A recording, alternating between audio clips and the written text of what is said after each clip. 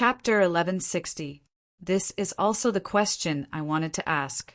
At the end of the long model table, the fool Klein echoed Mr. the Hanging Man inwardly. Leonard thought for a moment and tried to find a possible reason. The true creator's birth stems from Ro's redemption, but that doesn't mean that he knows everything about Ro's redemption. Perhaps figuring out the truth back, then, is one of his goals. Just as he said that, Audrey denied this guess. The angel of fate, Ouroboros, who painted that mural, is still inside Ro's redemption and follows the true creator. If he has any questions, just ask him. Perhaps the true creator's goal is to confirm Dark Angel Sasser's condition. From Shepherd Lovia's strong desire to enter the giant king's palace, this can be determined. Katlia gave her opinion. That's also my judgment. The Hanging Man Alger glanced at son Derek and said, "Of course, we can't eliminate the possibility raised by the star. Perhaps Angel of Fate Ouroboros' condition isn't right and has lost most of his memories. He can only rely on the murals left behind in the past to slowly recover his lost past.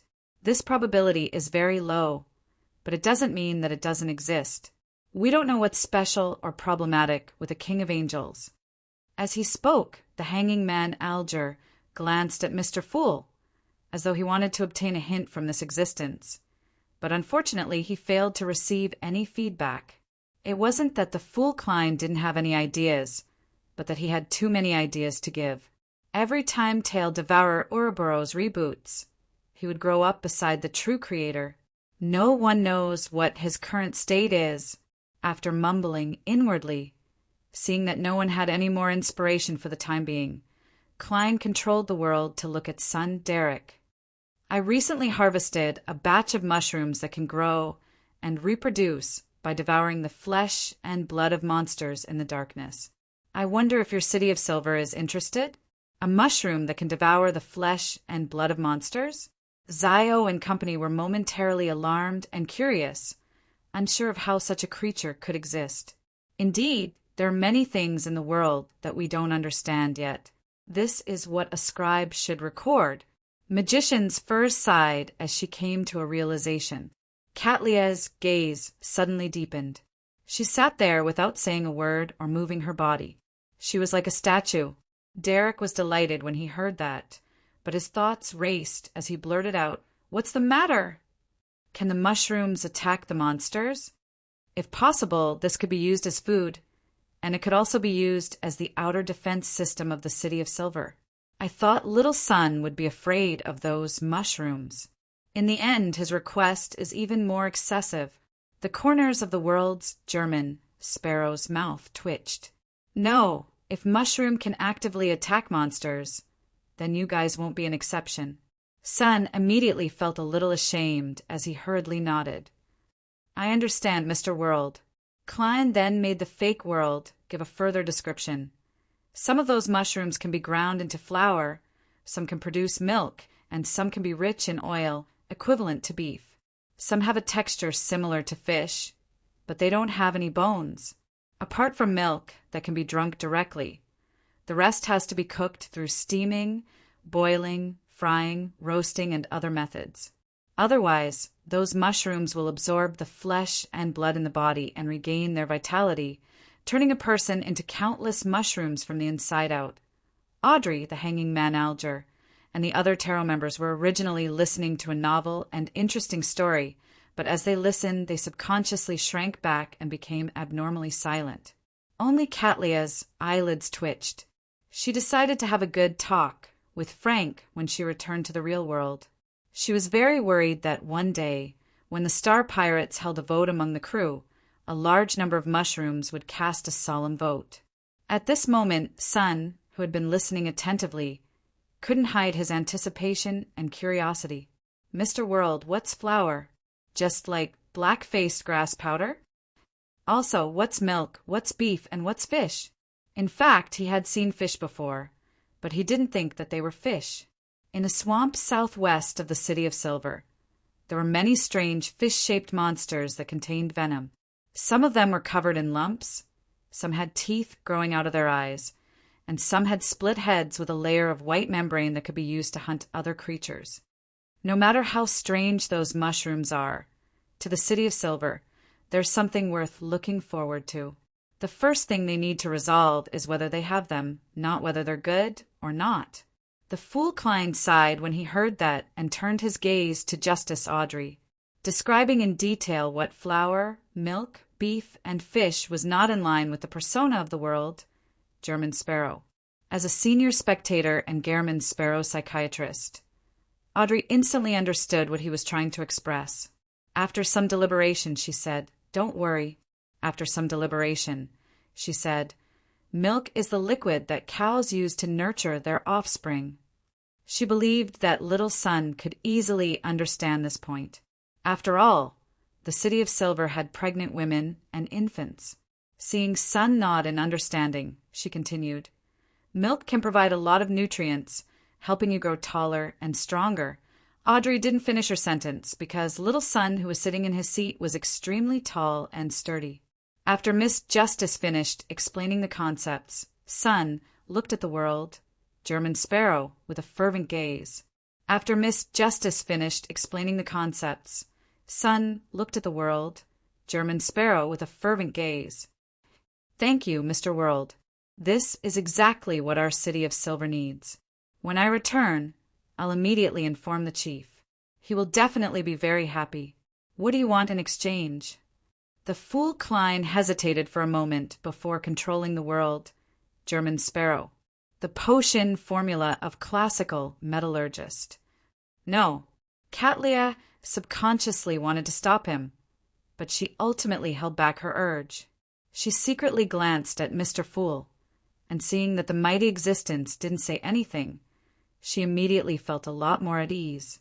"Yes," agreed Derek cheerfully. After exchanging these matters, Leonard requested for a private conversation with the Moon Emlyn. "When will I be released?" Emlyn asked the moment the other members of the Tarot were blocked. Leonard maintained his posture and said, "This is something I can't decide.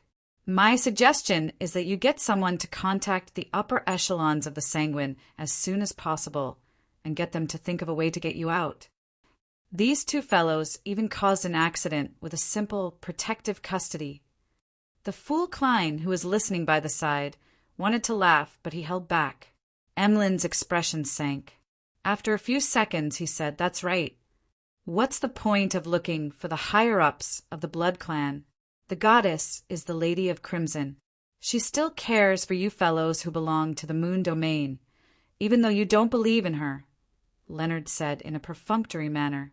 The real explanation in his mind was an ancient race like the Sanguine that had lived for several eons definitely had some sort of connection with the various churches, especially back when the Sanguine Queen was the Empress of the Night Emperor.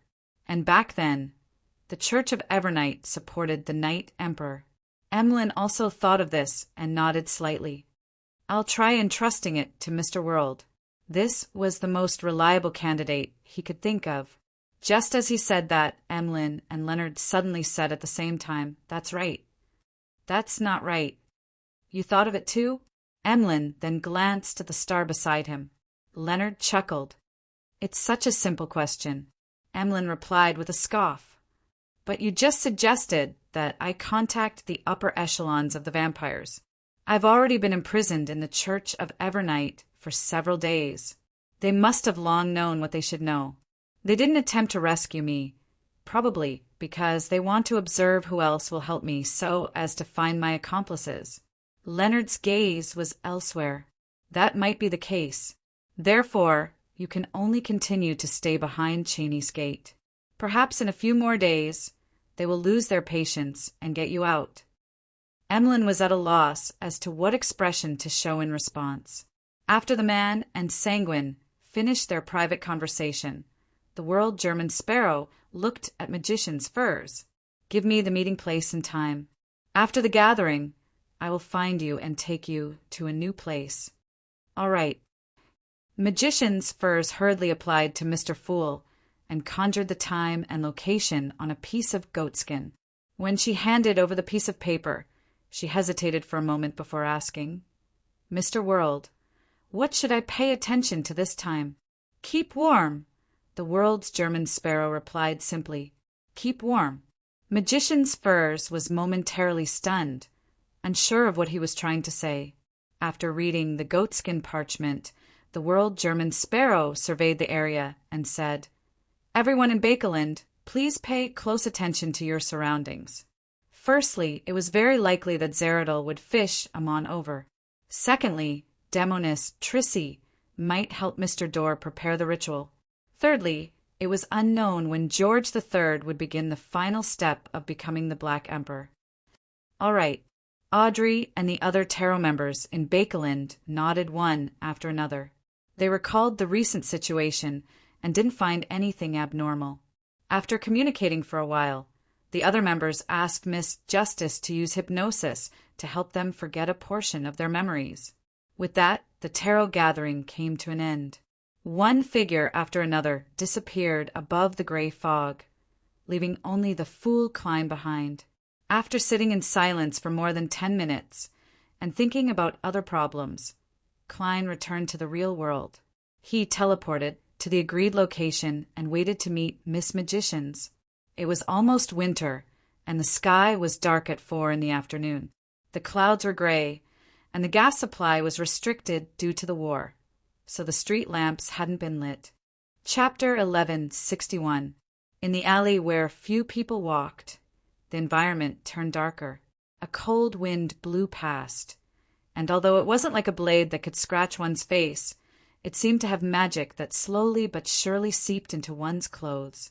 Klein, who had transformed into German Sparrow, raised his hand to press down on his top hat. He saw Miss Magicians wrapped in a dark scarf and a thick coat. She carried a seemingly heavy suitcase as she warily walked into the alley. In the kingdom of Rouen, due to the influence of the Church of Evernight, many of the clothes that were considered only for men also had women's styles. Just like in Intis, the ladies of high society often sat sideways on their horses and had special saddles. However, in Rouen, the ladies had their own knight's clothes. Klein took out his left hand, which was wearing creeping hunger, from his pocket and spread his fingers. Are you ready to save the manuscript? Furs suddenly felt a cold wind blow at her neck as she subconsciously shrank back. It can be serialized for at least 2 weeks.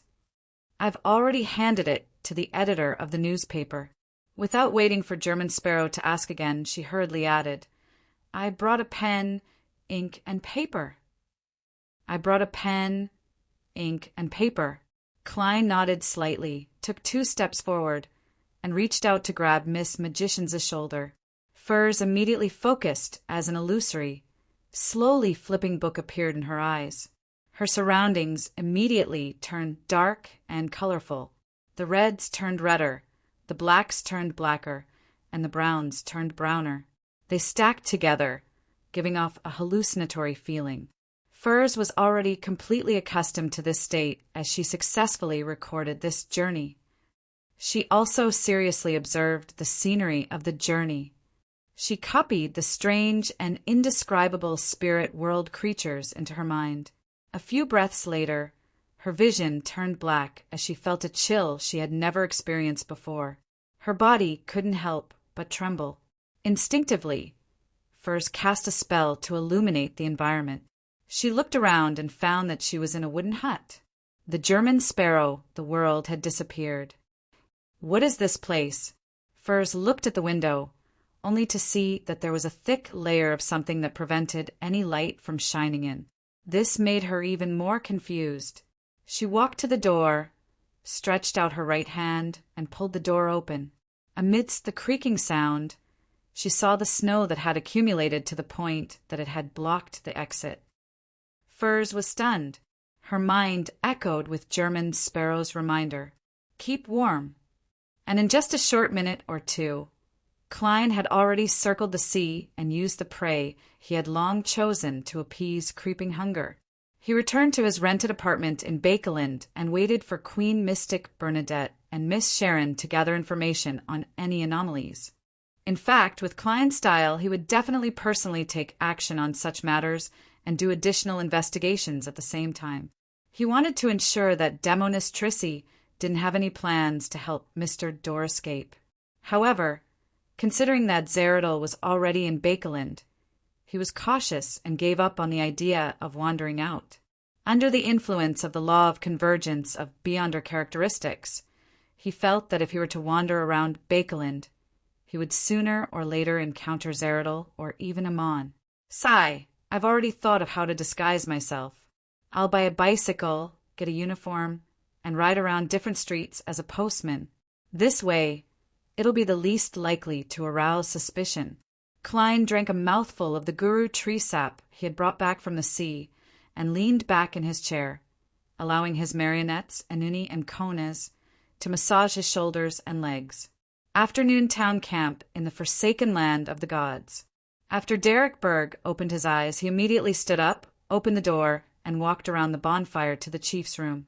He suppressed the excitement in his heart, took a deep breath, raised his hand, and lightly knocked on the thick wooden door. "Please come in."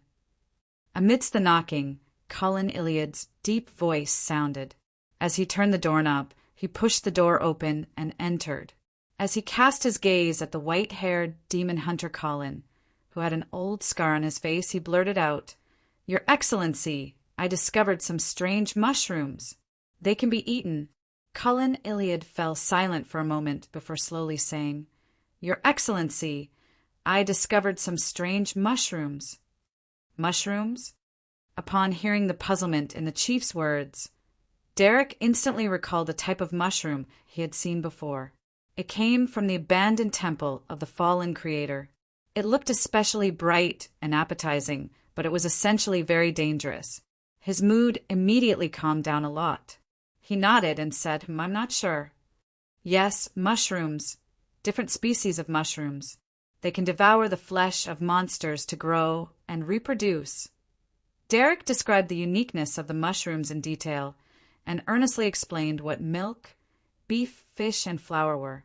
Finally, he solemnly emphasized that the mushrooms had to be fully cooked before they could be eaten, and that they had to pay attention to distinguishing the types of poisonous mushrooms. Cullen Iliad listened quietly and didn't show any emotional fluctuations. After some thought, he said, "That's right.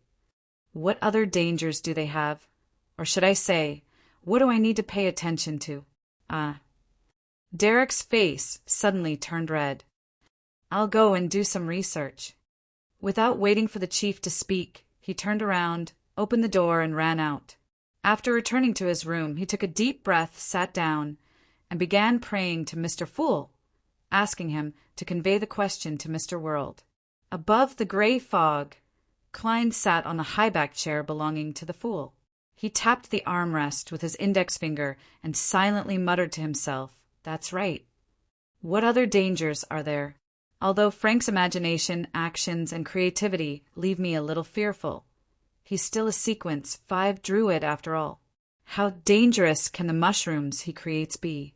With the City of Silver's years of experience in the dark, they can easily deal with those mushrooms. The shocking abnormalities of the future producing milk in the ruins of the Battle of the Gods and the pirates' heads growing watermelons are because of the remnant aura and divine powers of Earth Mother. The true murderer is the deity and not Frank. Man, if the birth of the forsaken land of the gods has something to do with the death of the ancient sun god due to his betrayal, the battle back then wouldn't have only left behind the powers of Evernight, concealment, degeneration, and storm. Perhaps certain areas have the influence of sun and earth. This, Klein thought for a moment before conjuring the world German sparrow and getting him to tell him the truth. If they encounter the divine power of the earth domain, those mushrooms might undergo an unknown mutation. After getting a response, Derek dashed out of his room again and sprinted to the first seat's door. This time, there was no need for him to knock. The door opened naturally. Derek turned back to look at his teammates by the bonfire, entered the room, and closed the heavy wooden door behind him. The divine power of the earth domain may have caused the mushrooms to mutate in unknown ways, he stated frankly, without explaining how he came up with it. Demon Hunter Cullen's expression didn't change as he repeated the key phrase in a low voice. The divine power of the earth domain His voice gradually lowered and finally fell silent. After about 10 seconds, he said, "After we return, we can designate an area to plant them and see how they turn out. So, what's the price?"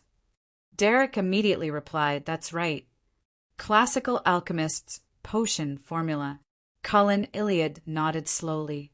"This has to be decided by the 6-member council.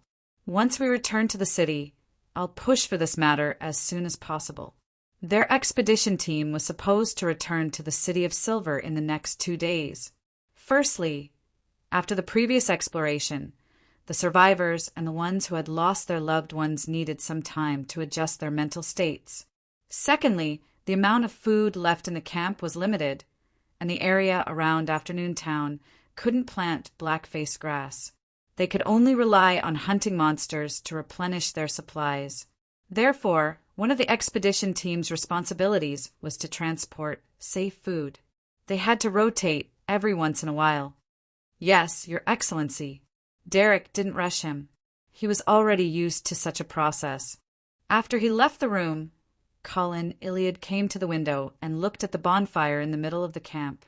The flame burned quietly, and in the deep darkness, a faint yellow light shone over the entire camp. On top of it was a disgusting vampire with pus oozing out of his body. A few days later, Klein received the corresponding feedback from Queen Mystic Bernadette, Charismatic Order Patrick Bryan, and Miss Sharon. He confirmed that Bakeland hadn't had any abnormal movements of materials or personnel recently. From the looks of it, Demonis Trissy only plans on speaking to Mr. Dorr for the time being. Furthermore, this seems to be the first time they've established contact. Regardless, I still have to warn you beforehand.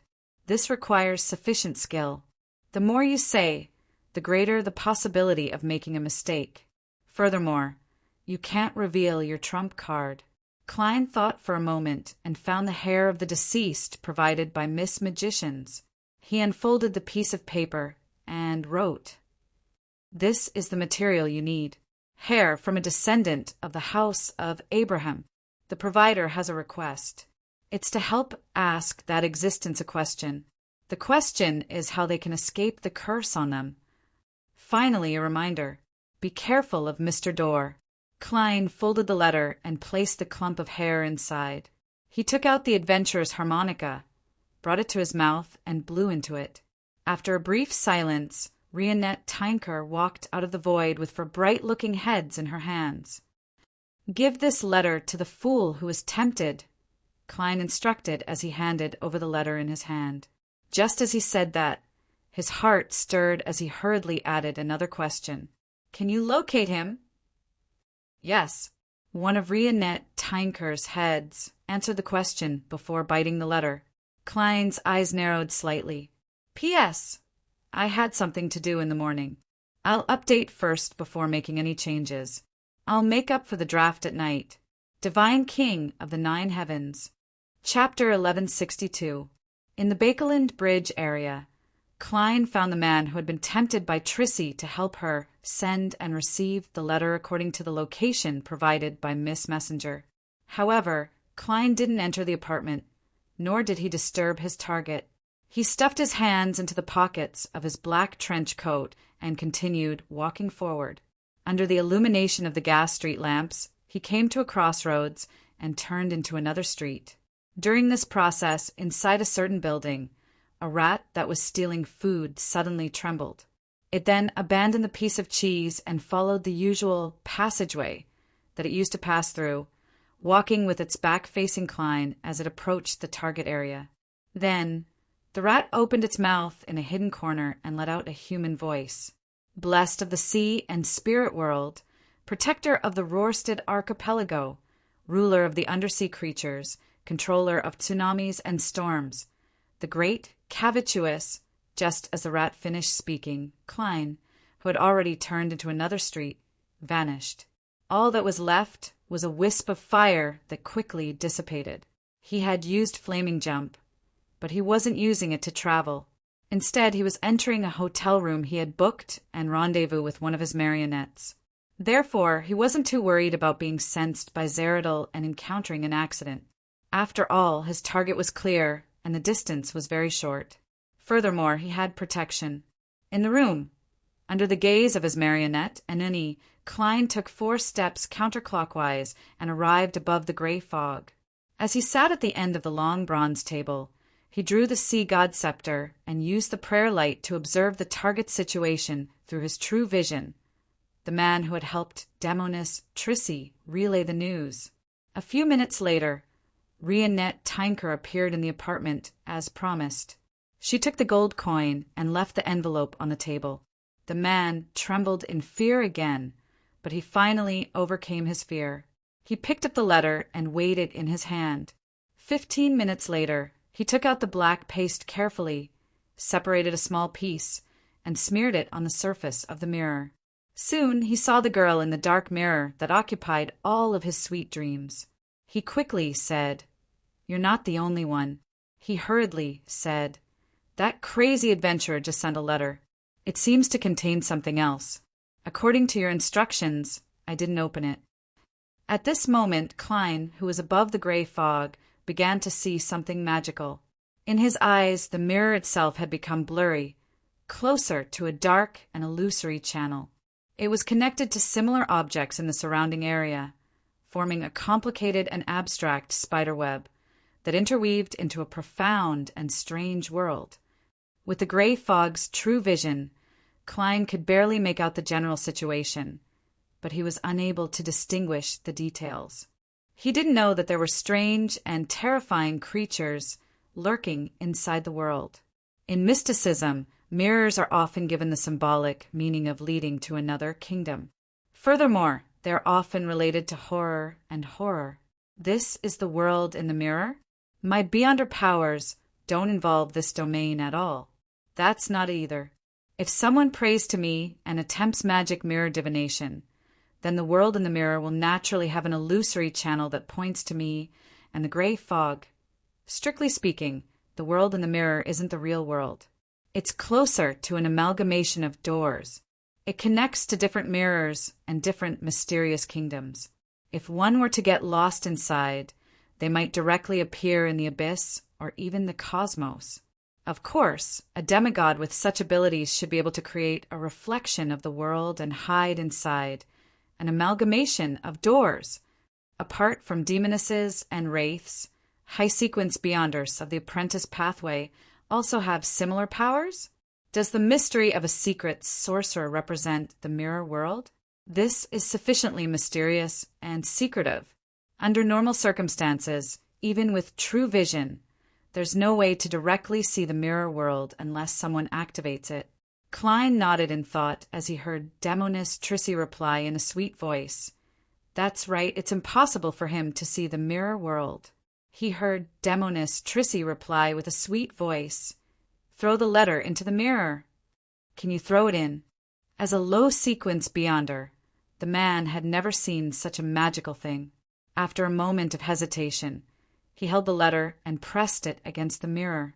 On the surface of the mirror, the darkness suddenly spread out like ripples of aqueous light. Just as the man felt the solid sensation lighten, he saw the letter magically penetrate the surface of the glass and enter the illusory interior. Right on the heels of that, the letter seemed to be attracted by a massive vortex as it continued falling deep into the room where Trissy was. Above the gray fog, Klein raised the sea god scepter and focused on tracking the letter in an attempt to lock onto the demonist's location. At this moment, in his true vision, the dark and deep world in the mirror began to fluctuate violently, turning everything into a blur. By the time the tremors calmed down, Klein had already lost track of the letter and Demonis Trissy. The aura of the primordial Demonis can actually interfere with such a gaze. After a moment of silence, Klein let out a sigh. It was precisely because of Trissy's various oddities that he didn't take the risk of mixing his hair into the materials to locate her. It was very easy for him to suffer a terrifying curse, and he might even die on the spot. To Klein, it didn't matter if he died suddenly. After all, as long as his corpse wasn't pulverized, he should be able to revive. However, that meant that he wouldn't be able to seize the opportunity to lock onto Trissy. She would definitely move quickly. Wouldn't that be equivalent to wasting a precious opportunity to revive? Having suffered a setback, Klein quickly returned to the real world and left the Bakeland Bridge area. The next morning, with an ordinary face, Klein rode a carriage to St. Samuel Cathedral. He planned on telling the Evernight goddess about Demonis Trissy by chanting her honorific name and praying softly. When the time came, if anything were to happen on the night of the full moon, there would at least be a deity watching Bakeland and making preparations ahead of time. Back then, the Evernight goddess had exiled and sealed Mr. Dorr. She definitely knew the other party's tricks. In such matters, Klein never flaunted his superiority. He knew himself very well. Since he couldn't resolve the problem himself, he had to find someone who could. As for why he didn't do it at home and insisted on coming to St. Samuel Cathedral, it was because Klein wanted to observe the situation in Buckland Street and the surrounding area in passing. He wanted to find the minute traces of Amon's arrival. Hazel and her family had once been embroiled with Amon, and she herself belonged to the Marauder pathway. Be it the intersection of fate or the convergence of characteristics, it made her a high-risk group for encountering Amon. Klein didn't dare to be negligent or careless about this. He reminded and arranged for himself to come every once in a while for a checkup. Similarly, due to Miss Justice's subsequent treatment of Hazel's psychological trauma, it was very easy for her to be implicated if anything were to happen to Hazel. Therefore, Klein was also very worried about the noble lady's safety.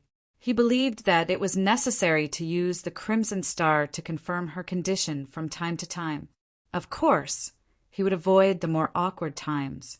As his thoughts raced, Klein, who was approaching Phelps Street, got off the carriage ahead of time. He got his marionette and Nuni to recite the honorific name of Sea God in a hidden spot. He switched places with his marionette Konez. In a sealed space that he distorted, he took 4 steps counterclockwise and entered above the gray fog. Then, with the help of the Sea God Scepter's true vision, he carefully observed the situation in Buckland Street and the Rouen Charity Bursary Foundation. Hazel wasn't parasitized. Miss Justice isn't either. Their maids, pets, and bodyguards aren't either. The residents of Buckland Street and the staff of the Charity Bursary Foundation aren't either. There aren't any signs of Amon's activities in any of the streets in this area. Klein heaved a sigh of relief and returned to the real world. Following that, he approached St. Samuel Cathedral, passed through the door, and found a seat in the dark and serene prayer hall to sit down.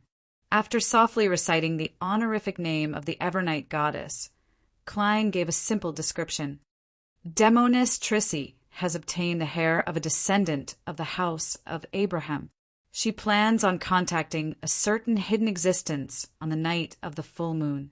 Her exact goal cannot be determined. After sitting in silence for a while, seeing that the goddess didn't respond and the archbishop didn't come out, Klein wore his silk top hat and slowly walked out of the cathedral. At night, he changed locations and controlled a rat as his marionette. He recited another honorific name. The great god of war, the symbol of iron and blood, the ruler of chaos and strife, I wish to meet you. Just like before, the rat lost its life the moment it finished praying. Klein then distanced himself from it. He wanted to meet the Red Angel and chat about Mr. Dorr and Dark Angel Sasser. After waiting for a few minutes, with the help of another rat marionette, Klein saw the previous one burst into flames, spewing out blinding white flames. The flames quickly outlined a short sentence on the ground. I don't want to see you. The muscles on Klein's face twitched indiscernibly. After some thought, he rationally gave up and left the area. After dozens of seconds, the remaining blazing white flames formed new words. Beg me. And at this moment, Klein had already left. In a particular house in a certain area of Bakeland, the pale Sauron Einhorn Medici, who was wearing a black robe with red patterns, stood up from the sofa. He frowned slightly and muttered to himself, "Who's disturbing me?" In the blink of an eye, Bakeland welcomed the night of the full moon.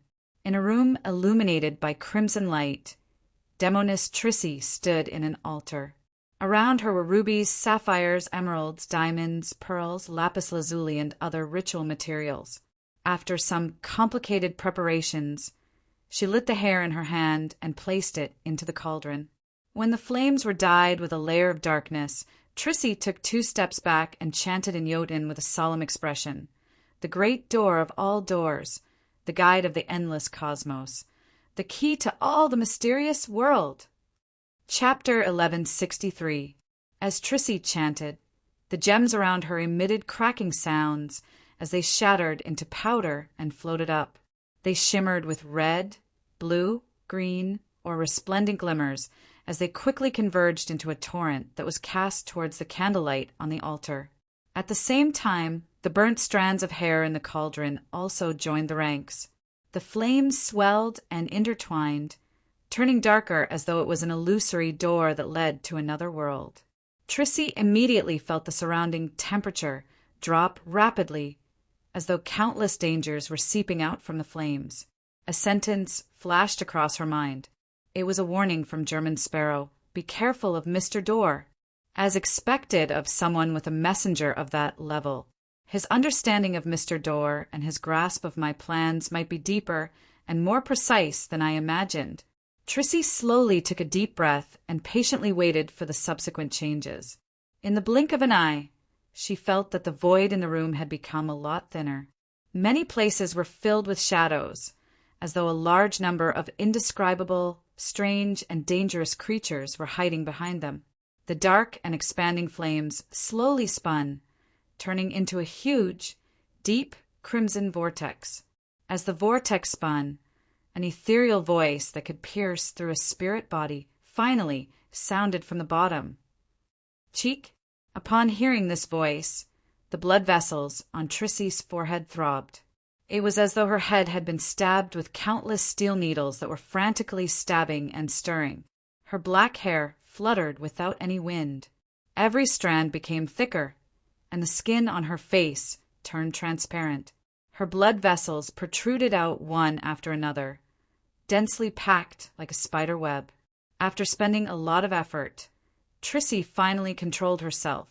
She heard the voice that was enough to make most Beyonders gradually lose control and chuckled. From the looks of it, it's Cheek's blessed. Back then we looked at the second blasphemy slate together and were able to surpass sequence 1. The only ones left alive should be Artisan, Cheek, and me. Trissy ignored Mr. Door's sigh as she spoke with an unconcealable, warped expression. Honorable Mr. Door, I have something to ask you. Speak. Being lost in the darkness and trapped in the storm for years is too boring. It's rare to have someone to chat with me. The terrifying voice replied without much change in the slowly spinning vortex. The muscles on Trissy's face twitched a few times. She still couldn't get used to the voice that sounded like the ravings of an evil god. She paused for a few seconds before saying, I want to know if there's any abnormal way to enter the 9 secret mausoleums that Blood Emperor Tudor built to advance to Black Emperor. It was unknown where he was, but Mr. Door's voice sounded across the endless void as he let out an ethereal laugh. So it's because of this. That's not difficult. I'll give you a symbol. Gather the blood of Beyonders of different pathways and mix them together. Taint it with spirituality. In front of the mausoleum, draw the symbol in the void, and you'll be able to open a secret passageway that leads inside. As the being spoke, sparks separated from the dark vortex and formed a rather complicated symbol in midair. It was like a series of doors stacked on top of each other in a disorderly manner with no end in sight. Trissy endured the tearing pain of her spirit body and memorized the symbol before seeking confirmation. All 22 Beyonder pathways? Every pathway only requires the blood of one Beyonder. Regardless of their sequence, how much blood does each pathway require? Mr. Door continued to reply in the same delirious state as before. Yes, I don't need too much. A small tube will do. I guarantee that I can finish drawing the symbol. Although Trissy's expression was contorted from the pain, She couldn't help but curl the corners of her mouth after obtaining crucial information. She revealed a smile. This, combined with her overall expression, was very strange, making her look like a lunatic. After accomplishing her main goal, Trissy asked again in order to have a smooth cooperation with German Sparrow. The House of Abraham wants to know how to get rid of the ancient curse. The dark vortex fell silent for a few seconds before sighing. Set up such a ritual using a demigod of the seer, apprentice, and marauder pathway as a sacrifice. Once I escape the storm and penetrate the darkness, the curse will no longer exist. Trissy wasn't interested in how the House of Abraham could get rid of the ancient curse. After receiving the answer, she couldn't hold it in any longer. As she thanked Mr. Dorr, she began to stop the ritual. As for Mr. Dorr, he didn't attempt to bewitch, threaten, or corrupt her. After the dark vortex of flames collapsed and the ritual ended, Trissy began cogitation.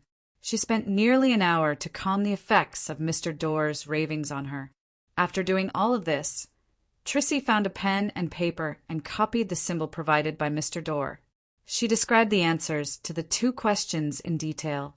She knew that she was being pursued by Saintess of White Caterina, and that there seemed to be an even more terrifying hunter waiting behind her.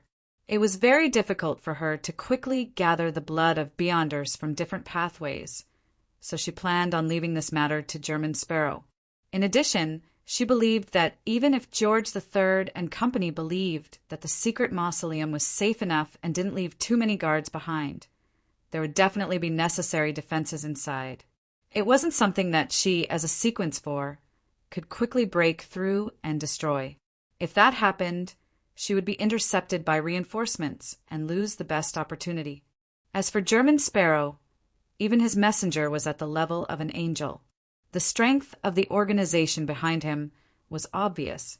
They had the ability to destroy the mausoleum at the critical moment and cause the Black Emperor ritual to fail. Since she couldn't complete it herself, she naturally had to find someone with the ability to complete it for her. After throwing the letter into a mailbox on a nearby street, Trissy, who was wearing a black dress and a black coat, slowly walked down the cold, dark road. Looking at the light from the gas lamps, she laughed self-deprecatingly.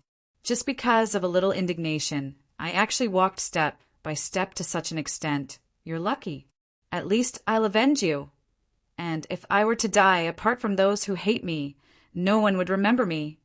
After receiving Trissy's letter from Miss Messenger, Klein sat in a chair and read it a few times before heading above the gray fog to divine the authenticity of Mr. Dorr's method.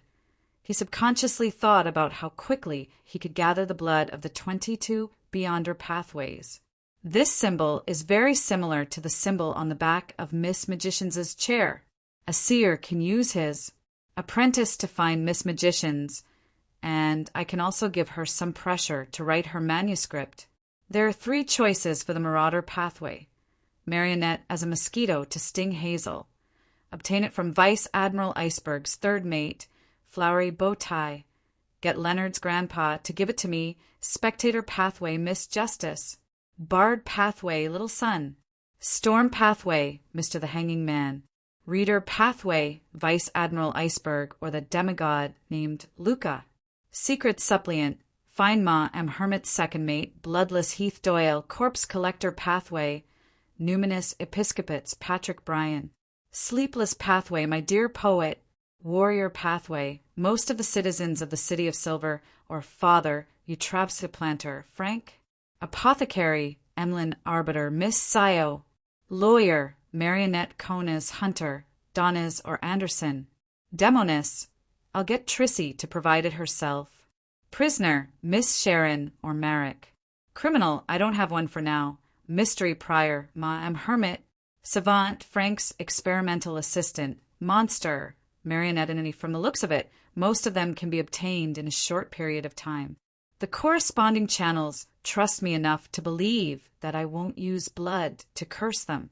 This demoness, Trissy, definitely has a way to remove the connection between blood and her main body. She won't object. Only devils.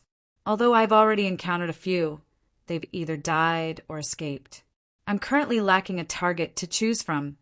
Yes, I'll ask Little Sun if the City of Silver has any devil flesh and blood in storage. They encounter it from time to time.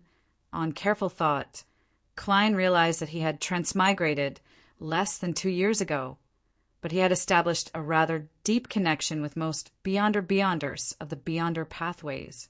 He immediately reined in his scattered thoughts and seriously considered Mr. Door's escape ritual. To sacrifice a marauder, apprentice, and seer demigod. These are 3 pathways that can be interchanged. Is Mr. Door going to use the temporary combination of the 3 pathways to use an ingenious method to open a passageway to return? The demigods of these 3 pathways aren't that easy to capture. It was possible when the House of Abraham was at its peak, but there was basically no hope for high-sequence Beyonders after the War of the 4 Emperors and the corresponding aftershocks died. If Mr. Door was a little more patient and gave his descendants more time to grow, it wouldn't be impossible. But why is he constantly calling for help, causing one descendant after another with potential to die? Could he have already gone mad? A lunatic who looks like a normal person on the outside? Klein pondered for a moment before burning the letter and entering above the gray fog. He did 2 divinations. The revelations he received were, the method to enter the secret mausoleum was real, and Mr. Door's return ritual was also real. Looking at the spirit pendulum in his hand, Klein sat silently on the high-back chair for a while. After a few minutes, he pulled and clenched the topaz pendant tightly with his left hand. He muttered to himself, "Once the Bizarro Sorcerer Potion is completely digested, I'll hold the ritual with George III." Chapter 1164. Sonia C., Posu Island. The summoned Blue Avenger finally arrived at the headquarters of the Church of the Storm and docked at one of the ports. Alger took off the cloth around his head and jumped out of the ship from the side. Under the wind, he landed steadily on the dock. The wind-blessed potion he had just consumed had long been digested. The reason he did this was to make his behavior more similar to the other members of the church, making them feel closer to him. All the things he had encountered over the years told Alger that it was best to stay in line with the people around him most of the time. He didn't want to appear too unique. It was even more so when he was hiding quite a few secrets. "Haha, Alger, control your impatience." A man who had been waiting at the dock came over with a smile. He had a head of soft blonde hair and wore a robe embroidered with lightning patterns. He was Alger's former partner, but one of them chose to be the captain of a ghost ship and continued drifting at sea, while the other returned to the clergy system. Alger smiled, raised his right hand, and punched his left chest. "May the storm be with you." "May the storm be with you." The blond man in his prime responded with a smile. He immediately lowered his voice and said, "Don't worry. I heard that you've already adapted to the wind-blessed potion?" "Yes, it's very simple. Let yourself fly every day and maintain a floating state, often using the wind to travel to different places. I'll be able to adapt very quickly. I've already sent a telegram back to report this matter." Alger made the corners of his eyes look a little proud. The yellow-haired man glanced left and right and maintained his previous volume. "It's no wonder you were summoned back.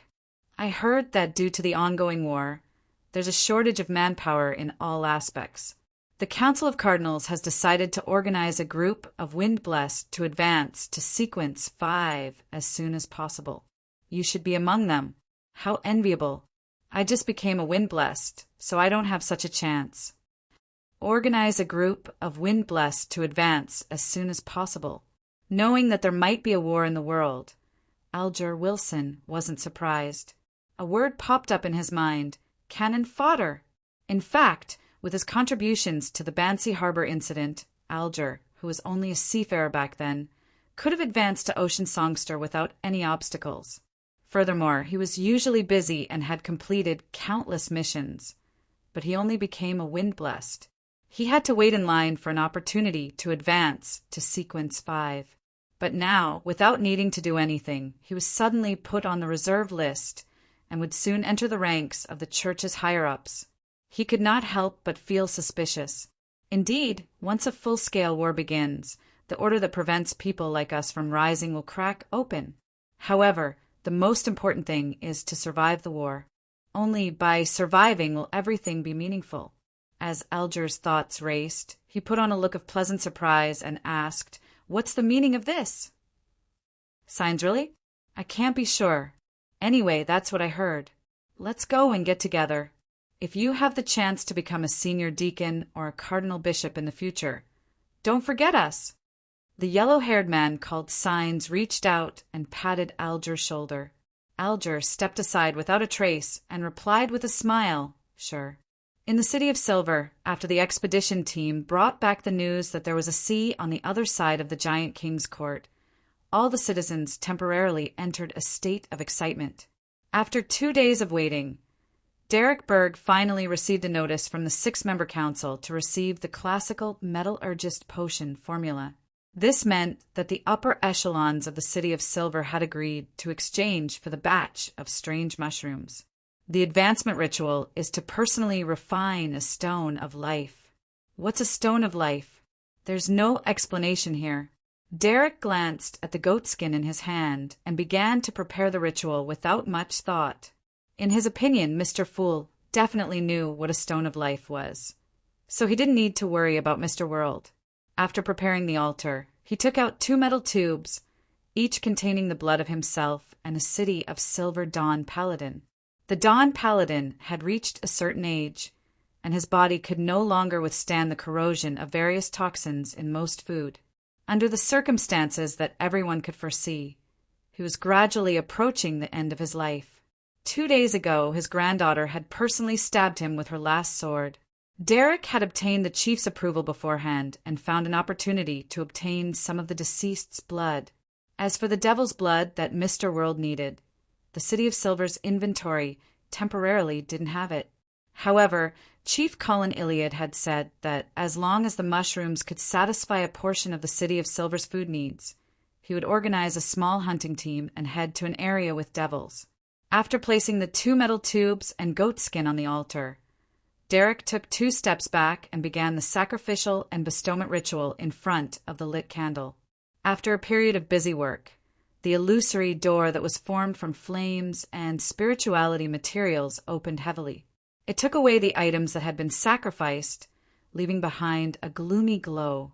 The glow slowly faded, and a large number of mushrooms of different shapes appeared before Derek's eyes. As for whether or not their looks were strange, Derek didn't even think about it. This was because he had only seen mushrooms once, and they were abnormal mushrooms. He lacked sufficient reference points.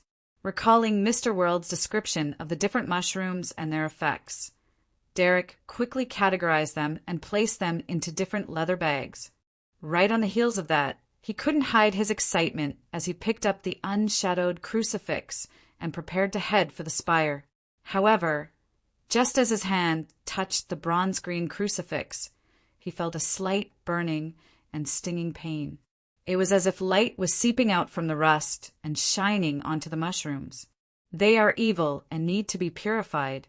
Derek was confused for a moment before he finally decided to believe Mr. World. He hid the unshadowed crucifix, carried Thunder God's roar, and went all the way to the spire to meet Chief Colin Iliad. "Are these the mushrooms?" As he asked the question, 2 complicated dark green symbols appeared in Demon Hunter Colin's eyes. His gaze swept across the different mushrooms that were either white and plump or fleshy. Yes. Derek introduced them one by one. Colin returned to normal and fell silent for a few seconds. There's an aura of evil and impurity, but it's very little. It can be withstood. This should have settled down after devouring the flesh and blood of monsters. He paused and said, "Let's test their reproductive abilities first." With this sentence, some of the members of the City of Silver, who had long been prepared to welcome the mushrooms, carried a few monster corpses into the chief's room and sprinkled a bit of different mushrooms on them. As soon as the mushrooms came into contact with the flesh and blood, they immediately grew mycelium and pierced into the flesh. About 20 to 30 seconds later, they began to swell crazily and produce spores. After a while, the corpses of the monsters were densely covered in mushrooms. However, the mushrooms didn't stop growing.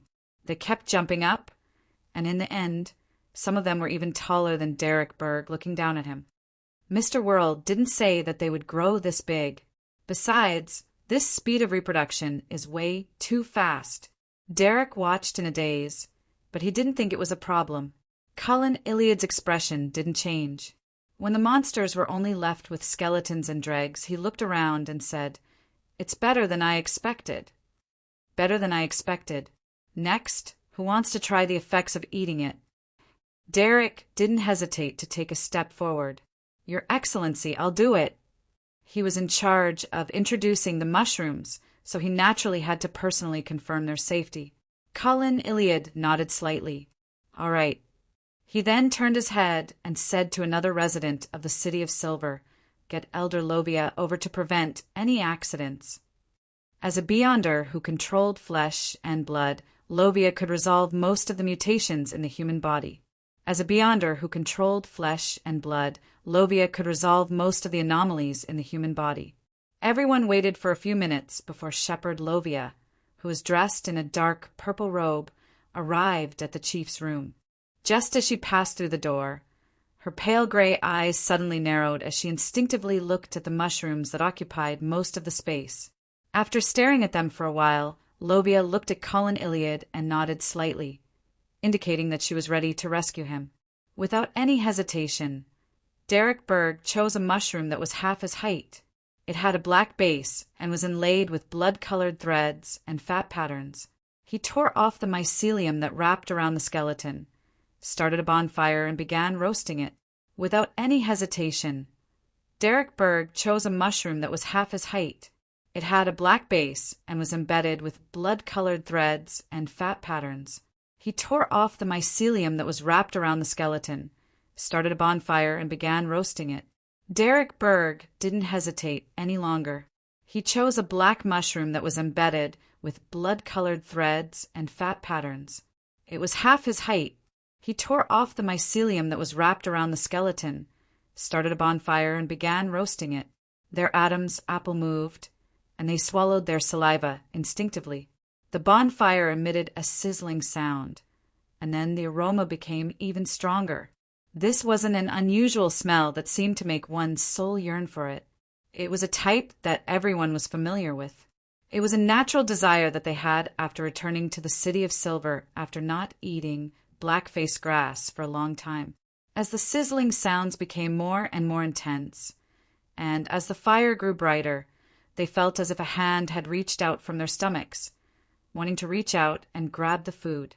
Unknowingly, the other residents of the City of Silver, who were doing other things in the spire, followed the fragrance and gathered at the door. It took a lot of effort for Derek to control himself from tasting the mushroom midway. He waited until its outer shell was completely charred before retrieving it and blowing at it.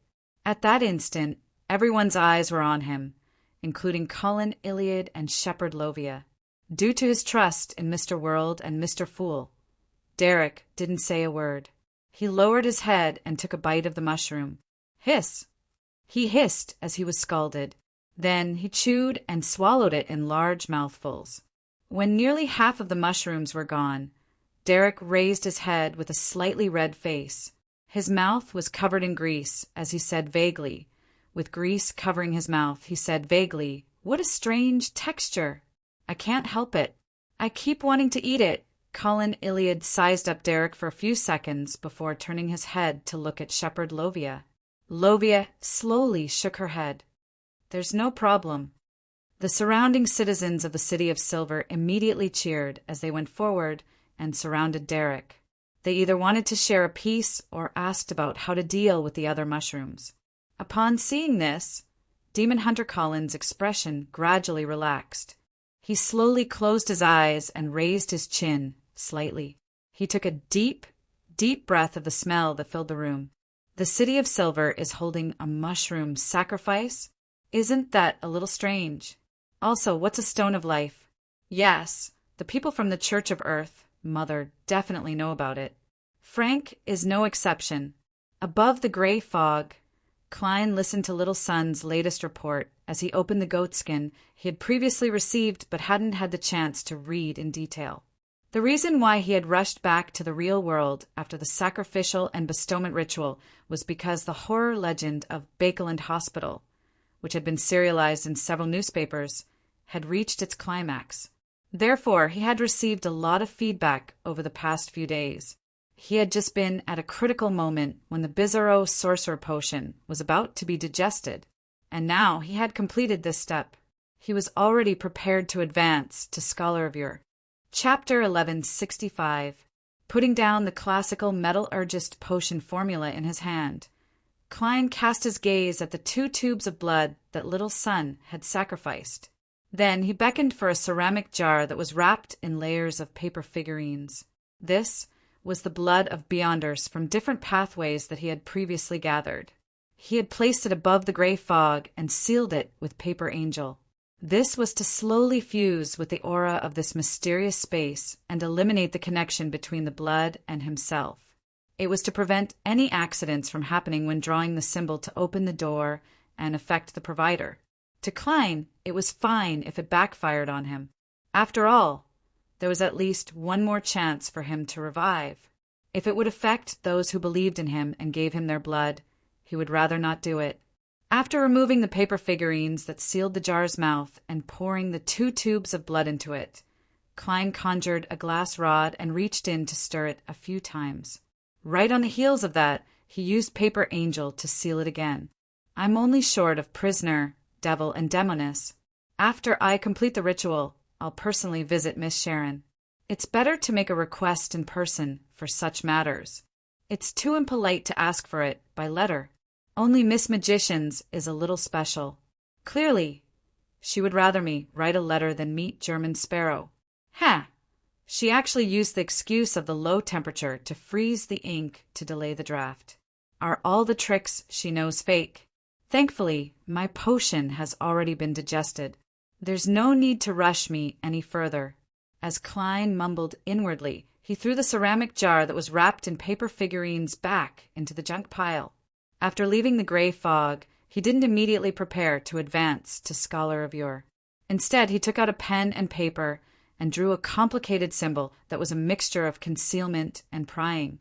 This was something he had originally planned on doing before consuming the potion, to ask a Rhodes about Sapphira Castle. As the symbol took form, the interior of the room, which was already poorly lit, became even darker. It was as though a cloud had floated past, blocking out the sun. After more than 10 seconds, the surface of the full-body mirror with cracks suddenly rippled with aqueous light. Silver words quickly seeped out. Great Supreme Eternal Master, your devout, loyal, and humble servant, a Rhodes, has come to answer your summons. A.M. Am I still your most trusted, intimate, and favorite servant? This question, I seem to be able to read the panic and anxiety of this magic mirror. Is it feeling a sense of danger? Klein thought for a while and nodded in amusement. Yes. Actually, it's never been like that. I'm just comforting you. After answering, Klein silently added a few words in his heart. On the surface of the mirror, the aqueous light suddenly became much brighter, and the silver words were all dyed with a bit of gold. They wriggled and formed a new sentence. Great Master, do you have a question to test me? Yes. Klein secretly tensed up and said, What do you know about Sapphira Castle? A Rhodes fell silent for a few seconds before the pale golden words changed. I don't know much about this. I've only heard some rumors. In the early days of the Second Epoch, the ancient gods believed that the original creator had left behind some items. It might be a kingdom formed from a part of his body, or it might be something created by him. And Sapphira Castle is one of them. This is the name given by the king of demonic wolves, Phlegria. He called the hounds of Fulgrim Sapphira Castle Keeper. However, up until his death, he had never entered Sapphira Castle. Therefore, many powerful creatures suspect that Sapphira Castle doesn't really exist. It's just an abstract concept. It's related to the original creator who created the world. After some thought, Klein said, I'm not sure. One of them. How many other places or items like Sapphira Castle are there? 8. There are specific records on the second blasphemy slate. Unfortunately, I've never seen it. On the surface of the mirror, lines of words appeared one after another, but the pale gold color had faded and was replaced with silver. The ancient gods suspect that the source of the underground corruption comes from a place similar to Sapphira Castle. They call it Chaos Sea. Also, rumor has it that deep in the spirit world city of Calderon City, there are clues to the river of eternal darkness. This comes from the ancient Death, Phoenix ancestor Greg race. As for the others, I've heard of some names, and they aren't complete. There's Shadow World, Knowledge More, and the Brood Mother related to the moon. There's a total of 8. Chaos Sea, River of Eternal Darkness, Knowledge More, Shadow World, Brood Mother. The Brood Mother is related to the moon. It sounds very dangerous. I wonder if it's related to the Crimson Mother Tree. Klein silently repeated the key information in Rhodes's answer. He had a nagging feeling that he should be able to grasp something, but he didn't gain much from it. He was still lacking the clues to string everything together. Seeing that Rhodes had only heard some rumors and didn't have any actual knowledge, Klein sorted out his thoughts and casually smiled. From the looks of it, you might come from Chaos Sea. That's not important. What's important is that I'm now your loyal, humble, and obedient servant. Rhodes presented an entire sentence in one breath. Obedient, this choice of words, Klein lampooned and asked, "What's the origin of Dark Angel Sasser?" What's the origin of Dark Angel Sasser? On the surface of the mirror, silver words formed one after another. I similarly can't see it, but back then there was a legend that said that when the ancient god of the sun was born, he was born with light and darkness as one. After all, he calls himself the creator, so he definitely had to be comprehensive without any flaws. Later, he separated the darkness in his body and used it to create the first angel with his rib. That's Dark Angel Sasser.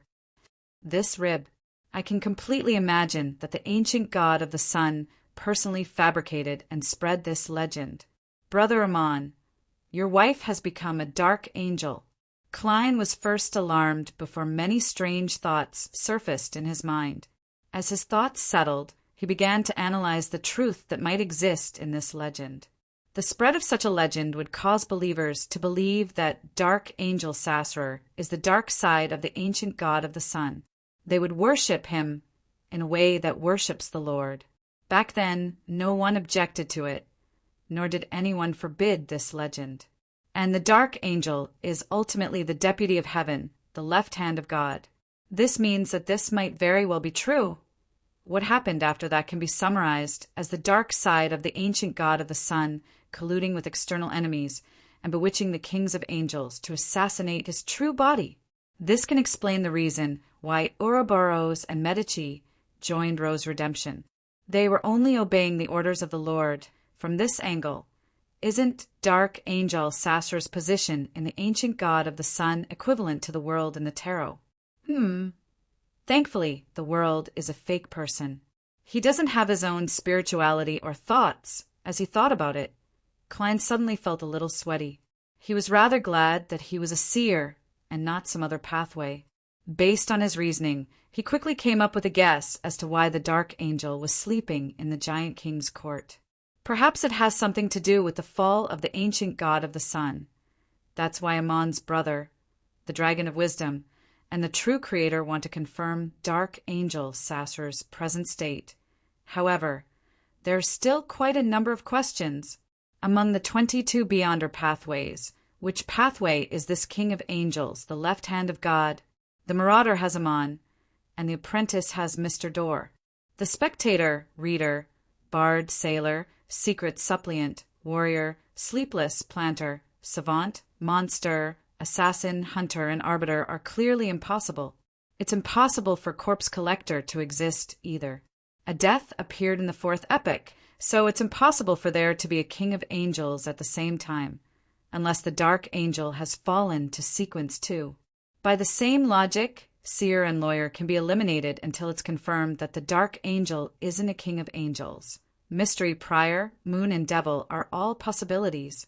I can't eliminate the possibility that the hidden sage, primordial moon, and dark side of the universe are dark angels' aliases. There might even be a mother tree of harmony hidden among them. It's also possible for prisoner. There's no clear evidence that this pathway has produced a true god.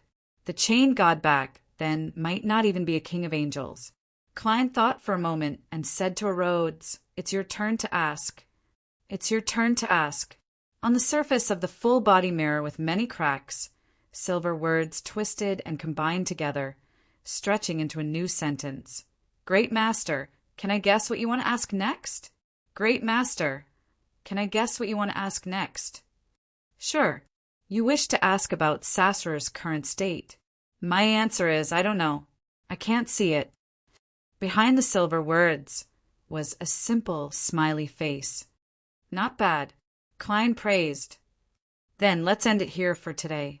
I might summon you again at any time in the near future. Yes, Great Master.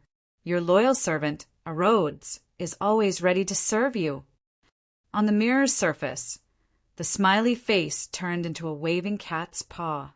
After the mirror returned to normal, Klein took out a pen and paper and wrote down what he had just learned. This was one of the documents he had prepared for the scholar of your ritual. In the past few days, he had already written a large amount of ancient history. Following that, Klein brought the information and 2 marionettes and teleported to the southern continent. He didn't dare advance in Bakeland. If anything were to happen, Amon and Zeradol would definitely sense it and come knocking on his door. Chapter 1166. In the Berserk Sea, on a barren and uninhabited island. This place wasn't far from the southern continent, but geographically it didn't belong there. The reason why Klein chose this island as the place to advance to Scholar of Year was firstly to avoid Amon and Zeradol as much as possible, and he didn't want to enter the area where the mother tree of desire had extensive influence. Secondly, it was because the Berserk Sea was enveloped by the power left behind by death. It was equivalent to the Evernight goddess's kingdom. If the ritual really caused any huge commotion, it could be effectively concealed. Furthermore, this place is very desolate. There aren't many creatures here, so there's no need to worry about any accidents affecting the innocent. Klein surveyed his surroundings and began setting up the ritual. He brought the corresponding ingredients from above the gray fog back to the real world.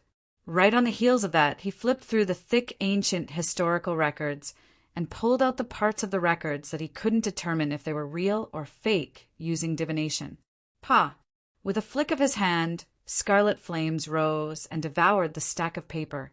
The supplementary ingredients needed for the Scholar of Your potion were a large number of real ancient historical records. Therefore, Klein didn't want to take the risk of using those he couldn't be sure of. He would rather use fewer. After making his selection, he first poured the hound of Fulgrim's blood into the cauldron. Then he placed a few white frost crystals that he had previously weighed into it. As soon as the 2 supplementary ingredients came into contact, a thin fog immediately rose. It enveloped the vessel and was half a person's height and an arm's width. Klein glanced at it and, following his spiritual intuition, temporarily gave up on adding the last supplementary ingredient. He first got his marionette, Enuni, to grab the demonic wolf of Fog's flocculent heart and throw the white fog into the cauldron.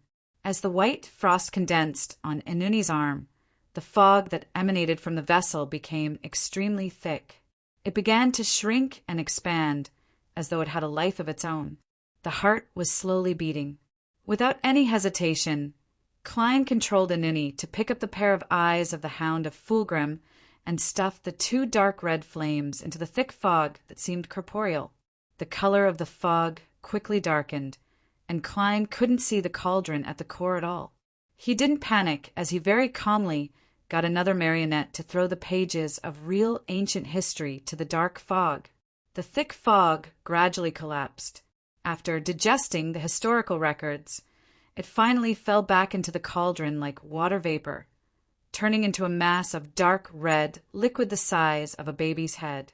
Upon seeing this scene, Klein removed the spirit pendulum from his left wrist and used divination to confirm if the potion had been successfully concocted. This time, he received the revelation that the mass was rather dangerous, but barely bearable, and this meant that the potion was successfully concocted. Even if I concoct it strictly according to the formula, a sequence 3 potion is equivalent to poison. If I can survive it, I'll advance. If I can't, I'll go crazy, lose control, or even die. Klein stared at the topaz pendant that was spinning rapidly in a counterclockwise direction for a few seconds. He pulled up the silver chain and wrapped it around his left wrist again. His gaze then cast at the potion floating in the cauldron as thoughts flashed through his mind. Apart from the keywords horror, horror, director, and incomprehensible powers, a Bizarro sorcerer's acting should also have the elements of mystery, the unknown, complexity, and the elusiveness of fate. Only when the two are combined will it be a complete Bizarro sorcerer. One is his behavior style, and the other is his attributes, and to me, my origins are so mysterious that I haven't figured out the truth myself. My experiences are so complicated that I've already stopped the descent of a true deity and scared a king of angels. Fate is so elusive that even a snake of Mercury can't figure it out. Therefore, it can be considered that I've long acted ahead of time. I naturally digested that portion of the potion, and there's no need to summarize the principles. This is the true embodiment of the word Bizarro. Yes, the ritual of a scholar of your requires me to be completely separated from reality for at least 300 years. I need to consume the potion after I've become history and no longer belong to the present era. My life of being sealed in a cocoon and hanging above the gray fog is satisfying and more than enough. But after becoming Klein, I've experienced too many things in the past year. I've already left a mark on the present era. Will it affect the ritual's effects? It should be. Fortunately, it hasn't even been 2 years, so the mark won't be too deep. It's barely acceptable. After all, it's impossible for me to hang myself for another 300 years before consuming the potion. There's still more than 10 years before the world's apocalypse. Furthermore, the ancient history I grasp is definitely far better than any Bizarro sorcerer. It can be considered an extremely effective acting ahead of time. I'll definitely be able to avoid quite a lot of danger. As his thoughts raced, Klein took a deep breath and stopped thinking. Wearing a silk top hat and a double-breasted coat, his skin suddenly turned transparent, and worms that contained 3-dimensional stacked symbols crawled out one after another.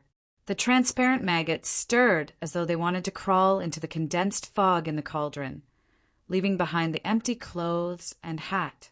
Barely controlling this state, Klein calmly reached out his right hand and picked up the potion formed from the fog. The potion didn't seem to have any weight as it gently floated in front of his face. Klein opened his mouth and took a deep breath. The blob of potion immediately deformed and elongated into Klein's mouth, making him feel as though he was devouring a dark red glow. The transparent maggots swarmed back into his body, tore off some of the potion, and swallowed it. Due to his special form as a mythical creature, he was one entity, but he was also divided into many tiny parts. Therefore, Klein could only consume the potion this way. Of course, if he could control an incomplete mythical creature, it would be much simpler. Silently, Klein felt a cold sensation spread through every worm of spirit, along with a burning pain. A familiar, boundless grayish-white fog appeared in front of him. It enveloped the entire world, and beneath it, some of Klein's past experiences appeared. This included his creation of a terrifying legend, his conversation with the Red Angel evil spirit, finding Miss Justice to treat the demigod Lucas' signs of losing control, hunting Vin Rambus, dealing with Amon's avatar, taking revenge on Ensanguil, exploring Calderon City, infiltrating St. Samuel Cathedral, rampaging through the sea, preventing the descent of the true creator, saving Tinjin, and other daily details of his life. They were entangled with different people and objects. It was very complicated, forming a sea. As Klein flew above it, he was unable to find a sufficiently accurate and clear position of himself. He felt like he was about to lose himself in this area, and the cold and burning pain drove him forward constantly to vent the effects that made it difficult for him to return to the real world. Klein barely controlled this feeling. As his consciousness gradually turned blurry and his body slowly descended, he tried his best to find something that could confirm his identity. Finally, he saw a shattered spot of light deep in the gray fog at the end of the sea. His heart stirred as he followed his intuition and flew over as though he was roaming the cosmos. In that spot of light was a figure hanging on the blurry door of light. He was encased in a transparent cocoon, swaying gently. He looked exactly like the original Zhou Mingrui.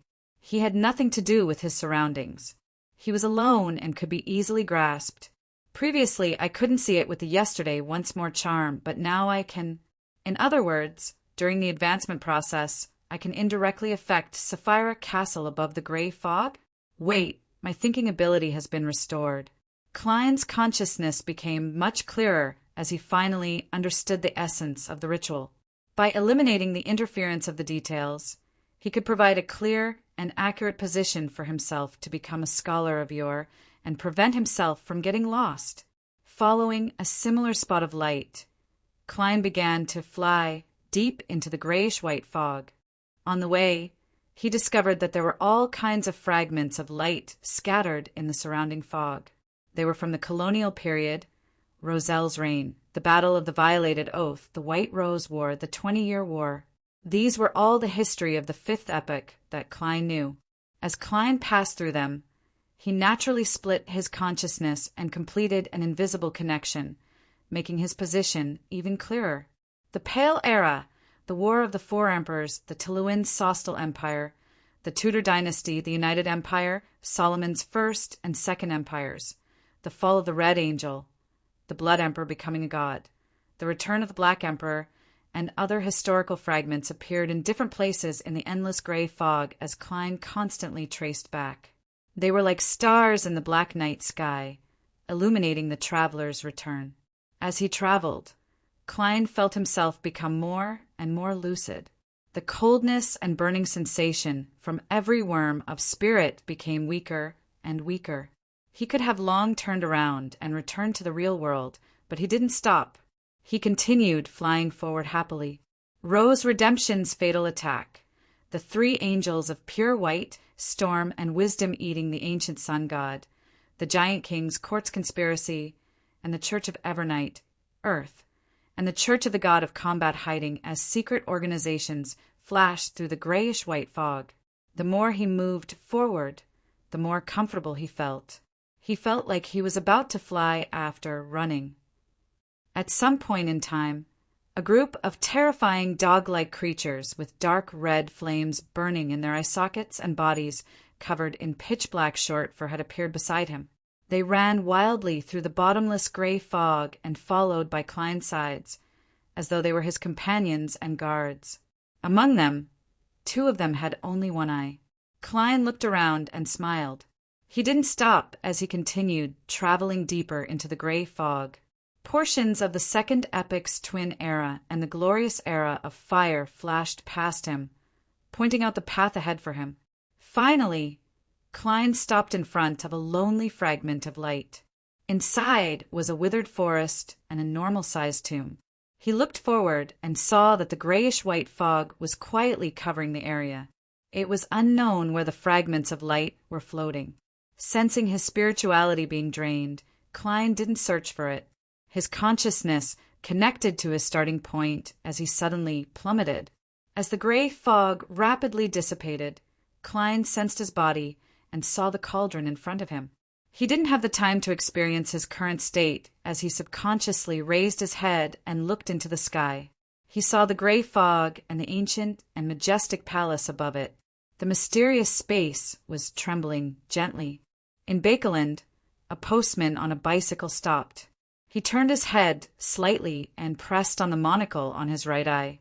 He then muttered to himself, "Sapphira Castle." After a few seconds of surprise, the thin young man curled the corners of his lips and smiled. His expression was filled with anticipation. In the East Borough of the same city, in a rental apartment, figures hanging in midair gently swayed as they spoke at the same time. "Sapphira Castle!" In the basement of St. Samuel Cathedral, Leonard Mitchell, who was assigning missions to his team members, suddenly heard a slightly aged voice in his mind. "Sapphira Castle. P.S. There will be an update today. 9 heavens, divine sovereign." Chapter 1167. In the Highlands, on an altar embedded with eyeballs, arms, heads, and organs, a dark red light that resembled blood surged out like a tidal wave, distorting into a deformed tree-shaped phantom. Amidst the buzzing sound, the human bones, candles, silver plates, golden boxes, and other items trembled as though they could scratch a spirit body. The surrounding prayers instinctively lowered their heads and prostrated themselves on the ground. Then they came to a realization at the same time. Berserk Sea, Reef Island. Upon seeing the ancient palace above the gray fog and feeling the gentle trembling of the mysterious space, Klein felt that he had a deeper, invisible connection with the so-called Sapphira Castle that was difficult to grasp. At this moment, he truly had the understanding that the place would gradually belong to him. In just a few seconds, all the abnormalities disappeared.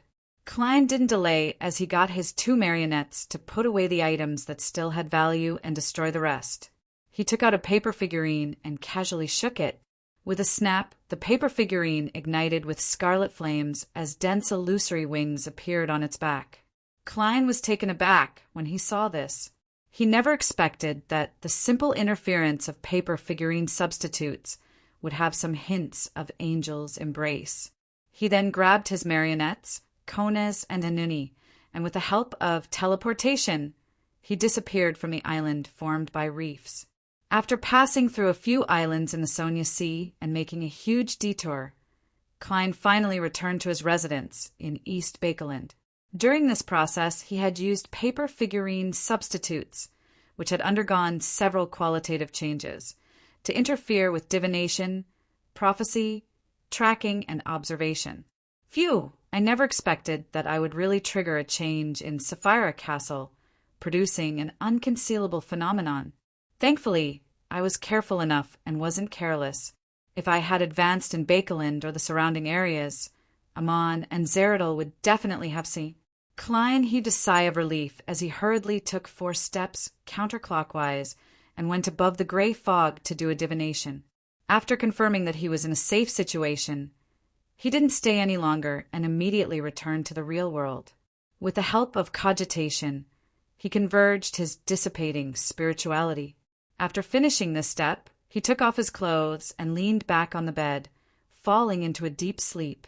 Typically speaking, a Bizarro sorcerer wouldn't be as exhausted as him after successfully advancing to Scholar of Yore. They definitely had the energy to check their condition. However, when Klein traveled through history, he relied on his imprint to allow him to go back very far. He relied on the fact that he grasped ancient secrets that far exceeded his current level to rush to the beginning of the second epoch or the end of the first epoch, when the Giant King's Court was established. This in itself was equivalent to digesting the potion. After several hours of deep sleep, Klein slowly opened his eyes and woke up. He fumbled to sit up, pulled a pillow behind him, and raised his head to rub his forehead. After 10 minutes of rest, he was completely awake and began to inspect himself. Most of the potion has been digested, at least 4/5 of it. This is about what I expected. But I don't know how much ancient information I need to obtain and how much real history I need to research before I can digest it. From the looks of it, the acting of a scholar of Yore has 2 directions. One is to be a scholar from ancient times, and the other is to be a scholar who studies ancient times. Both have to be present. The first point is relatively easy because the ritual itself contains the key point to become an ancient person. Once I advance successfully, I can naturally act as a scholar from ancient times. The second point is very difficult. It's fine in a normal society, but in this world where there are true gods, demons, and evil existences, just collecting ancient information is something that requires great risk. If you still want to find out the truth of history, You might die a tragic death at any time for no reason. The more you know, the more dangerous it is. The reason why I know so much is mostly thanks to the arrangements of a few existences, as well as the complicated fate brought about by Sapphira Castle. This makes me encounter all kinds of things. Of course, even so, as a true deity's blessed, I've died once, much less other scholars of yore. If I swap the positions of miracle invoker and scholar of yore, acting would be relatively simple. Unfortunately, there's no such thing as an if. In addition, the previous two meanings are biased toward ancient times. I also have to pay attention to the word scholar. Only by researching something from history can I be called a scholar. There are a few directions to digest. First, I have to figure out Dark Angel Sasser's current state and truly restore the exact process of the cataclysm. Second, I have to spend some effort to truly connect the history of the fourth epic together, and it's not limited to just a few fragments. Third, I have to delve deeper and go from grasping the macroscopic state to studying the microscopic details, such as the rise and fall of the Antigonus family, after confirming that acting ahead of time was effective and considering his future path. Klein combined the mysticism knowledge he had obtained during his advancement and his observation of his godhood patterns. He relied on divination and practical methods to probe the powers of a scholar of your step by step. The number of worms of spirit that can be split has reached 600. The godhood patterns have also changed to a certain extent. It's more complicated, and it can express the concepts of strength, bizarreness, and beyonder. The changes in the godhood patterns firstly stem from the newly obtained characteristic, and secondly, it comes from the mysticism knowledge contained in the potion. This is something that comes with the beyonder characteristic, but it's also something they obtained from a higher level. After becoming a true high-sequence beyonder, is it possible to directly modify the knowledge of a higher dimension and influence other beyonders? Being able to decipher the potion formula from the godhood pattern seems to be an example. Also, at the level of Sequence 3, the changes in the godhood patterns also have the influence of a person's characteristics. This is closely related to prayers and responses. As a scholar of yore, the corresponding honorific names will be different in nature. This is because their personalities, experiences, and characteristics are different. Yes, I can make different worms of spirit listen to prayers instinctively and give a response when it's not too complicated. It won't affect my other actions at all. The specially marked and more complicated ones will be handed over to my main body. Scholars of yore can rely on the worms of spirit to complete the acting of a deity. How do Sequence 3 beyonders of the other pathways deal with such matters? It's impossible for them to respond while sleeping, right? Haha, I'll think about my honorific name as a scholar of yore later. I'll first study the specific powers. The main power of a scholar of yore is to obtain help from history. This is divided into two parts. The first is to borrow strength from my past self. To me, this is rather awkward. It's useless at the moment, because my past self was definitely weaker than my present self. Yes, when I was hanging above the door of light above the gray fog, I was just an ordinary person. To a high-ranking beyonder who was once an important figure, but is now weak for all sorts of reasons. This is a godly skill. I can be a baby crying for ice cream while participating in a sequence, one battle. I can't see any weaknesses at all. The only problem is that it can't last long, of course, as I become a scholar of yore for a longer period of time. This will come into play. I can often borrow strength from my former self as a scholar of yore so that I won't have any moments of weakness, even if I'm severely injured. To a certain extent, this is what it means to be self-sufficient.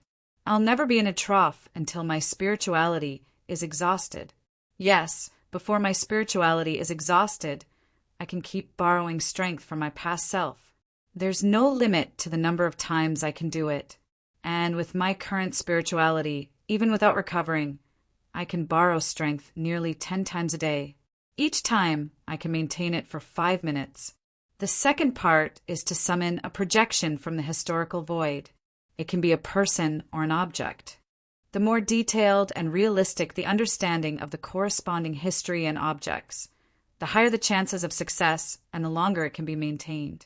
Similarly, the lower the target's level is, the higher the chances of success and the longer it can be maintained. In addition, the closer the target is to me, the higher the chances of success and the time it can be maintained will also increase. These are the 3 conditions for success. Furthermore, when summoning a person or object that's of a higher level than me, even if I barely succeed, the final projection will only have a portion of the strength and characteristics. It's impossible for it to be a complete body. Also, I can only maintain 3 projections from the historical void at the same time, including those summoned by marionettes at present. Even if it's the most ordinary and well-understood item that once belonged to me, I can only maintain it for 15 minutes at most. The fact that the target has a close relationship with me is something worth ruminating over. In essence, borrowing strength from myself is also a form of summoning projection. However, my relationship with myself is already extremely close, so there's no possibility of failure. It's an extreme situation. In other words, if I want to summon the projection of an important figure from the historical void, it's best if I establish a sufficiently friendly relationship with them and maintain it for a long period of time. Yes, if I were to summon Mr. Aztec's projection, the chances of success would definitely be higher than summoning the historical void projections of other angels. How is this a beyonder power? This is clearly the study of EQ, relationships, and interpersonal communication. Amidst his wistfulness, Klein sincerely felt that the core power of a scholar of yore was a godly skill. After all, it involved history and time. Most of them were extremely magical. However, to be truly useful, one had to have sufficient intelligence and make the corresponding preparations. This was an unchanging requirement of the seer pathway. Yes, when summoning a projection from the historical void, there's no way to talk or communicate. In other words, a scholar of yore can't interfere with history or change the past. From the perspective of acting, this can be summarized as witnessing fate affecting the present and being unable to reverse the past apart from transferring diseases, wounds, curses, attacks, prophecies, and gazes. Paper figurine substitutes also have an additional ability.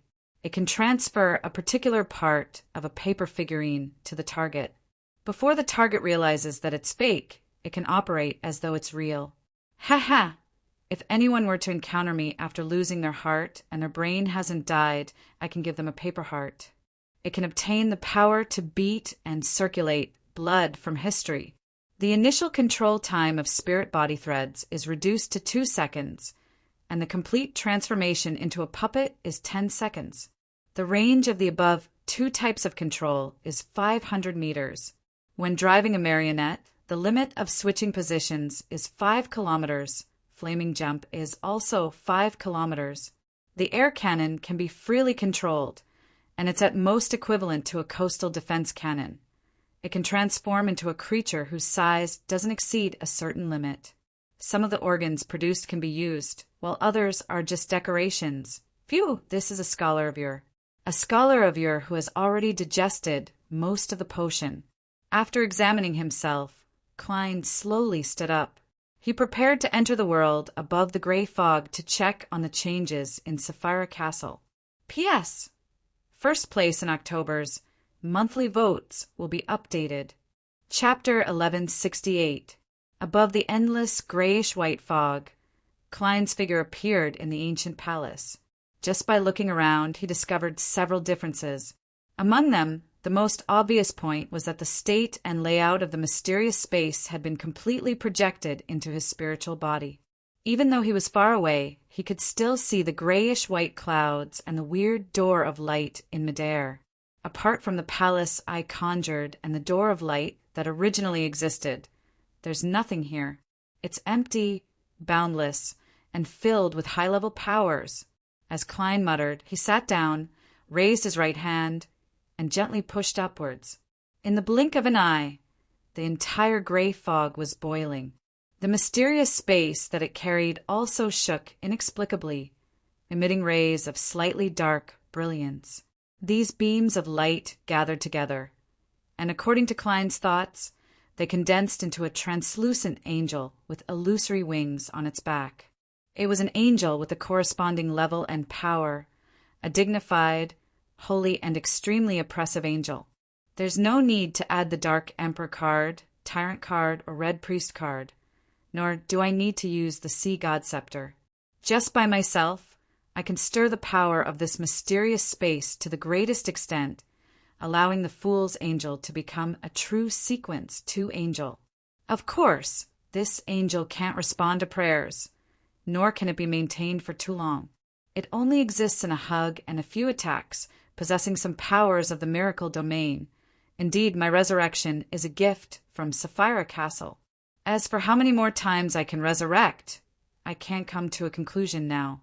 If I can obtain a grade 0 sealed artifact and use its level to observe, I should be able to see it clearly. I'll just pretend that there's at most one more time. It's not a bad thing to count a little less. This reminds me to be sufficiently cautious and careful. This is the way of survival for Beyonders of the Seer Pathway.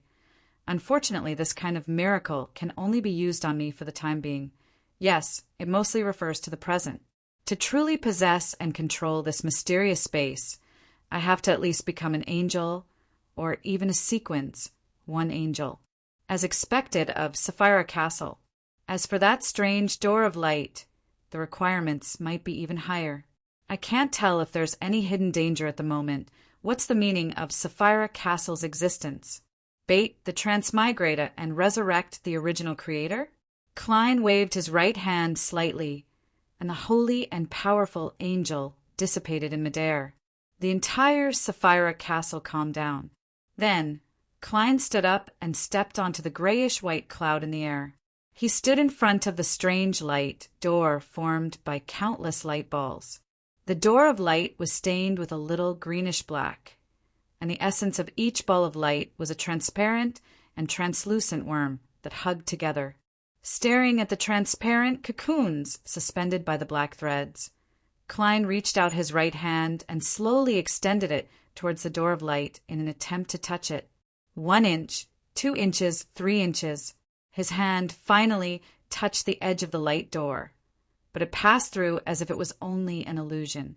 However, compared to his previous attempts, the illusory door of light was visibly more viscous, as if it was about to take on a physical form.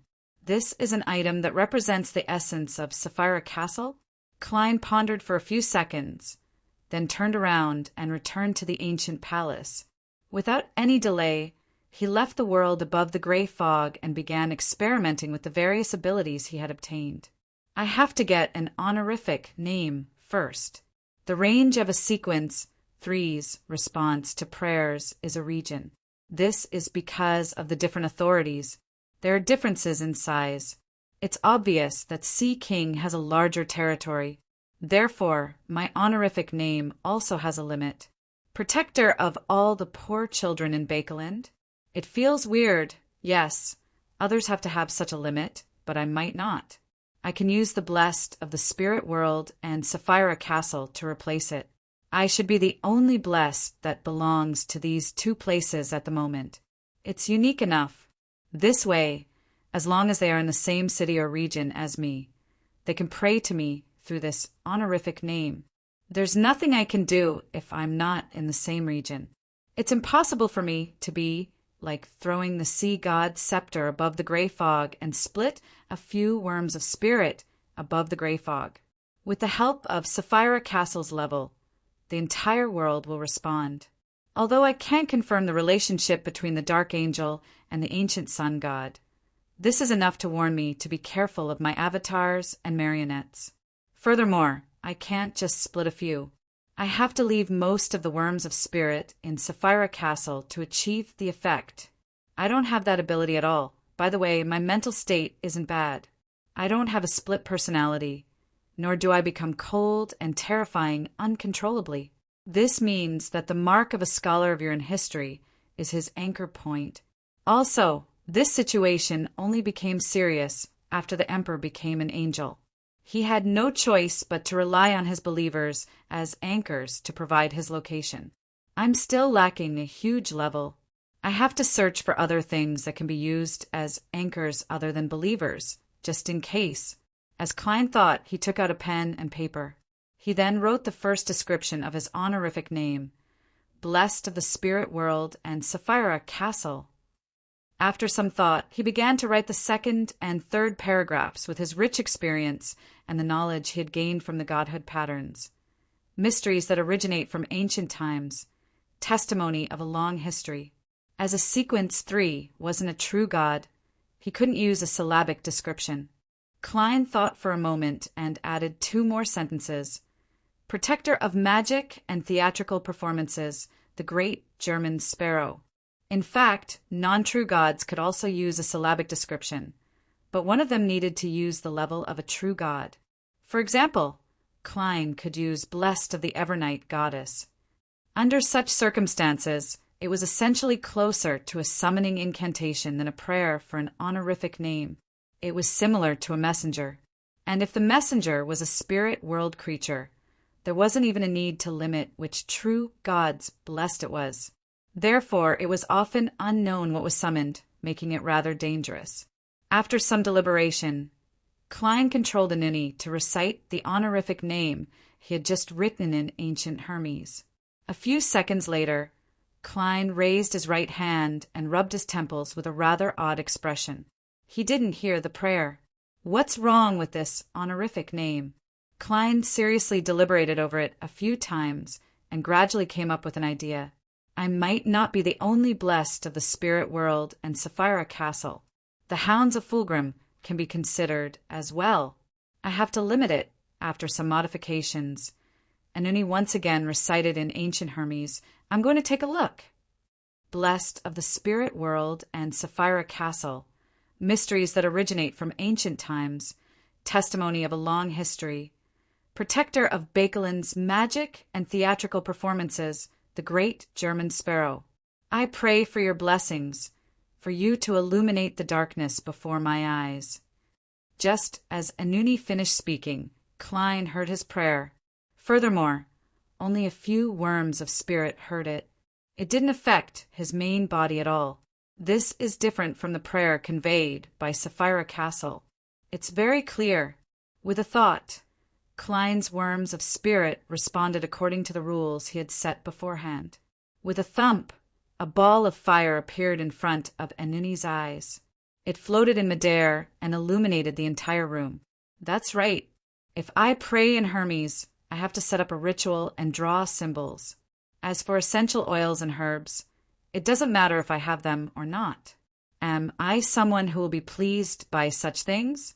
The symbol is formed from a scroll that represents history, a complete eye that represents a witness, and a curve that symbolizes change. Klein didn't plan on spreading this honorific name for the time being. After all, it would announce that German Sparrow had become a sequence 3, causing him to lose a trump card.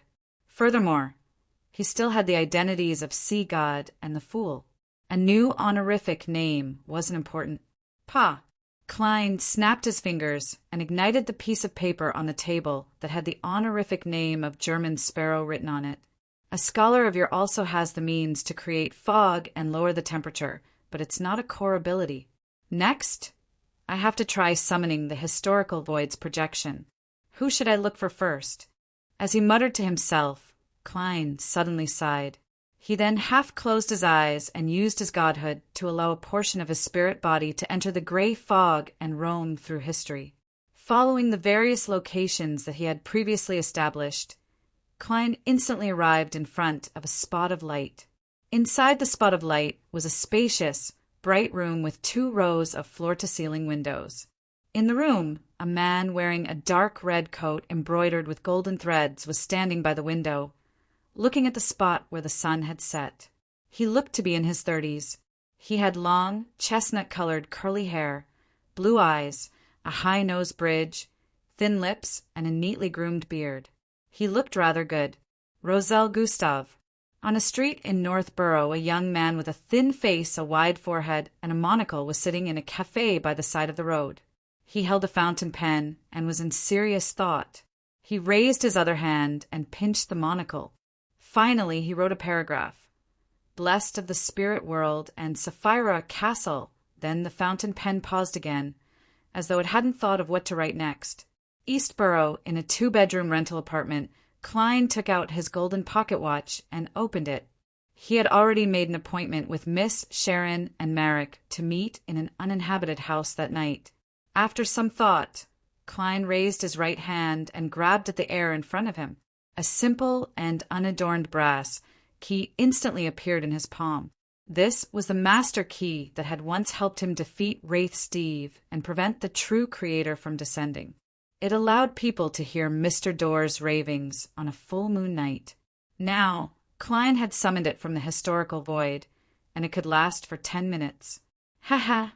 To a scholar of yore, as long as it's an item that has been used, regardless of whether it's sold, returned, destroyed, or lost due to various reasons, it's not really lost. It's just a form of accompanying a scholar of yore. Looking at the master key in his hand, Klein sighed in satisfaction. With this item, if Klein could grasp the corresponding ritual, he could also speak directly to Mr. Door. Putting away the master key, he put on his double-breasted tweed coat and silk top hat, picked up his golden-laid cane, and walked out of the room. 9 Heavens, Divine Emperor. Chapter 1169.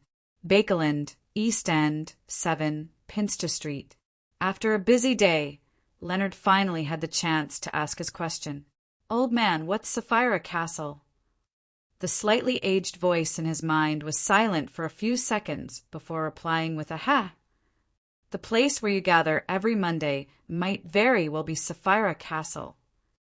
Leonard didn't expect to hear such an answer at all. His mind went blank for a moment. He was surprised, shocked, and mixed with complicated emotions such as expected, there's no such background. After a while, he hurriedly asked in a low voice, "What kind of place is Sapphira Castle?" Palez, Zoros seemed to sigh and laugh, self-deprecatingly. "Actually, I'm not too sure myself. I've only heard some rumors." "That's different from the creation myths, you know. Legend has it that the original creator left behind 9 different things. Some of them are countries, some are cities, some are rivers, some are seas, and some are keys. Sapphira Castle is one of them.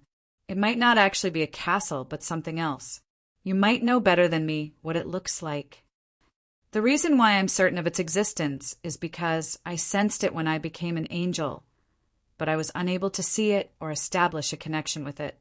My great-grandfather once mentioned a guess that the 9 items might be related to the spherote recorded on the 2nd blasphemy slate. Unfortunately, due to various reasons, the content he saw was limited. He was unable to decipher the parts related to the spherote. Leonard calmed down a lot. He leaned back on the sofa and asked thoughtfully, "Old man, are you suspecting that Mr. Fool is the embodiment of spherote?" Based on what he had seen and heard on the tarot and what old man Palez occasionally told him, he already had a certain understanding of the deity ranks. Palez Zoroast was silent for a long while before replying. Maybe there were almost no pedestrians on the streets of Bakeland at night when the curfew was strictly enforced. Occasionally a carriage would pass by, and the passengers were all people of sufficient status. After Klein arrived at the agreed house, he was not in a hurry to enter. He half closed his eyes, raised his right hand, and grabbed at the air in front of him, pulling out another Sherlock Moriarty, who was wearing a black, double-breasted coat, a half-top hat, and a gold-inlaid cane. This was him when he left the house. It was a historical void projection. Because Klein himself was right in front of him, the image was stiff, like a prop on a stage. Based on his previous experiments, Klein knew that this was the principle of uniqueness of time and consciousness in mysticism. In other words, at the same time, every person's essence was unique. If the main body could think, the projection wouldn't. It was the same when the deceased's historical void projections were summoned. Klein suspected that it was because his current level wasn't high enough. In short, other projections could only do more mechanical questions and instinctive combat. Even if a scholar of yours didn't know something, they wouldn't be able to give the corresponding answer even if they had personally experienced it. This confirmed one of Klein's guesses. The fragments that a scholar of yore could see in the fog of history were things that he had understood and studied in reality. To put it simply, the fog needed a scholar of yore to light it up bit by bit. Of course, Klein also suspected that if most of the historical fragments of the same event had been lit up, the rest might very well appear naturally. At the very least, the corresponding abilities won't be lost just because I don't understand it well enough. As long as there's a projection in the historical void, the state of that moment will be completely recorded. That's enough. Klein looked at the historical projection that could only act based on instinct. His body suddenly vanished and entered the grayish-white fog. Since a hound of Fulgrim, who wasn't a complete scholar of yore, could live in the historical void, there was no reason why a real scholar of yore couldn't. The only problem was that there was a time limit. In addition, if time dragged on, Klein's marionette in the real world would definitely die. However, this was only a form of accompanying a scholar of yore. As Klein's body entered the grayish-white fog's light spot, his consciousness suddenly came alive in the historical projection. Raising his hand to press down on his top hat, the Sherlock Moriarty Klein came outside the house. According to the agreement, he took out the master key, pressed it against the door, and gently turned it. His figure directly appeared in the room. Using the crimson moonlight, he quickly surveyed the area. The sofas, cupboards, high-backed chairs, coffee tables, and other furniture were clearly not young. They seemed to have come from 100 years ago, making them look rather old. In the dark environment, Sharon, who was wearing a Gothic regal dress and a small bonnet of the same color, suddenly appeared on a high-backed chair. "Good evening." The puppet lady nodded slightly and greeted him. If she didn't speak or speak, she would be the most standard and exquisite puppet. At the same time, Merrick, who was wearing a white shirt and black vest, appeared on the sofa. "Sir, it's already winter. Won't you feel cold wearing this? All right, you're a dead person. A dead person isn't afraid of the cold." Klein lampooned inwardly. He took off his hat and bowed at the pale blonde, blue-eyed and pale-faced Sharon. "Good evening, Miss Sharon." He then turned his body halfway and said to Merrick, "Good evening." Klein's deepest impression of this former zombie, who was now a wraith, was that he was actually playing cards with the zombies he controlled. "Let's play cards together later." He sighed silently. The reason why he suddenly thought of playing cards was that when Klein was analyzing the combat style of a scholar of yore, he realized that if he were to encounter Zeradol, both parties would very likely play cards on the spot. If you play Consul Roselle, I'll play Emperor Roselle. If you play Bernadette, I'll play Bonua. If you play Half the Fool, I'll deal with Amon. I never expected that a battle between seers would one day become a game of cards, a realistic and abnormally dangerous game of cards. Sigh, but Zeradol is a sequence, one angel. He won't give me a chance to play cards at all. Furthermore, the success rate of me summoning those important figures in the historical void projection is rather low. Klein retracted his gaze and took the initiative to say to Sharon, "I need to do something recently. It's rather difficult and dangerous. One of the steps is to gather the blood of 22 Beyonders from different pathways. As for the Wraith pathway, the only people I can think of to help are you and Merrick. You should be good at curses and have the means to eliminate the connection between the blood and yourself." In fact, he could attempt to summon Admiral of Blood Seigneur on the spot and mix his blood into the ceramic jar. However, Klein didn't know if it would work, nor was he able to divine it. After all, this involved a high level that exceeded Sequence 1, and he lacked sufficient information. The only thing he could be sure of was that drawing the symbol wouldn't bring any danger to himself or the provider. As a scholar of yore could do too many things, Klein had even attempted to summon the former witch, Trissy. He easily subdued her and smeared her blood onto Roselle's travels. However, it was useless. After some thought, Klein believed that there was a logical contradiction in the timeline that prevented him from succeeding. The blood was provided by the past Trissy. The person who pulled people in Roselle's travels was definitely the past Trissy, which was equivalent to changing history. And history couldn't be changed. so the experiment failed.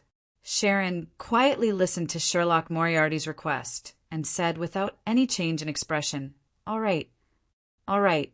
How much do you want?" Miss Sharon's reaction is just as I expected. Klein took out a thin glass tube. "This tube is enough."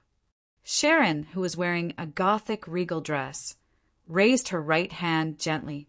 The glass tube seemed to have a life of its own as it automatically left Klein's palm and flew over. Right on the heels of that, the doll-like lady's right hand landed on her left wrist. Her fingernails suddenly grew long and abnormally sharp. With just a gentle swipe, a wound appeared on her wrist. Bright red blood seeped out, but it didn't drip down. Instead, it floated up and entered the glass tube. When the tube was filled, Sharon's wound instantly healed, leaving no traces behind. As for the stopper, it suddenly jumped to the mouth of the tube, spun a few times, and closed automatically. During this process, Sharon, whose face wasn't as pale as before, didn't have any change in expression. It was as though she was suppressing all her feelings to the bottom of her heart. Looking at the tube of blood in her hand, Sharon reached out her left palm and touched it, slowly sliding it down from top to bottom. This was removing the connection between the blood and her body. After doing all of this, the tube of blood leaped up and flew back into Klein's hand. "Is there anything else you need help with?" Sharon sat on a high-backed chair and said calmly, "Not at the moment, thank you." Klein shook his head and snapped his fingers, igniting a scarlet flame in his palm. The flame rapidly rose up and enveloped the glass tube. When the scarlet dissipated, the tube of blood was gone. This was a new change of flaming jump. It allowed him to transfer items on him to his marionette or body. Apart from this, all of Klein's Beyonder powers from before had corresponding enhancements and changes. Having familiarized himself with his powers, he looked at Sharon again and casually asked, "How's the digestion of your puppet potion?" "How's the digestion of your puppet potion?" When he first met Miss Sharon, he felt that she was like a puppet. He believed that regardless of whether it was her nature or her abstinence, it was a form of acting in advance. It would definitely be of great help to the digestion of the puppet potion. "Not bad," Sharon replied calmly. "I should be able to digest it in 1 or 2 years." It's been 1 to 2 years. Indeed, no matter how fast it is, it's still counted in years. Only I haven't even been here for half a year. This isn't something to be proud of. It's been arranged clearly. Of course, if I count the time I've been hung above the door of light, it's counted in thousands of years. Miracle invoker. If I can escape this fate, perhaps I can be considered to have created a miracle. Klein sighed inwardly and nodded gently. "What are your plans for the near future?" Sharon said, "I hope I can restore Teacher's body." Merrick, who was sitting on the sofa, immediately added, "But didn't you say that the leader of the secret order, Zeradol, is in Bakeland and has close ties with Rose School?" "Yes." Klein smiled and said, "Wait patiently. There will always be a chance." This was actually a form of relief. Even though he had become a scholar of Ur and could find many helpers, he currently didn't have any thoughts of dealing with Zeradol. A complete sequence, one, was definitely unimaginably terrifying. Furthermore, the further he walked down the path of a seer, the more Klein realized how terrifying and difficult it was to kill Zeradol. After stopping George III from becoming a god, Klein planned on leaving Bakeland to give himself more time to grow. P.S. Seeking recommendation votes and monthly votes on Monday, Divine King of the Nine Heavens. Chapter 1170. Sonia C., Pasu Island, Abyss of Storm Cathedral. This was the headquarters of the Church of the Storm's headquarters, a holy temple within a holy temple. It was a place blessed by the deities. Here, azure, silver, green, golden, and other colors outlined the murals. Although they looked rough, they gave off a sacred and dignified feeling. Coupled with the dome that was over 100 meters high, people could feel their own insignificance just by standing here, and they could not help but lower their heads. Alger Wilson had already passed the ritual and truly became a sequence 5 ocean songster. At this moment, he was here with the same batch of ascenders, waiting to listen to Pope Jared II's teachings. Indeed, it's easy to lose control by overdosing on potions. I've already digested all the potions in the past, but I still nearly couldn't take it. After I leave Pasu Island, I'll borrow the unshadowed crucifix from Sun and eliminate the excess characteristics. This can be exchanged for money, and I can also secretly nurture some Beyonders who are loyal to me.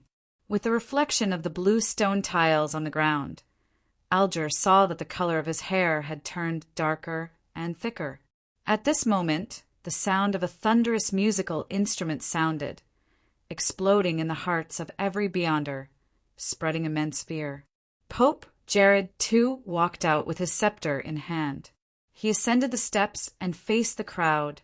Speaking in a deep voice that reverberated in the air, he said in a deep voice, "Congratulations, everyone! You are one step closer to the Lord." He wore a trident embedded with sapphires, emeralds, and other gems. He wore a dark blue robe that was nearly black. On it, there were patterns of lightning, storms, and oceans embroidered with gold and silver threads. His aura was deep and dignified, as though a huge storm was about to strike. This grounded angel, the spokesperson of the Lord of Storms, was a middle-aged man who looked to be in his 40s. But everyone knew that Jared II had been in charge of the Council of Cardinals for nearly 100 years. As a blessed of a deity, this level of longevity wasn't strange in the eyes of his believers. There was nothing to be afraid of. It was a very normal thing. Upon hearing the Pope's congratulations, Alger didn't have any thoughts. He clenched his right fist and struck his left chest like the other ocean songsters. He shouted, "Holy Lord of Storms!" For the next 15 minutes, they quietly listened to Guard II's sermon.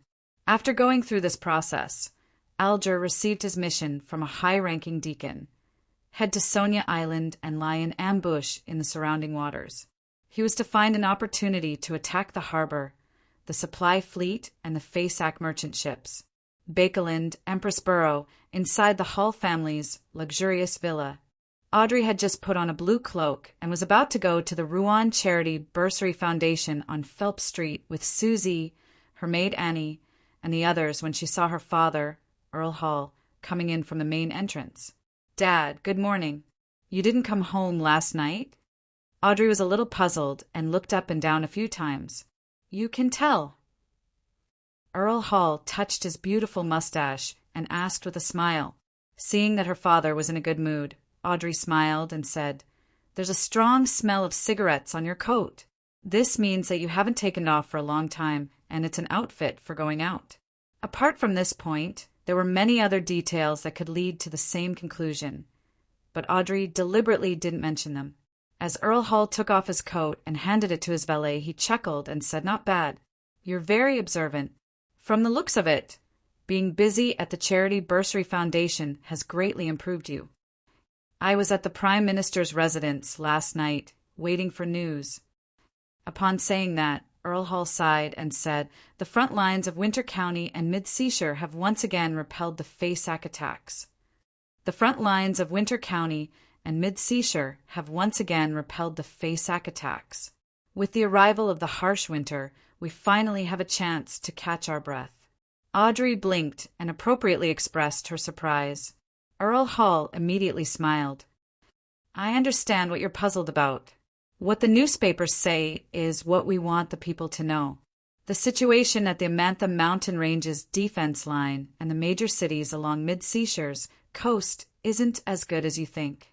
In the first round of attacks, our fleets and soldiers suffered tremendous losses.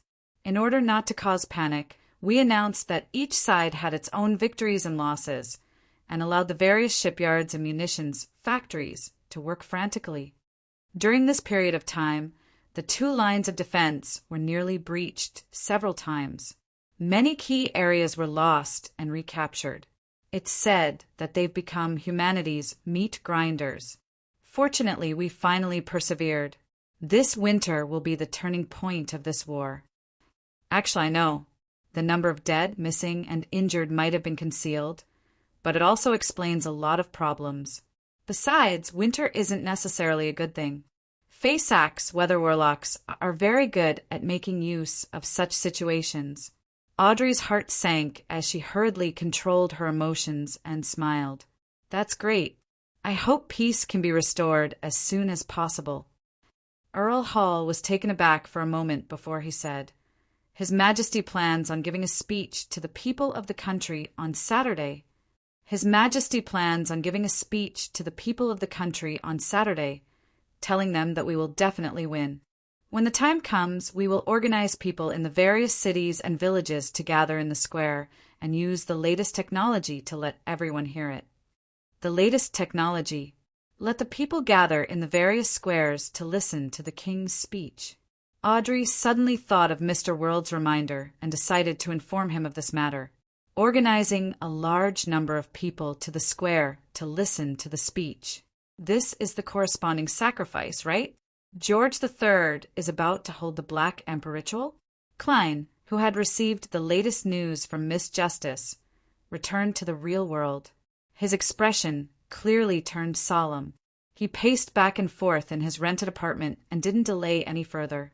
He took out a pen and paper and quickly wrote, I've already gathered the blood of Beyonders from 20 pathways. I'm only short of assassin and criminal. George III will be holding a speech to most of the people this Saturday. You should know what this might mean. In addition, I need a ritual to speak to Mr. Dorr. After folding the letter and getting Rionette Tinker to send it out, Klein slowly exhaled. He couldn't help but have all sorts of thoughts race through his mind. The demonist's blood shouldn't be a problem. Trissy seems very determined to destroy George III plans. Queen Mystic can reveal some news that I have a way to enter the secret mausoleum. Although her main goal is to revive the Emperor and isn't willing to directly become enemies with George III. If George III succeeds, the Emperor might not be able to return. The Devil's Blood can only wait for the city of Silver's chief to return.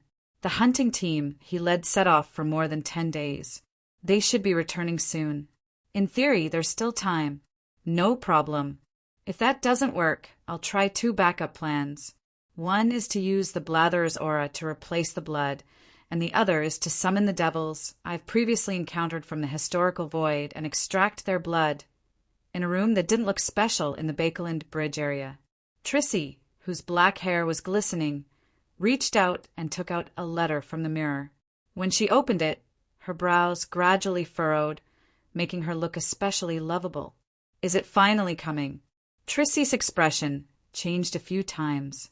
She seemed hesitant, resistant, timid, and confused. Finally, she smiled and muttered with a slightly distorted expression, I've killed so many people and caused so many tragedies. Even if I die this time, I've already earned back my capital. After a few seconds of silence, Trissy took out a glass test tube from a hidden pocket in her black dress. It wasn't filled with her blood, but the blood of another demoness. Her original name was Sherman, but she later called herself Charmaine. As a qualified and experienced demoness, Trissy had found an opportunity to take some of Charmaine's blood when she was nurturing her, using it as a basis for her curse. This might not be useful most of the time, but it could effectively prevent any accidents. After Charmaine died, Trissy didn't throw away the tube of blood. This was because the demonesses needed this material quite a lot, just like now, in a residence in the City of Silver. As soon as the frequency of the lightning increased, Derek got out of bed, lit the fire, and quickly roasted mushroom bread. This bread was more exquisite than the black-faced grass bread. It was even sweeter and more delicious. He liked it very much, and he looked forward to his 3 meals every day like never before. The only problem was that the production of mushrooms that could be used to make bread wasn't high. Limited by the number of monster corpses, every resident could only receive it once a week, which was enough for 4 to 5 meals. After thousands of years of hard work, the area around the City of Silver was relatively safe, with fewer monsters. Derek had heard that in order to hunt monsters and nurture mushrooms, some people had deliberately placed themselves in the darkness, hoping to become bait. Then he was eaten. Obtaining those mushrooms made everyone feel a certain sense of optimism. That's not good. Derek recalled the chief's wistful sentiments before he set off. He shook his head and picked up a jar he had picked up from the ruins of another city and poured out white milk. Frankly speaking, he didn't like such things, but Miss Justice's description of how milk could help humans grow taller and stronger moved him. As a resident of the City of Silver, Derek knew that since he hadn't chosen the giant pathway, the possibility of him growing taller in the future wouldn't be too great. However, he secretly hoped that he could reduce the gap between him and his friends, and the milk had allowed him to see a glimmer of hope. Gulp, gulp. Derek drank his portion of milk for the day with a serious expression. Just as he was about to take the mushroom bread, he suddenly sensed something and looked out the window. A person grew out of the shadows outside the door and said, "Derek, the chief asked me to give you this bottle of blood." "The chief asked me to give you this bottle of blood. The chief is back?" Derek stood up abruptly. "All right, thank you." Just as he said that, he saw the shadow in the crack of the door come to life, surging forward and pushing out a small metal bottle. Derek knew very well that it contained the devil's blood that Mr. World wanted. P.S. Seeking monthly recommendation votes on Monday. Chapter 1171. After removing the cover of the paper angel, Klein poured the bottle of devil blood into the ceramic jar and stirred it with a thin glass rod that he had produced for a while. Phew, I've finally gathered everything. Finally, he stared at it for a few seconds and sighed. This way, he had enough time to make additional preparations before George III held the ritual. As for whether the assassin and devil blood had the time to eliminate the connection with the original owner, Klein didn't care because he had confirmed that the original owner of the two sets of blood was dead.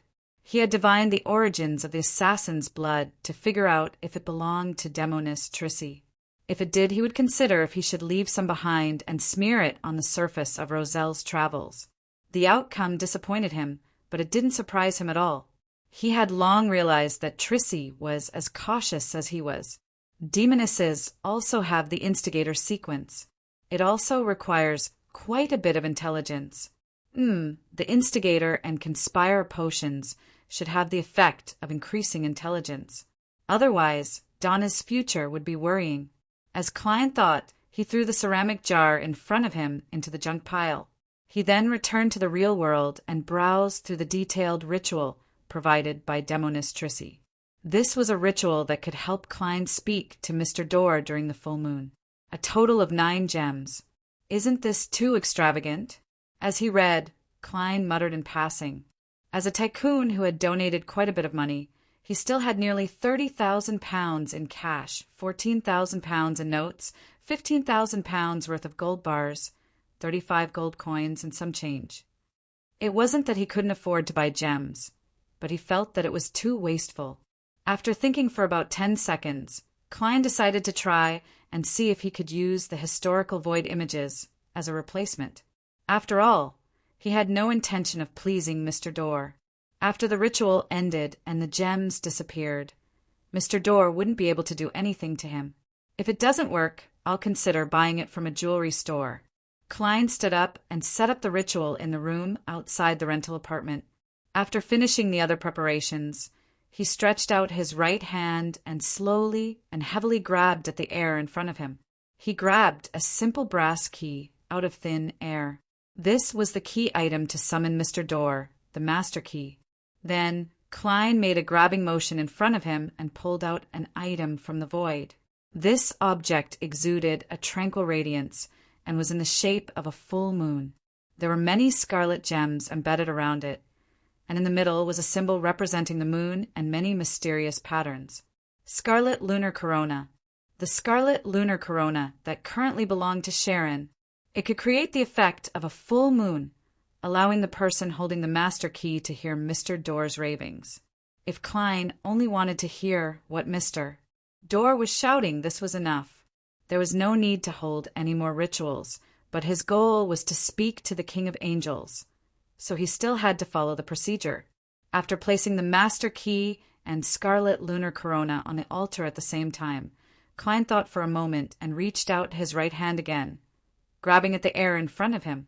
This time, he took out a gorgeous necklace decorated with diamonds and emerald. The experience of having the identity of Don Dantes is still very useful. Otherwise, how could I have come into contact with so many women of high society, dance with them, and see accessories of different styles and materials? And without such a close observation, how can I easily summon the corresponding historical void projection? This can last for 15 minutes. That's enough. Klein, who had easily achieved his goal, sighed inwardly in satisfaction. Then he continued his efforts and continued to stretch out his right hand, preparing to gather the 9 gems he needed from the ladies and madams he knew in the past. In the next second, his hand paused in midair as his expression turned odd. I forgot that I can only maintain 3 projections from the historical void. What should I do? Should I replace this necklace and find an accessory with at least 9 gems? Let me think if I've seen anything similar. Yes, I can use dream divination to recall. Is dream divination used at times like this? Seer and scholar of your are quite compatible. This is also an extreme form of magic. Amidst his thoughts, Klein was just about to find a chair to sit down and begin his divination when he suddenly frowned. He discovered something amiss.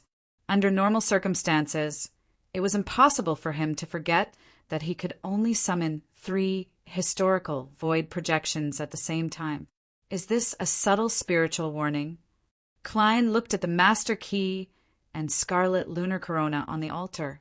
With a gentle wave of his right hand, he made them disappear.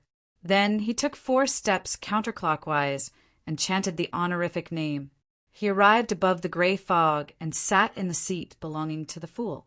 Conjuring a pen and paper, Klein deliberated and wrote, "It's dangerous to speak to Mr. Dorr at the moment." This divination would clearly point at Mr. Dorr, causing Klein to suffer a certain counterattack. However, having gained initial control of Sapphira Castle and being able to use the power of an angel, Klein believed that he could withstand it. After all, Mr. Dorr was in a sealed and exiled state. Removing the spirit pendulum from his left wrist, Klein held it with his left hand and let it hang over the words, nearly touching the surface of the paper. He then closed his eyes and recited the divination statement 7 times with a highly tense mind. Silently, a shadow suddenly flashed across Klein's heart. It seemed to completely obscure his spiritual perception. He hurriedly opened his eyes and saw that the topaz pendant had shattered into powder.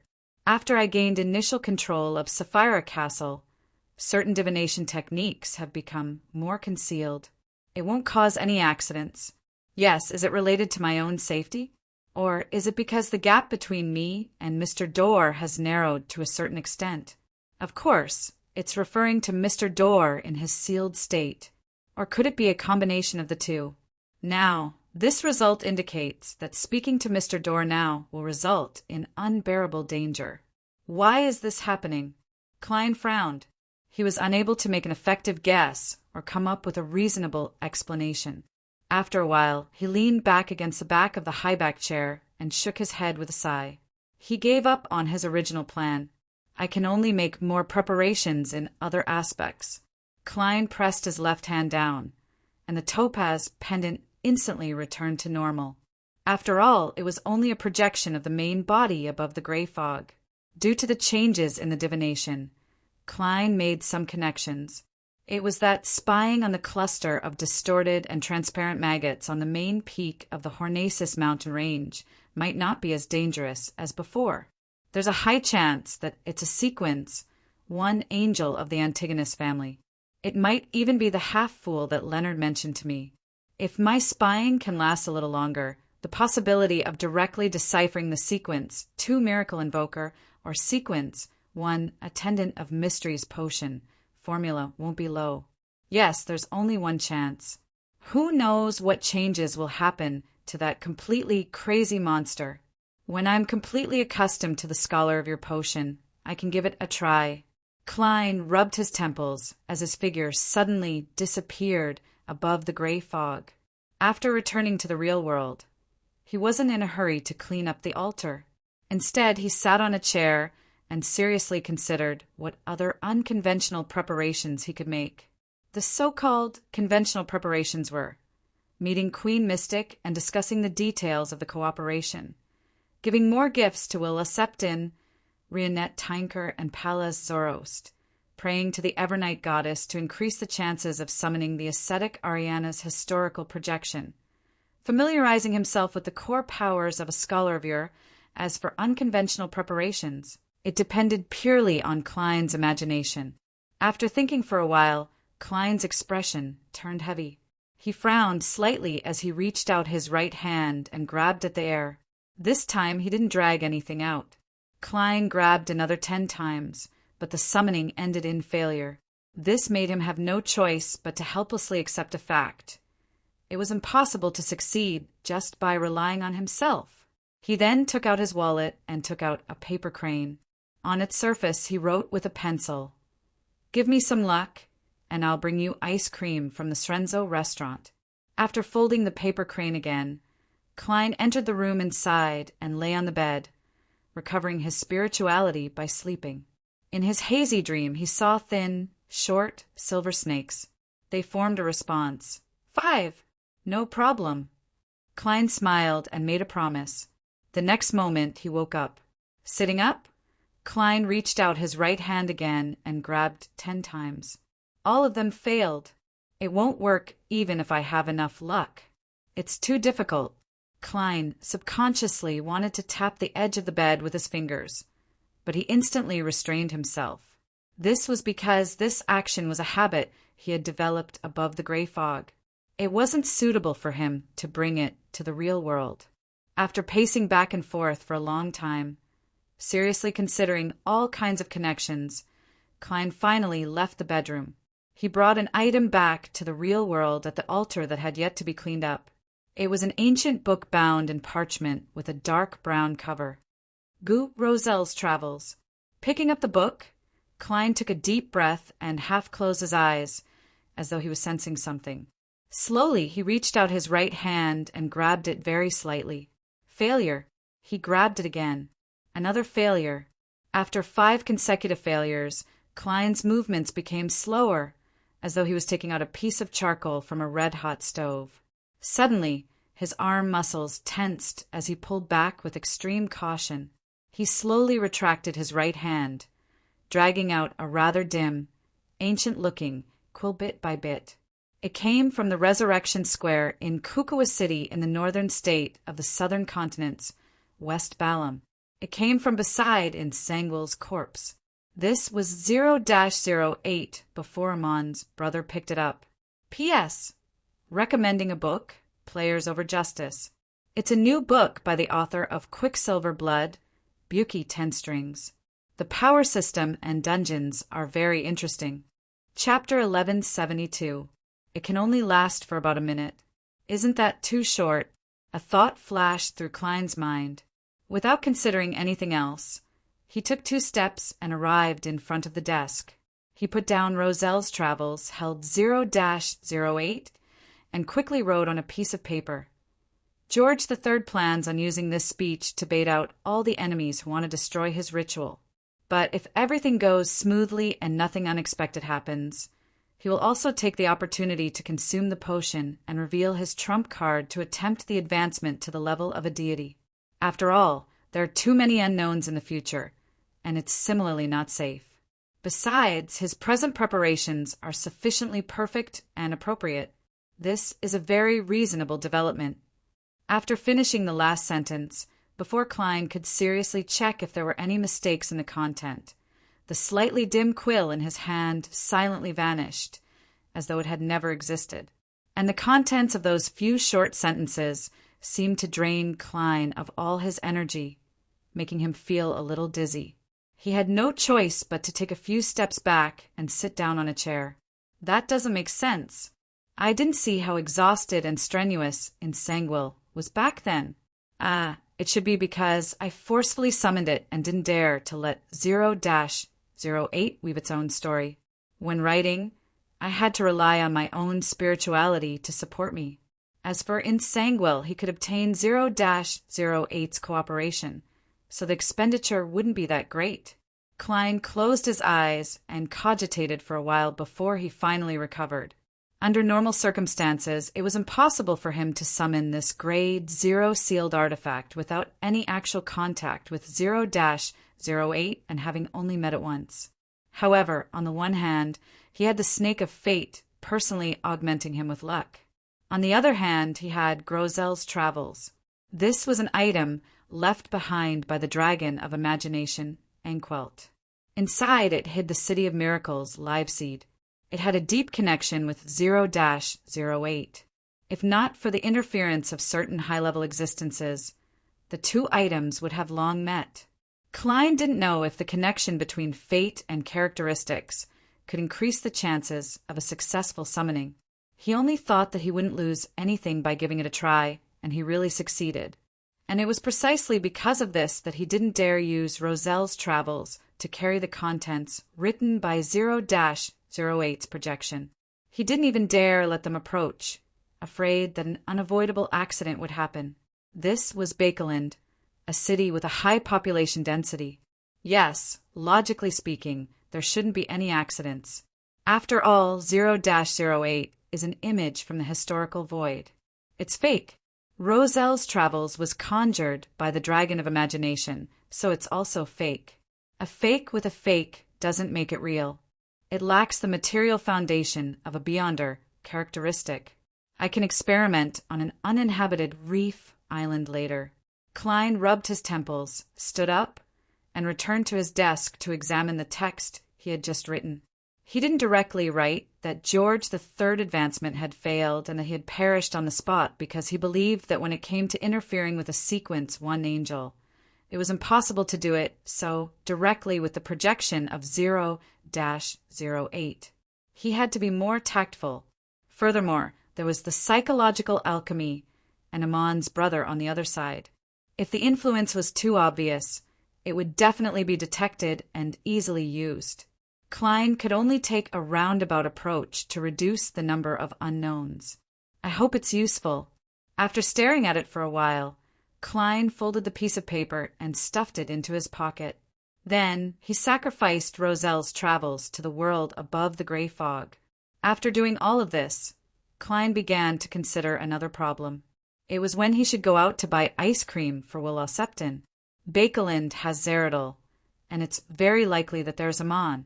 If I go out too often, I might bump into him. It's a little dangerous. Why don't I summon ice cream from the historical void for Will? It'll be very real when I eat it, and it'll disappear after 15 minutes. I don't have to worry about getting fat at all. It's just too wonderful. Klein couldn't help but mutter inwardly. In the end, he decided to change his clothes and head out because he had to keep his promises. On Saturday morning, the sky was gray and misty, making people feel depressed for no reason. This was a common scene in Bakeland in the middle of winter. Although it was not as thick and pungent as last year, the geographical environment and climate determined that such a situation would inevitably exist for a long time. Moreover, the control of air pollution could not be declared a success in a year or two.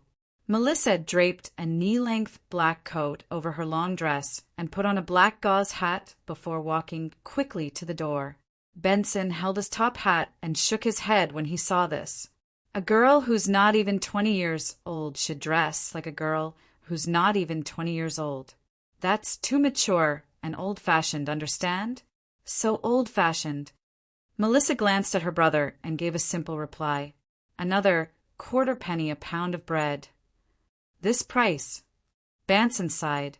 He then took out the silver pocket watch covered in vine patterns, opened it, and glanced at it. Let's go. There's still a long way to go to the municipal square. Melissa tersely acknowledged and walked out with her brother to the streets. Good morning, Mrs. Daniel. After taking a few steps forward, Benson saw a neighbor walk out and greeted her with a smile. He was good at socializing and had long established a good relationship with the neighbors around him. The lady who was addressed as Mrs. Daniel was dressed in a pure black dress. She was in her 40s and had a thin face. Her face was covered by a black gauze that hung down from her hat. "Good morning, both of you." She didn't make any small talk and walked away coldly. Banson looked at her back and deliberately slowed down his footsteps. Only when there was some distance between them did he turn his head to ask his sister, "What happened to Mrs. Daniel?"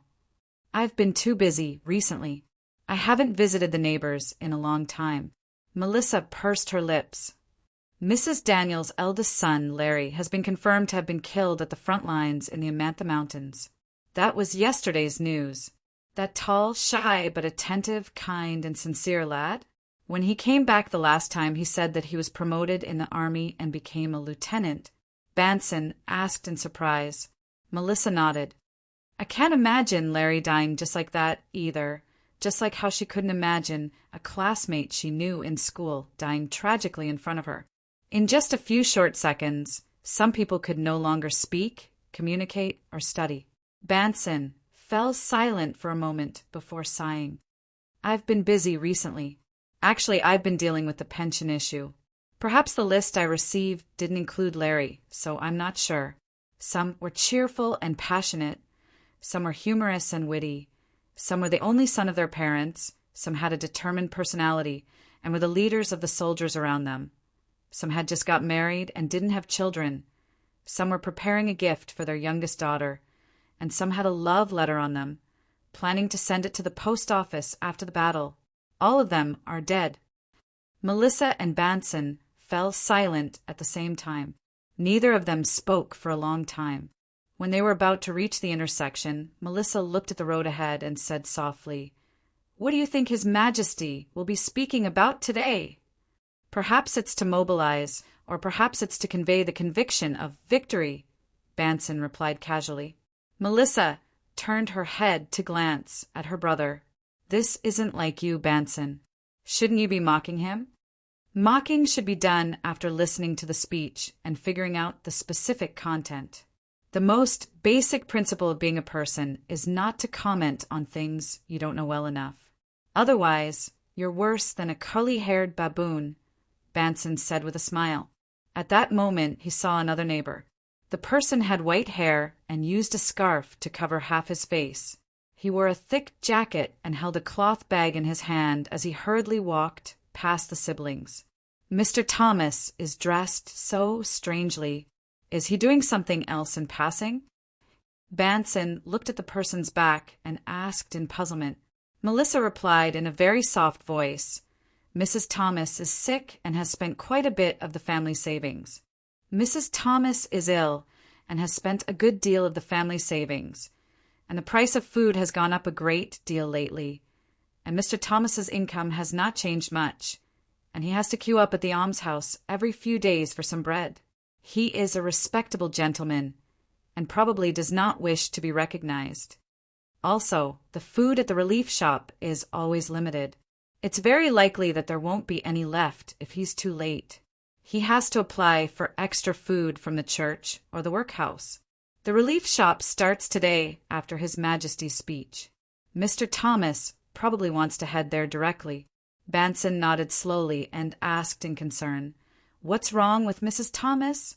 "I know a few good doctors. An illness caused by worry." Melissa recounted the news she heard. "Mrs. Thomas is very worried about her youngest son who's serving in the army. Are you talking about Thomas Jr.?" Banson frowned slightly. After getting his sister's confirmation, he fell silent as if he was thinking about something. After a while, when they approached the nearest municipal square, Banson looked ahead and said in a low voice, "Thomas Jr. is dead." Melissa didn't respond. She seemed to be in a daze for a moment. Once again, they silently walked forward, as if relying on inertia. More and more people appeared in front of them. These people were either wearing formal suits, holding canes, dressed like gentlemen, or wearing blue, green, yellow, or red skirts. Some wore sweaters, jackets, and trousers, while others wore dark, low-toned dresses.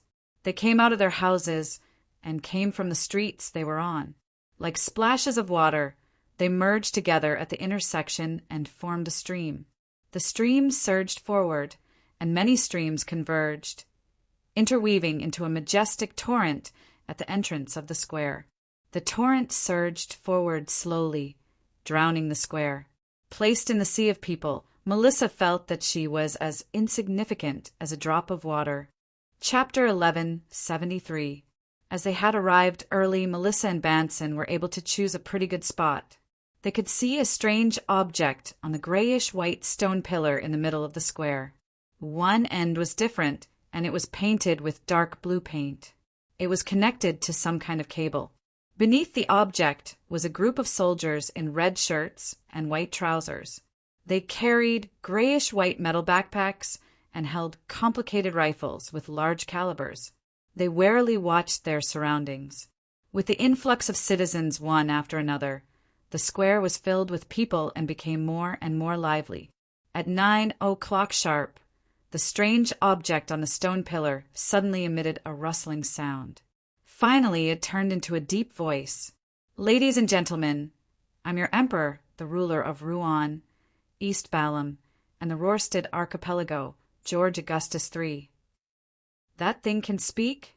Is it based on the principles of a telegraph?" Melissa's eyes widened as her attention instantly shifted from the speech to the strange object. "Ladies and gentlemen, I'm your emperor, the ruler of Rouen, East Balam, and the Rorstad Archipelago, George Augustus III." In Westborough's Memorial Square, Audrey accompanied her father, mother, and brother as they stood near the platform. They looked at the king in his ceremonial robes and listened to his speech. As she knew in advance which direction George III would focus on today and what kind of atmosphere he would create, Audrey didn't wear her favorite clothes. Be it the color or style, they were all girlish. Instead, she wore a simple and conservative dress like Countess Caitlin. The color was pure black, and she didn't wear any accessories. "I'm very happy to tell everyone that we've finally stopped the first phase of the Phaeacians' attack. We've thwarted their plan to wipe out Rouen in 3 months. However, too many outstanding young people have died on the front lines in this war. They should have had a better future. They should have accompanied their parents as they aged, matured with their spouses, and allowed their children to grow up in a loving environment and have a beautiful childhood. The Phaeacians have destroyed all of this." Audrey, who knew why the war was started, was not incited by the king's speech. She just felt that he must have a talent for drama. She could hear small sobs coming from the crowd around her. She could feel the sorrowful emotions emerging bit by bit, converging and brewing. This caused her eyes to redden uncontrollably. The king's speech was fake, but the people's grief was real enough, especially since Audrey had met many relatives of the fallen and helped those who lost their children, husbands, and fathers overnight. This is the great resonance of emotions. This is the best occasion to consume the manipulator potion. Audrey suddenly came to a realization, but she couldn't use it. This was because not only had she not digested the Dreamwalker potion, but she also hadn't accumulated enough contribution points from Mr. World. She took a slow breath and controlled the fluctuations of her emotions. She looked away from King George III and let her thoughts wander uncontrollably. Mr. World is very concerned about today's speech. I wonder how he will make use of this matter. I hope there won't be too many accidents. That thing called broadcasting is based on radio principles? Mr. World mentioned that there are already factions out at sea that are using this technology. Compared to the storm-prone ocean, land is clearly more suitable for such products. Just as Audrey was lost in her thoughts, George III, who had a mustache and was solemn and old-fashioned, had finished the first paragraph of his description. He solemnly said, "Let us observe a moment of silence for our heroes. Ladies and gentlemen, repeat after me in your hearts. In the name of Emperor George III, may the souls of the dead obtain peace. May they become eternal in the kingdom of the deity they believe in." This sentence carried an indescribable sense of majesty. It made everyone, including Audrey, involuntarily lower their heads and clasp their hands as they silently chanted. In the name of Emperor George III. In the name of Emperor George III. On the other side of Memorial Square, Klein, who was wearing a black coat and had an ordinary face, prayed at the same time with the people around him. He appeared completely normal. During the 3 minutes of silence, he used an avian marionette that was standing on the roof of a nearby building to carefully observe George III every move. He tried to find any signs that the king was about to leave quietly, enter the mausoleum, and consume the potion. According to Klein's understanding, in the name of Emperor George III was the core of the entire Black Emperor ritual. If he were to consume the potion, it would definitely be at this moment or within 2 to 3 minutes of the end of the silence. If it was delayed any further, the effects wouldn't be too good. George III is also observing a moment of silence. He didn't do anything else. Klein held back his impatience and puzzlement as he waited patiently. The moment of silence that made many people cry gradually came to an end. Everyone opened their eyes one after another. At this moment, George III still didn't do anything. He spoke again and began his speech. We have already passed the most difficult moment. We will definitely defeat evil and brutality. This is the power of justice. This is the power of every soldier on the front lines. This is the power of every worker in the factory. This 0-08's arrangements didn't succeed. George III has no intention of becoming a god today. It's purely to bait the enemy who wants to destroy the ritual. After all, he can give many similar speeches in the future. Klein frowned slightly as thoughts flashed through his mind. Suddenly, his expression turned solemn as he thought of a possibility.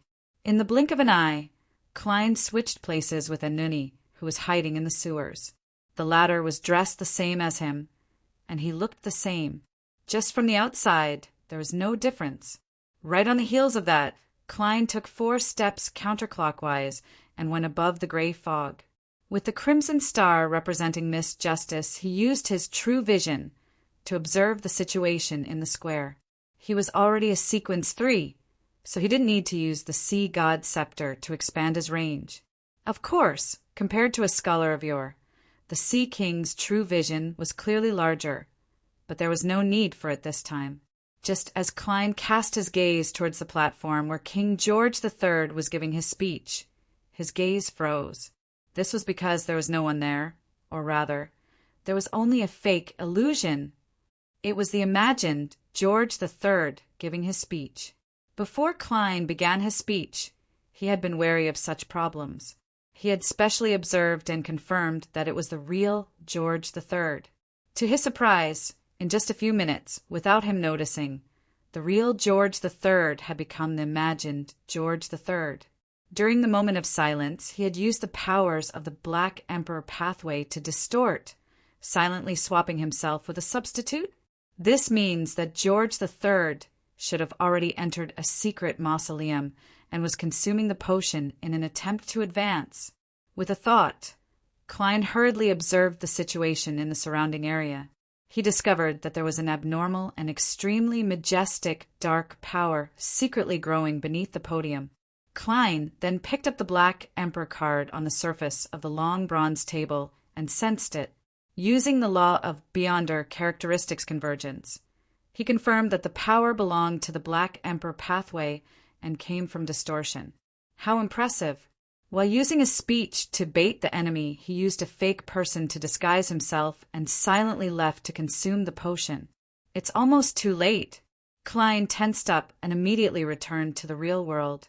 In the sewers, he chanted in Jotun, "Holy Spirit that pursues knowledge, mysterious world's lighthouse, eyes that pry into fate, King above the sea, Holy Bernadette Gustave." This was the honorific name of Queen Mystic, but it was somewhat different from a normal sequence 3.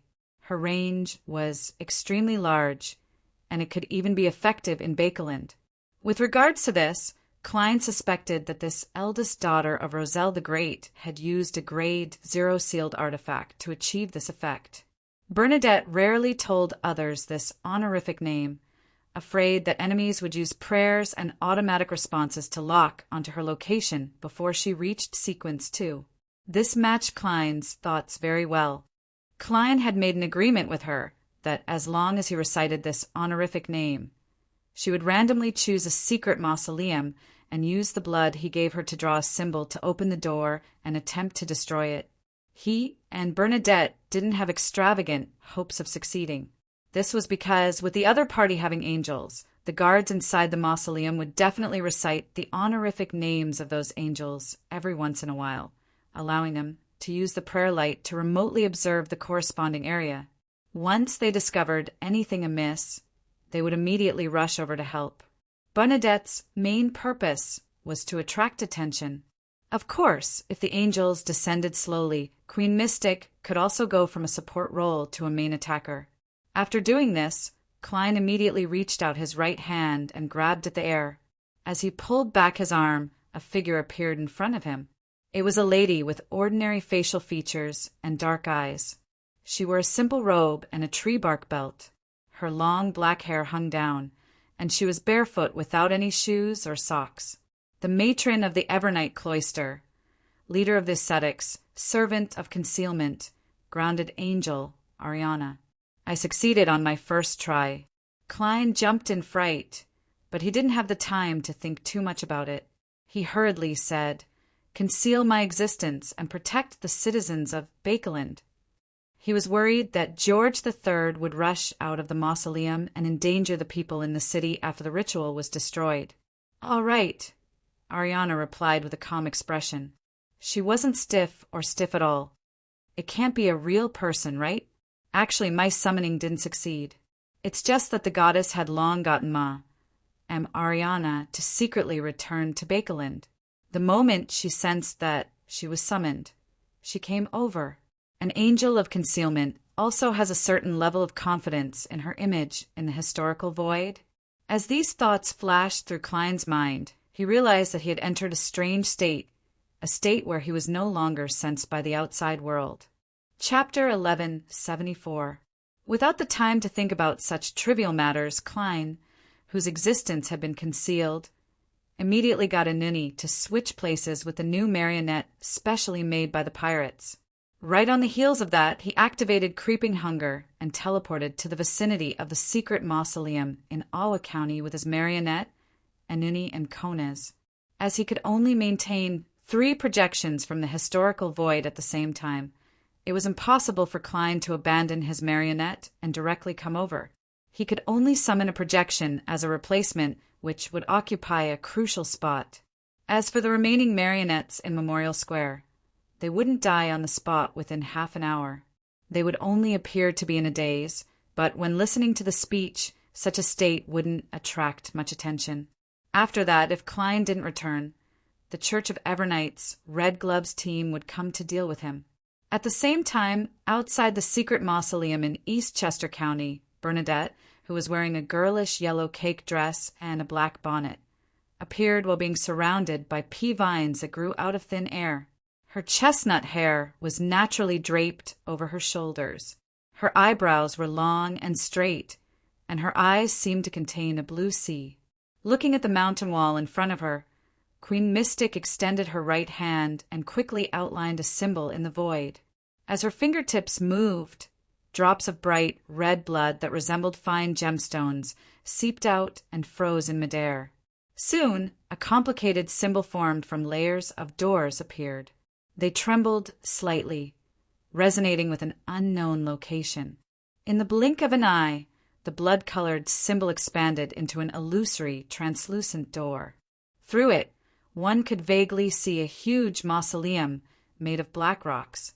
Bernadette immediately took a step forward and passed through the illusory door, arriving in a dark and deep area. The light here came from the stone pillars on both sides of the path and the strange underground moss that grew on the cliff. Together, they illuminated the secret mausoleum that was hidden in the fog at the bottom. The symbol provided by Mr. Door was really useful.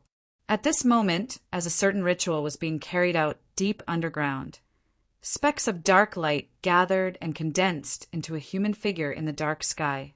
The figure had a squarish face, black hair, blue eyes, a high-nose bridge, a thick beard, and a solemn expression. His appearance and image weren't unfamiliar to many Rouen citizens because it was printed on the front of the 10-pound banknote. Of course, people who had never received a 10-pound banknote in their lives could also see his statue or portrait in places like Memorial Square. He was the founder, protector, and first king of Rouen, William Augustus I. It was him. He used the ritual to descend directly from Bakeland. Bernadette's expression didn't change. With a flip of her palm, an item appeared. The item was golden in color and looked like a shrunken kettle with a wick sticking out of its mouth. As Bernadette's right hand stroked the surface of the item that was covered in mysterious and complicated symbols, the wick silently lit up. The light it emitted was like a viscous stream of water. It sprayed upwards and formed a blurry and distorted light, golden figure. Eternal Genie, my second wish is to obtain the power of Knowledge Emperor for a day. Seizing the opportunity before William Augustus, I completely descended. Bernadette spoke solemnly in Jotun. The item in her hand was called the magic wishing lamp. It might have originated from the first epoch. Although it had never been obtained by the 7 churches, it had the corresponding grade 0 sealed artifact number 0-05.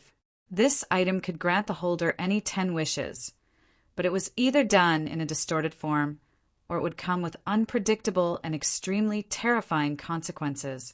None of its former owners had a good ending, including Roselle Gustave. This emperor had warned his daughter that she could think of ways to use words and preparations to avoid the harm brought about by the first 2 wishes. But she absolutely couldn't make the 3rd wish. Absolutely not. Ottawa County, near the secret mausoleum. Klein, who had arrived in a concealed state, didn't alarm anyone. Although time was tight, he didn't recklessly approach the mausoleum and draw the symbol to open the door. Instead, he reached out his right hand and grabbed at the air in front of him. After 5 consecutive grabs, Klein's arm muscles suddenly tightened, as though he was pulling something extremely heavy. As he retracted his right hand, a figure quickly outlined itself. The figure's skin was bronze in color, and he was of medium build. He had black hair and brown eyes. His facial features were soft, and there was a very thin mole below his right ear. He was none other than Aztec Eggers. However, unlike the Mr. Aztec that Klein knew, this figure's eyes were indifferent. He wore a dark black robe embroidered with golden threads, and he wore a golden bird-shaped crown. It was as though he was looking down on all living beings. This was the former Death Consul, a Sequence 2 angel. Klein didn't size him up any further as he reached out and grabbed at the void again. This time, it looked like he wasn't holding anything back, but in fact he had already summoned his past self from more than 10 seconds ago, his concealed self. Then, Klein threw a metal bottle to his projection and allowed his true body to enter the historical void in the gray fog. In his past body, his consciousness suddenly came alive and became extremely agile.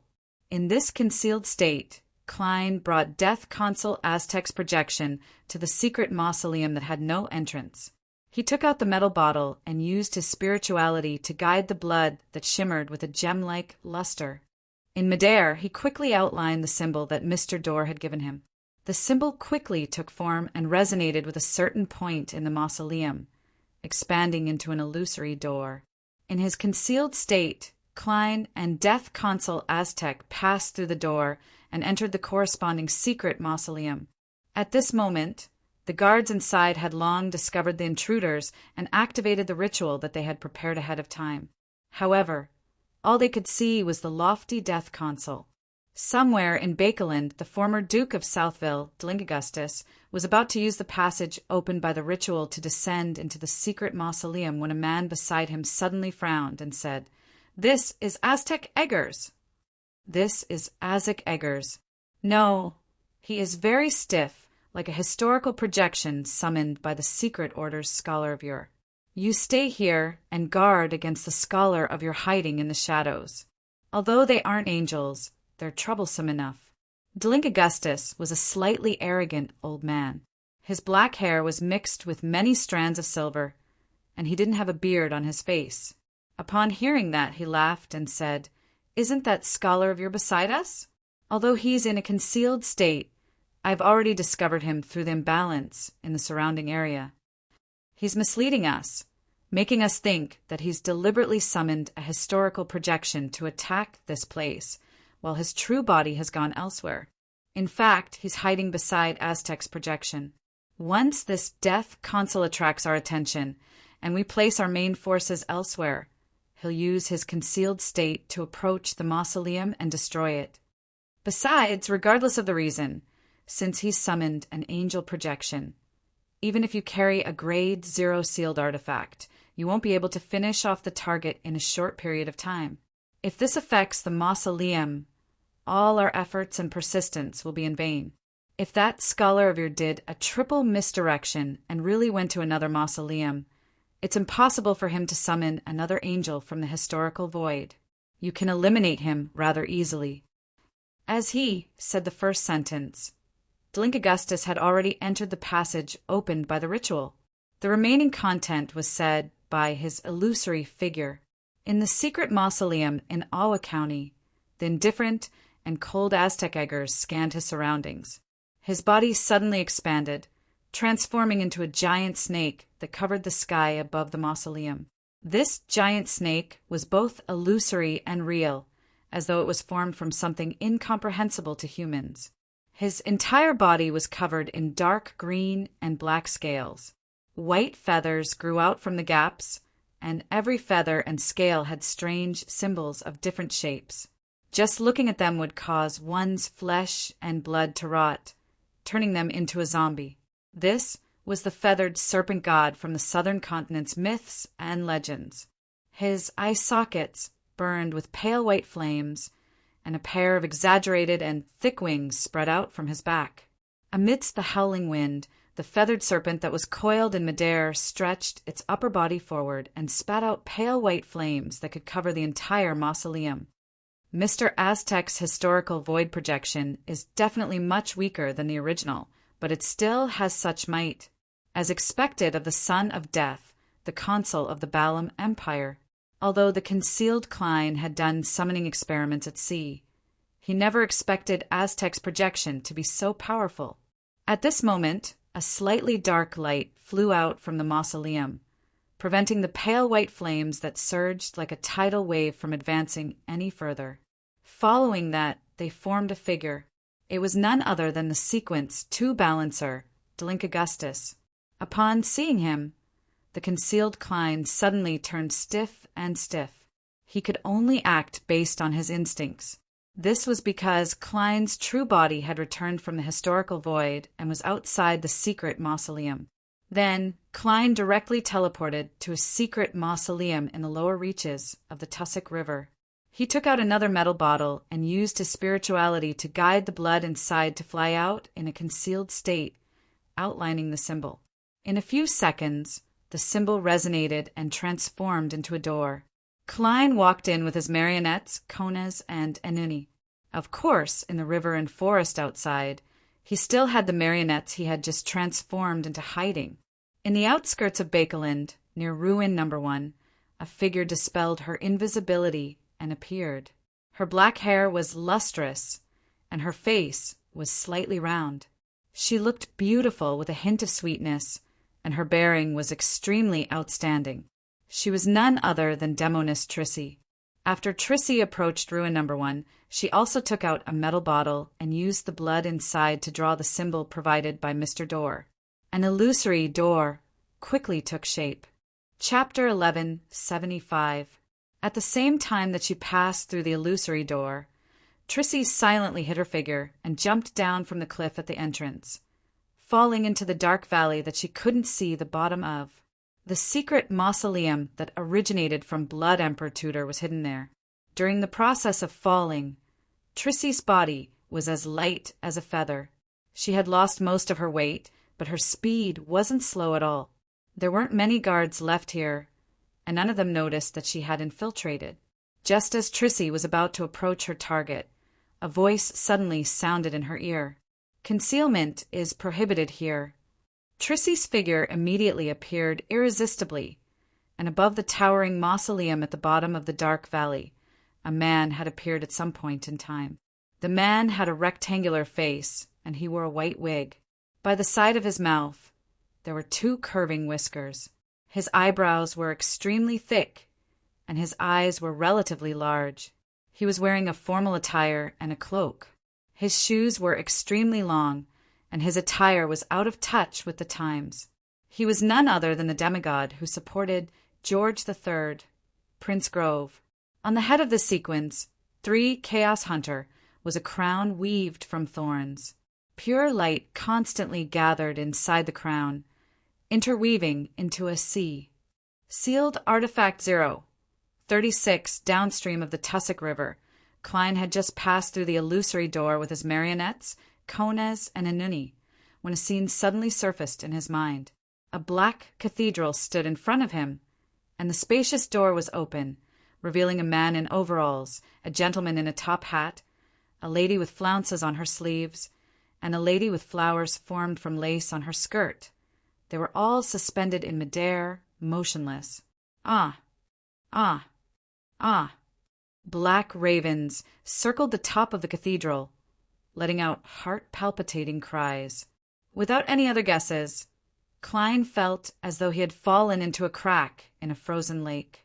His body turned cold as his hair stood on end. Countless thoughts surged in his mind as they shouted out a name. Zeridel! In an instant, Klein instinctively made a decision. He planned on switching places with his marionette in the outside world and directly leave the cathedral in front of him. Clearly, he had encountered a miracle. After passing through the illusory door, he failed to enter the secret mausoleum of George III. Instead, he arrived at a baffling place. In the next second, he realized that the spirit-body threads that connected him to the marionette outside had been severed. They quickly floated upwards and floated towards the pitch-black cathedral. If not for his intuition that exceeded his own level, allowing him to sense the danger ahead of time, he definitely wouldn't have been able to react in time. He would have been hung up and become one of the marionettes. Without any time to think, Klein quickly controlled his spirit-body threads and retracted them, connecting them to himself, forming one circle after another. This allowed him to temporarily escape danger, but it also made him lose his marionettes, Kones and Anuni, in just a second. The 2 marionettes' necks suddenly tightened as they were lifted up by an invisible hand and hung inside the steepled cathedral. Together with the original corpses, they swayed with the wind and let out voices with different voices, but the same words. Welcome back! On Memorial Square, the imagined King George III was still giving his speech. I will lower the property requirement for the right to vote again. I will transfer more rights to the House of Commons. Although the citizens didn't understand why the speech had such a development, they felt that it sounded pretty good. These are all bills that have been passed by the House of Lords. There's no need to tell the citizens during a speech. The king seems to be emphasizing that he will definitely follow this plan in the future. Audrey was puzzled, but she couldn't find an explanation that could convince herself. In ruin number 1 on the outskirts of Bakeland, in the dark and majestic secret mausoleum, the real George III had already worn the black crown and consumed the potion. His body was changing in the direction of the shadow of order, expanding and extending in a magical state. And the 9 mausoleums were islands in the sea of nothingness, a part of the entire rule. And the Emperor George III that the citizens were chanting at the same time during the ritual was countless, densely packed lighthouses. Together, they anchored this ruler of Rouen, East Balam, and the Rorstad archipelago, preventing him from completely breaking away from reality and becoming a part of the shadow of order. During this process, George III's thoughts couldn't help but wander, as though they had been torn apart.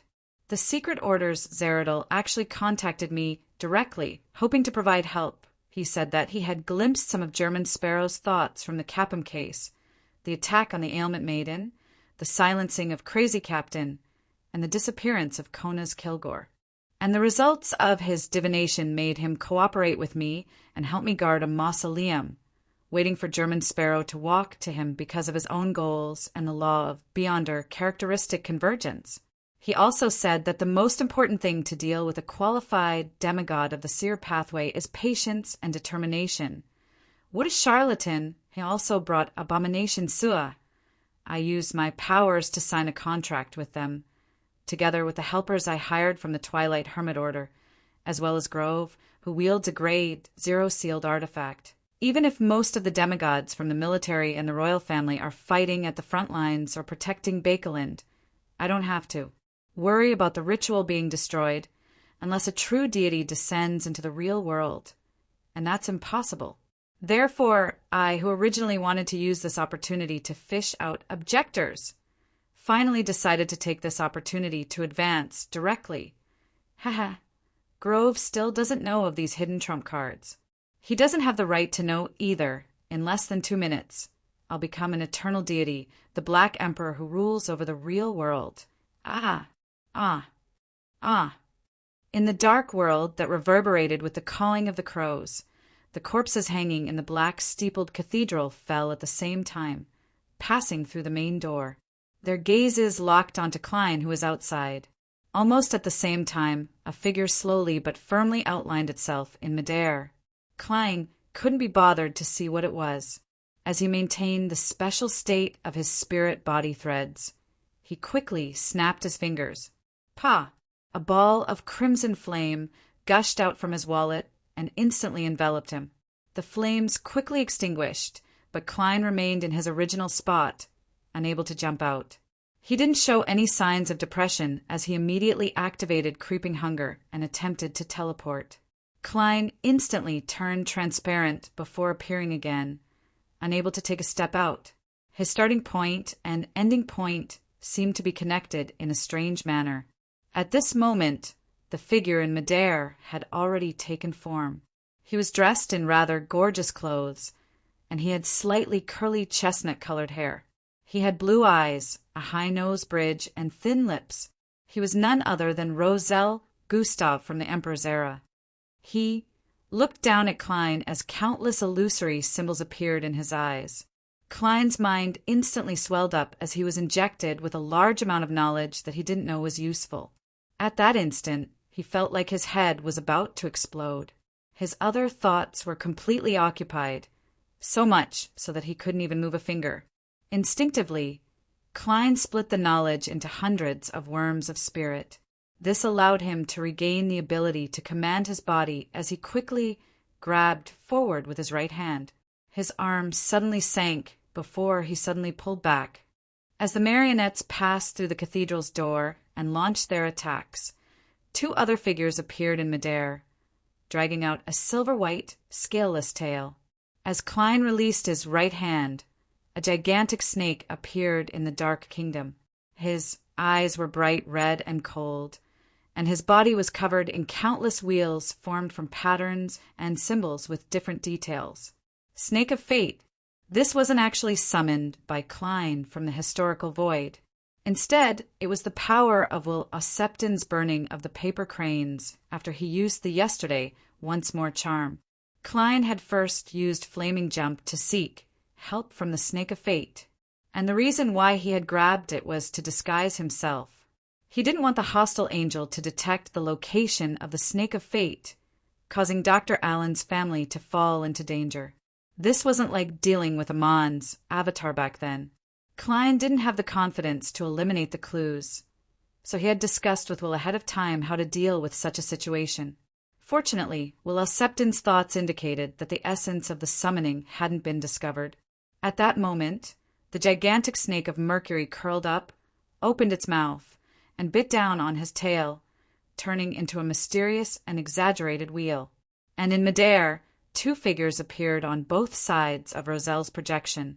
One of them was William Augustus I, who was engaged in an intense battle with Queen Mystic Bernadette. He was a sequence, one hand of order, and the other was formed from pure light. He had a pair of radiant wings on his back, and he clearly had the level of an angel. Suddenly, the 2 angel projections that had just appeared quickly vanished.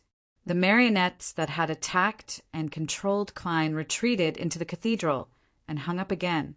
Konez and Anuni walked out one after another, accompanying Klein as they retreated through the illusory door. They left the world that was filled with the cawing of crows and appeared downstream of the Tussock River. Snake of Fate, reboot! The scaleless serpent's figure vanished as Klein didn't hesitate to activate teleport. He shuttled through countless spirit world creatures and arrived outside another secret mausoleum. He used his remaining blood to draw a symbol and open the illusory door. This time, he entered and saw the solemn and dark mausoleum. Hence, he summoned the sea god scepter and released terrifying lightning storm again and again to strike down his target. Then, Klein turned around and left the scene. Everything went so smoothly, like a beautiful dream. Yes, a beautiful dream. The moment Klein, who could always remain lucid in dreams, entered the ruins where the secret mausoleum was, he realized that he was already in a real dream woven by someone else. Divine King of the Nine Heavens. Chapter 1176. Klein pretended not to notice that he was in a real dream. As he stopped maintaining the projection on the Death Console side, he attempted to summon another me from the historical void to deceive the Tudor Ruins Guardian, allowing his true body to escape the dream and sneak into the secret mausoleum to complete the destruction. At present, he could only maintain 3 historical void projections. Death Console Aztec Eggers was one, and his concealed self was another. As for the ascetic leader, Ariana, he couldn't be sure if it was one. To be safe, before Klein summoned it again, he could only disperse one of them. As for Ariana's state, apart from suspecting that her true body had descended, Klein had another guess. It was that after the matron of the Evernight cloister sensed that her past projection had been summoned in the Amantha mountain range, she had deliberately entered a concealed state and disappeared from the real world, allowing the projection to gain consciousness.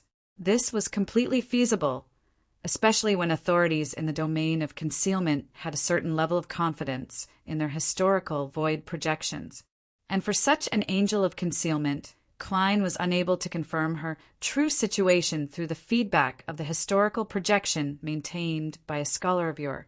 All he could do was not make any changes to prevent any accidents.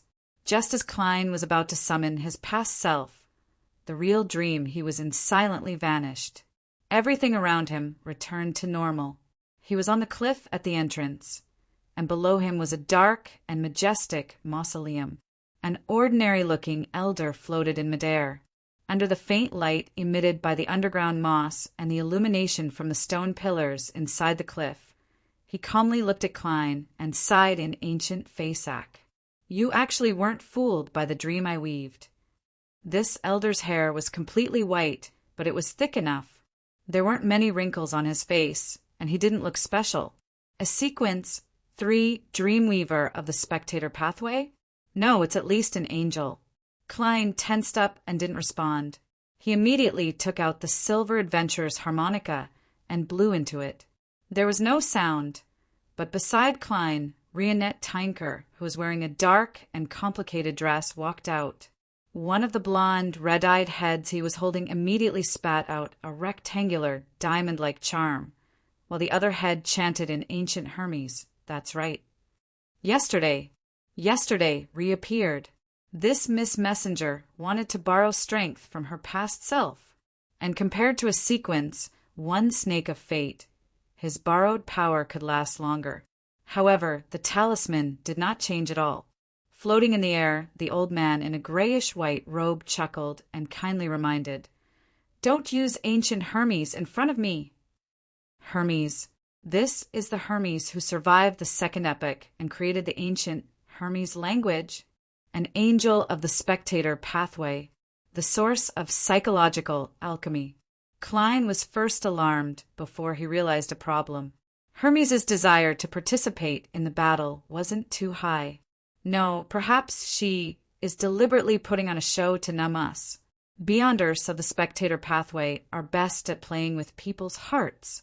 Just as this thought flashed through Klein's mind, Rionette Tynker's other 2 heads began chanting in Jotun and elvish respectively.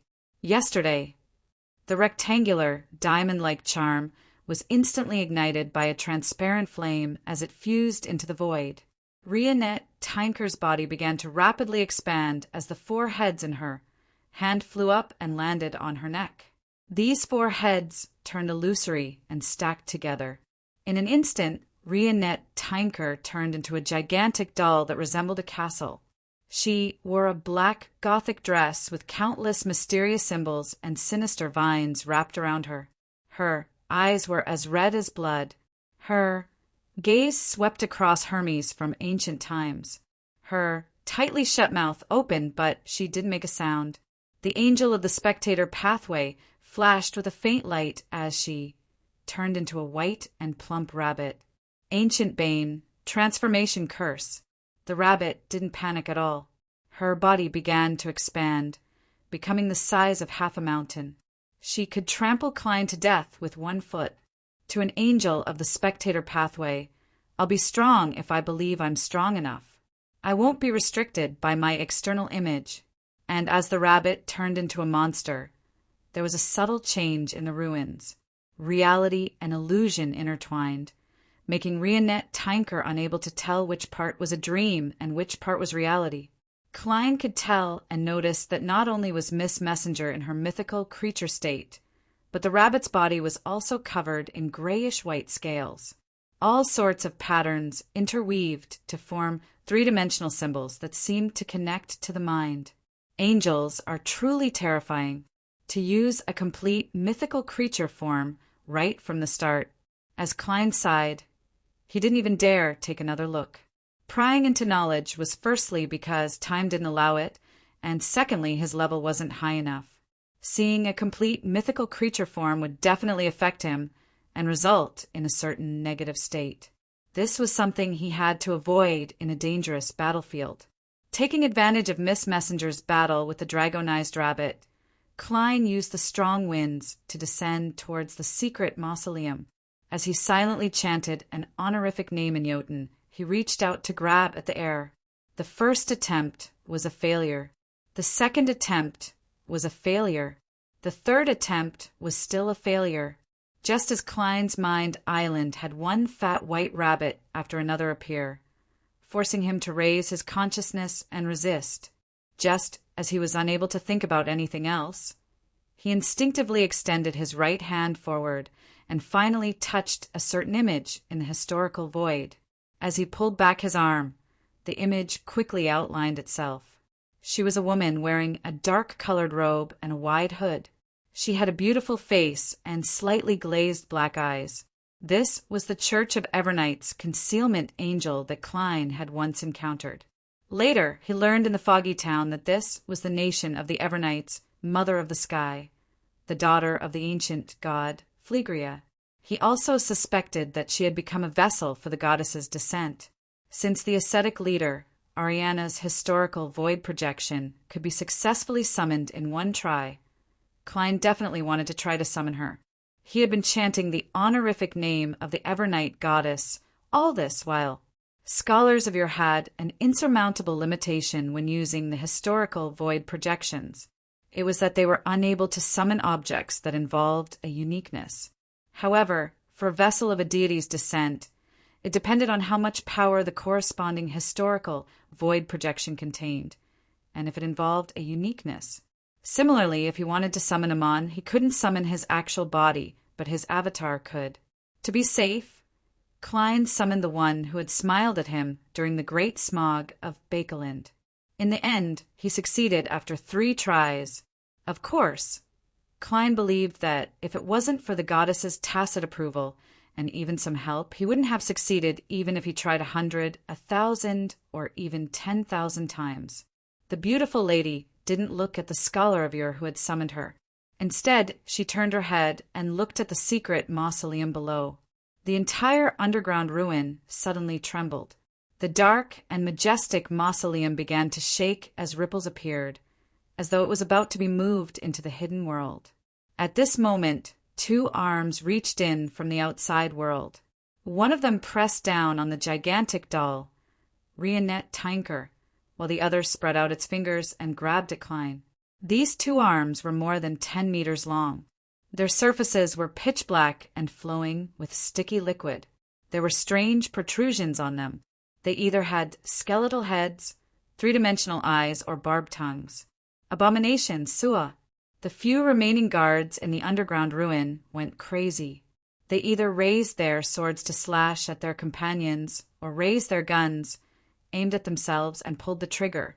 Klein's skin began to crack as his consciousness was disturbed by a crazy feeling. He was unable to respond effectively. The concealment angel he had summoned followed its instincts and retracted its gaze. It looked up at the two arms that seemed to come from the depths of a nightmare. The immense fear made Abomination Sua's arm tremble slightly. Not only did he fail to grab Klein, but Rionette Tinker also took the opportunity to curse it, causing it to grow short green fur. Right on the heels of that, they began to fade as they struggled in an attempt to escape their concealed state. And at this moment, 3 figures appeared in midair above the underground ruin. They were Roselle the Great, the first king of Rouen, William Augustus I, and the abstract angel formed from pure light. The historical void projection summoned by Zeradal chased after them, with so many angels descending at the same time. Just the influence of their auras caused the entire space to tremble, much less the intense battle that they were engaged in. For a moment, the dark mausoleum shook even more intensely, and inconspicuous cracks even appeared on its surface. Klein wasn't surprised at all, because this was his final plan. When the enemy was too strong and had sufficient preparations, making it impossible to create an opportunity to destroy the mausoleum, he could lure everyone together and create chaos. This was the inspiration Klein had received from his encounter outside Byam. Back then, Abomination Sua and Artificial Death's byproduct had attacked from afar. Sea King Kotman, Miss Messenger Rionette Tinker, and a demigod from the Rose School of Thought had participated. The outcome was the collapse of an innocent mountain.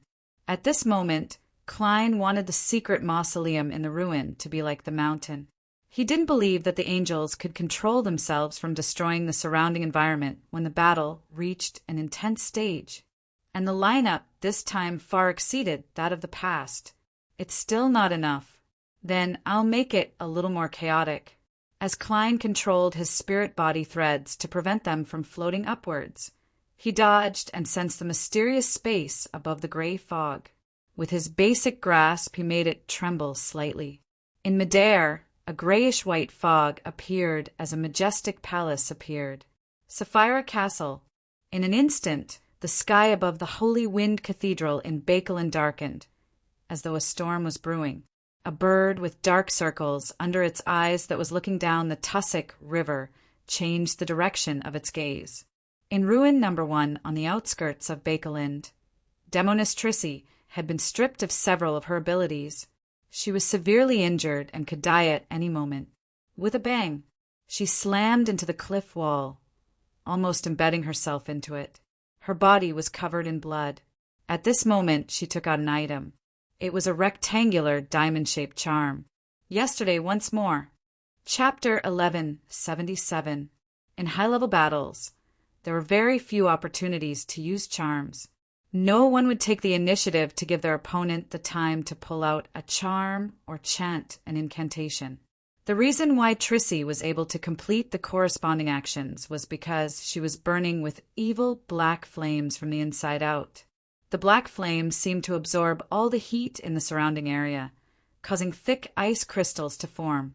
Outside the ice crystals, almost invisible spider silk wrapped around her, forming a huge cocoon. With these 3 layers of defense, Trissy managed to buy a second or 2.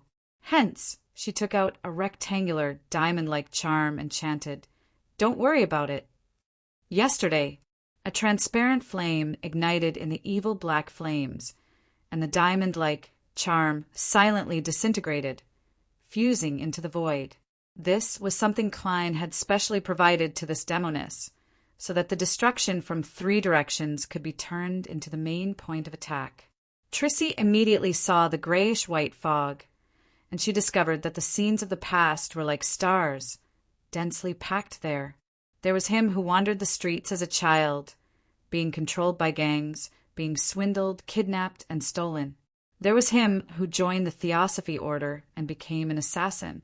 There was him who enjoyed the end, enjoyed the bloody slaughter, and enjoyed people being instigated to tear off their masks to reveal their beastly nature. There was her who had no choice but to become a witch due to various reasons. There was her who began to spread disaster. There was her who was arranged by the demonist sect to become Prince Edisac's mistress. There was her who was becoming less and less like herself, gradually becoming addicted to pleasure. There was her who was in extreme panic and yearned to escape, but ended up falling deeper into hell. There was her who endured endless pain and chose extremes. With a thought, Trissy magnified the scene, filling her entire field of vision.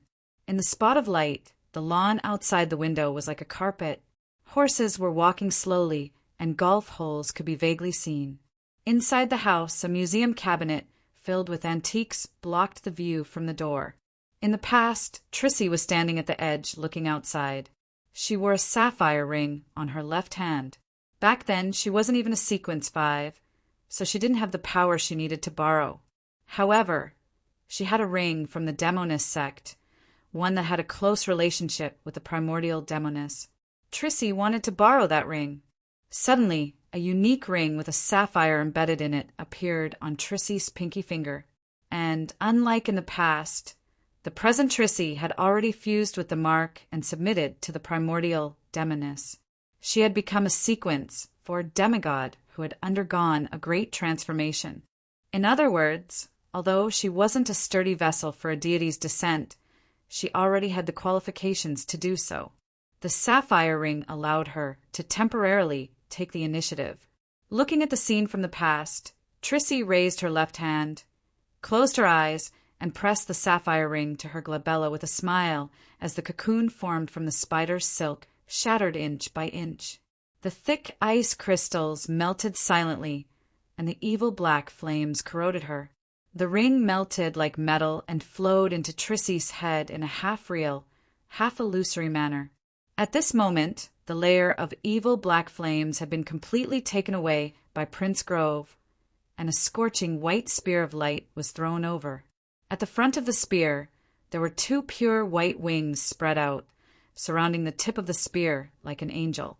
It sealed off the surrounding space, making it impossible for the target to escape. At that moment, Trissy opened her eyes. They were deep black. Her hair stood up one by one, all of them as thick as snakes. Their outer layers were slippery and sinister, and at the top of them were embedded black and white eyes, or they grew a venomous, snake-like head. Their mouths were slightly open as they flicked their tongues. The spear, condensed from pure light, stopped in front of Trissy, as though it was being held down by an invisible hand, preventing it from moving forward an inch. It was quickly dyed with a grayish-white color, turning from illusory to corporeal, as though it was carved from stone. With a whoosh, the spear rapidly plummeted and hit the edge of the cliff, shattering into countless pieces. Around Trissy, the grayish-white color rapidly spread out in all directions as though it had a life of its own. Wherever it passed, the rocks would harden, and everything else would turn into stone.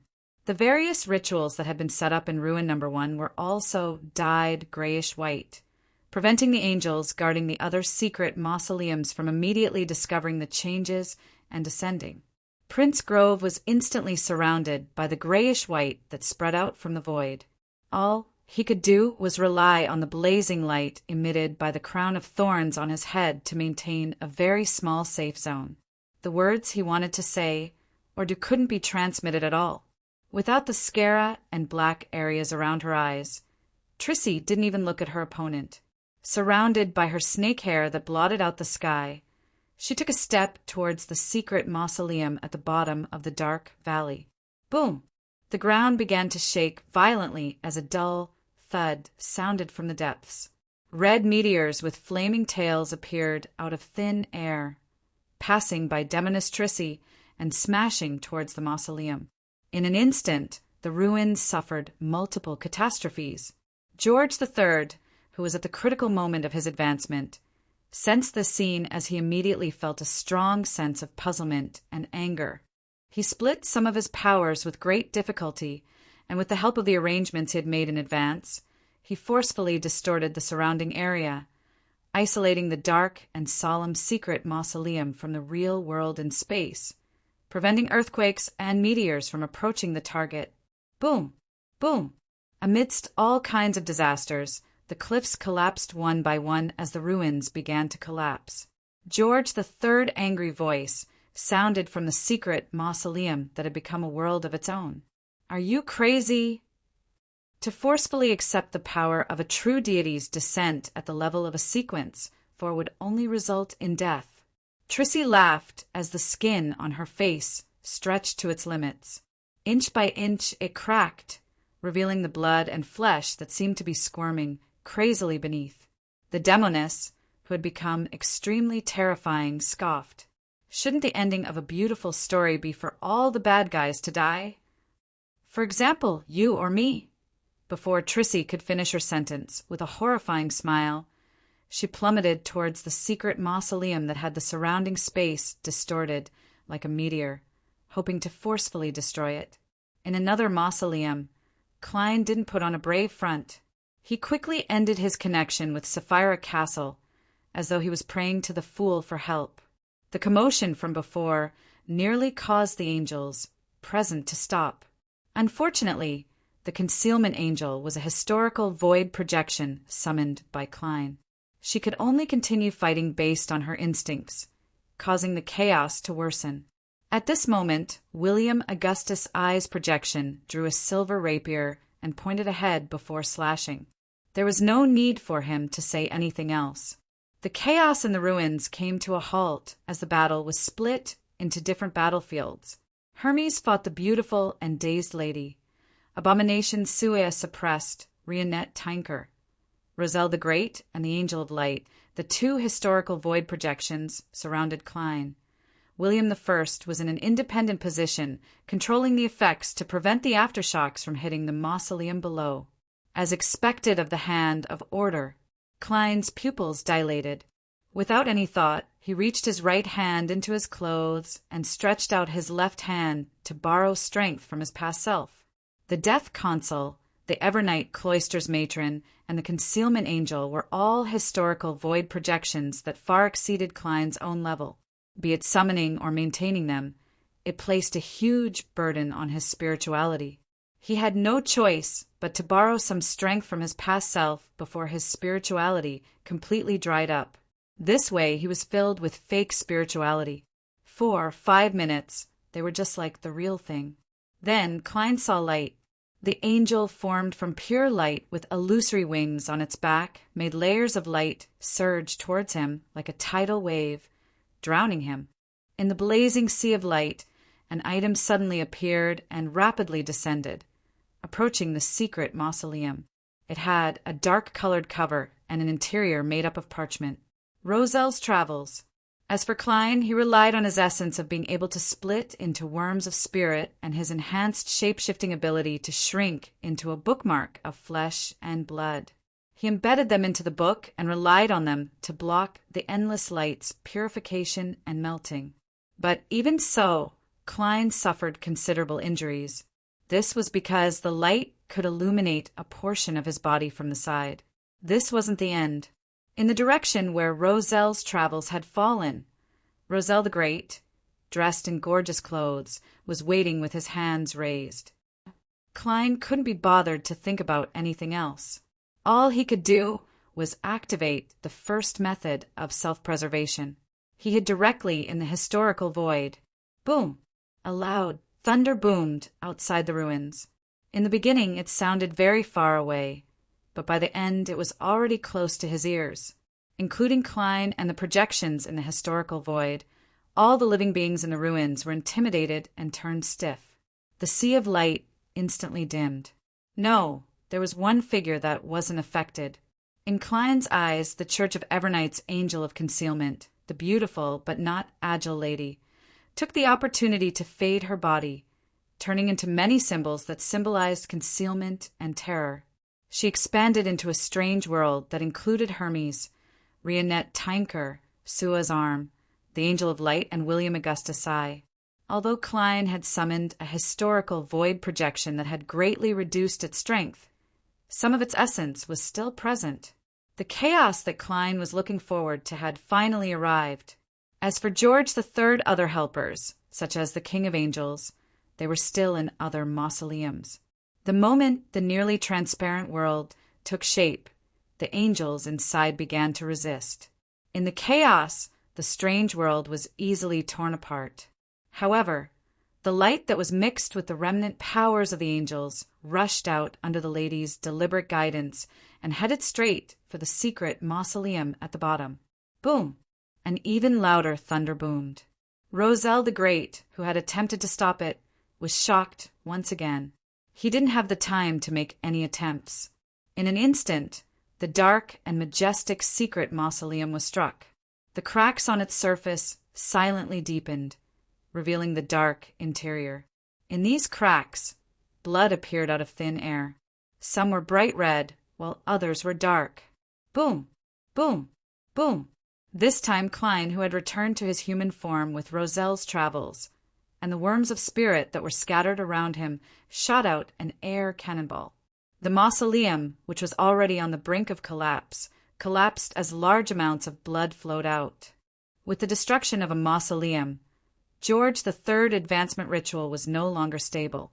It lacked a key support. If only one mausoleum had been attacked, he could still rely on his invisible connection with them to put up a certain level of defense. But now he was suffering a fierce attack. His illusory body suddenly boiled as he could no longer maintain the distortion outside. The mausoleum that was isolated from reality finally appeared in front of Trissy. The corners of Trissy's lips curled up on her squirming face. In Bakeland City Memorial Square. My subjects. The stern and old-fashioned George III, who had a mustache, was wrapping up his speech when he exploded with a boom. His flesh and blood turned into fireworks that sprayed into the air. P.S. Requesting for monthly votes at the end of the month. It would be a waste if you didn't vote, Divine King of the Nine Heavens. Chapter 1178. When Audrey and company saw this scene, it was as though they were watching a large-scale magic show.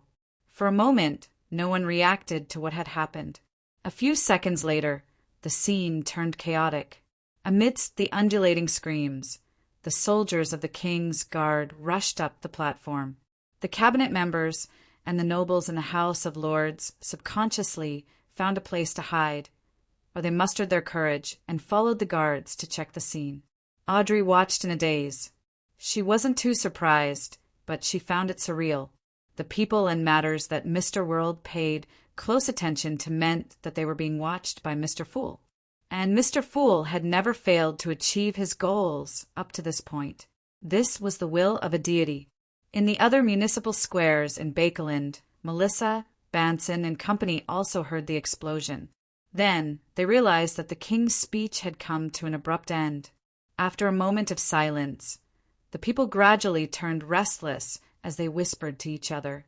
The fear of the unknown and the future slowly took over their hearts. In the outskirts of Bakeland, inside Ruins No. 1, George III's mind had already become extremely blurry. He felt that there was an irresistible and extremely crazy consciousness spewing out like a volcano. This was changing his body and distorting all the things around him.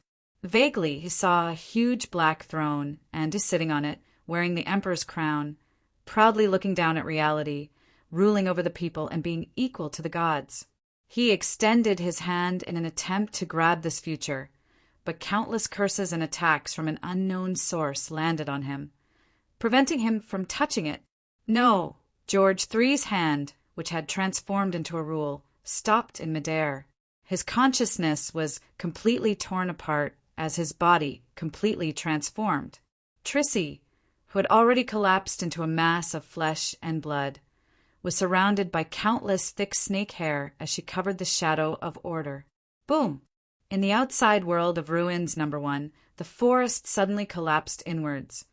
stirring up a large amount of dust. It filled the air like the thickest haze. Boom! The area formed a huge crater that connected to the Tussock River, drawing in the surging river water. Rumble! The sky rapidly darkened, and a storm that contained endless terror shrouded this place. On a mountain peak, further away, two figures stared at the scene. For a moment, neither of them spoke. One of them was the demoness of unaging, Katerina, who was dressed in a holy white robe, and the other was a hooded red angel evil spirit with a pale face. After 2 seconds, Saintess of White Katerina sighed softly. The reason we want to find her is because the primordial told us that she has a strong tendency to self-destruct. The red angel evil spirit listened silently as his expression warped slightly. I know who interfered with my response.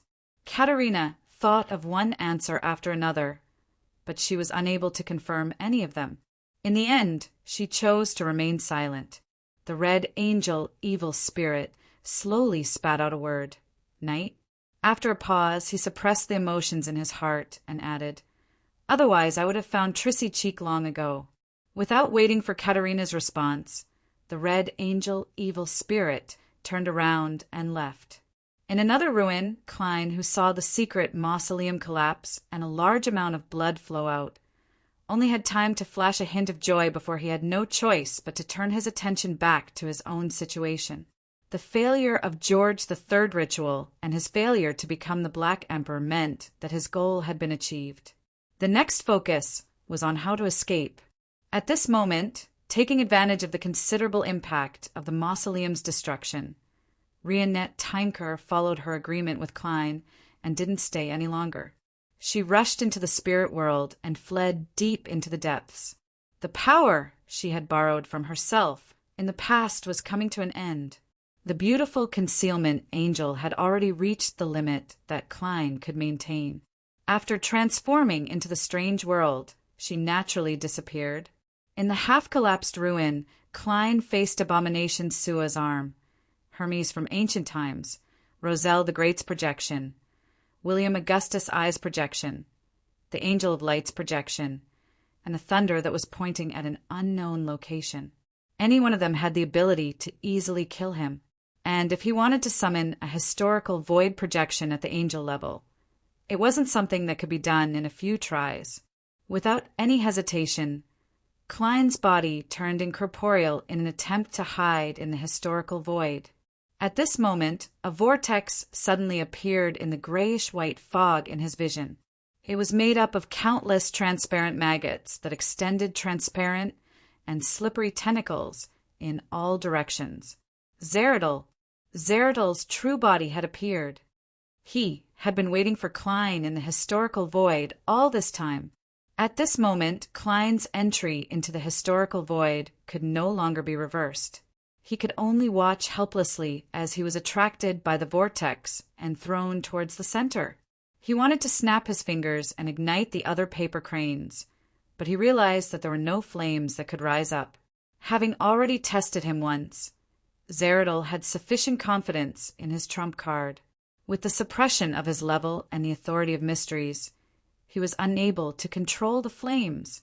In addition, Klein's intuition told him that the destination of the teleportation was strangely connected to the vortex formed by the transparent maggots. He was unable to escape, nor did he have the time to summon sufficient helpers. A seer didn't perform unprepared. The vortex formed by the transparent maggots slowly spun, welcoming Klein's visit. The transparent and slippery tentacles swam over in an unstoppable manner. They wrapped around Klein, but they only wrapped around an ancient book with a dark cover. The blood on the surface of the book had yet to completely fade. Gu Roselle's Travels. In the most dangerous second, Klein took the initiative to prick his finger, allowing his blood to flow onto the surface of Gu Roselle's Travels. Then he entered the book's world and temporarily escaped the fatal trap set up by Zeridol. The moment he entered the book's world, Klein immediately reached out and grabbed forward. He grabbed a marionette that he had only briefly possessed from the historical void. Vinrambus. Klein had once experimented that he could summon the projection of true history here. After all, it belonged to Sapphira Castle, and the book's world's prayer to the fool wasn't obstructed. Of course, if that didn't work, Klein had other solutions. It was to summon Justice Audrey, who existed in the book's world's history. In short, he needed a mid-sequence, high-sequence beyonder of the spectator pathway to bring him into the sea of collective subconscious, into the City of Miracles, Live Seed, and into the Hall of Truth. This was because Klein had no idea how long it would take for a sequence one like Zeradol to grasp the secret of Gufrazel's travels, nor did he know if he would forcefully descend into the book's world. All he could do was race against time. The gentle and elegant Vin Rambus, who was dressed in a formal suit and a dark red bow tie, pulled Klein with a stiff expression and directly entered the sea of collective subconscious formed by countless overlapping lights and shadows. With the powers of a manipulator, they quickly traversed and arrived at the City of Miracles, Live Seed, in a few seconds. They arrived at the entrance of the Hall of Truth. Klein dispelled the maintenance on Vin Rambis's marionette and, pushed by the strong winds, ran through the door. As he passed through the colorful murals, his inner voice echoed in the hall. The success rate of summoning 0-08 here should be relatively high. Use it to draw or write something at the end of the mural on the left. It can affect the real world through its arrangements. I can make Zeradol make a mistake, allowing me to find a safe path to escape. No, it's better to let Amon's avatar join the chaotic battle and implicate Zeradol. That's easier to achieve. It's no wonder the goddess wanted to fish Amon to Bakeland. The mural on the right represents the world in the book. I can use 0-08 to draw a temporary door for me to leave. As he ran, Klein's right hand kept grabbing at the void in front of him. 5 times, 10 times, 20 times. When Klein once again borrowed strength from his past self, his right hand suddenly sank as he dragged out a slightly dim classical quill. 0-08. In the next second, Klein arrived in front of a huge pillar that was so wide that it would take countless people to wrap their arms around it. There was a clear sense of the vicissitudes of time. It was the throne of the dragon of imagination, Anquelt. Klein circled around the stone pillar and came to the end of the mural. He picked up the quill, 0-08, and was about to write. He had never experimented with the changes that would happen when he used 0-08 here. He was afraid that the accident would be too great and alarm Amon's brother, causing his plan to prevent George III from becoming the Black Emperor to be discovered ahead of time. And at this moment, he didn't need to think about such matters at all. He could wholeheartedly weave the development that he needed. Suddenly, 0-08, which was about to begin writing, disappeared. It disappeared before it reached its limit. What's going on? Klein was surprised. He then realized that the Hall of Truth didn't amplify the sentence. The surroundings were extremely quiet. With a thought, Klein slowly turned around and saw that the ancient stone pillar had turned into a 100-meter-tall cross at some point in time. In front of the cross, a huge, blurry figure stood there, carrying everything on its back as it looked at all living beings with pity. Inside the Hall of Truth, there were rows of black seats with backrests, but there was only one prayer. This prayer had his eyes closed as he sat in the middle of the first row. He wore a rather simple white robe, and he had a pale golden beard that covered the lower half of his face. His hands were clasped in front of the silver cross pendant in front of his chest, and his expression was warm and calm. Adam, president of the Twilight Hermit Order, king of angels Adam. Klein had no idea when he had arrived. At this moment, Adam raised his head, revealing eyes that were as clear as a child's. He slowly stood up and spoke with a calm expression. Intis no longer watches by the sidelines and has decided to take the opportunity to launch an attack. This war has truly begun to engulf the world. Do you accept such an outcome? P.S. Requesting monthly votes at the end of the month. Everyone, don't waste it. Divine Emperor of the Nine Heavens. Chapter 1179. Although there was no concept of temperature in the Hall of Truth, Klein felt a sense of coldness and heat when he heard it. He wanted to defend himself, but he was at a loss for words when he opened his mouth. After silently looking at Adam's clear eyes that could reflect his figure for a few seconds, Klein said with some difficulty, "That's not the case.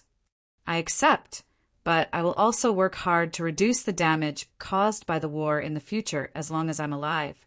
He paused for a moment and asked in a deep voice, "Is this the price you marked for the gift?" Back then, when one of the ascetics here said your real name, you already noticed this travel book and secretly made arrangements. Adam, who was dressed in a simple white robe, didn't respond. He walked towards the murals on the left and stopped in front of one of them. He raised his head slightly and quietly admired it. In the mural, the book bound from goatskin flew into the clouds and into the cosmos before landing in a gigantic claw. After looking at it for a while, Adam said in a warm voice, "You can leave now." Klein immediately felt that he was being repelled by the Hall of Truth, the City of Miracles, and the world in the book's sea of collective subconscious. He couldn't help but float up and fly out. During this process, he saw Adam return to the front of the rows of black seats. He held the silver cross pendant, closed his eyes, and piously prayed to the huge and blurry figure. Outside the sea of collective subconscious, an illusory door silently appeared. It stood in midair and led outside. The world in the book also began to repel Klein, squeezing him out of the door. Suddenly, Klein returned to the real world in front of the grayish-white fog.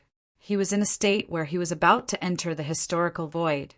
Unlike before, he wasn't locked onto by the vortex formed by countless transparent maggots and the nearly invisible, slippery tentacles that wrapped around Roselle's travels trembled slightly before vanishing into thin air.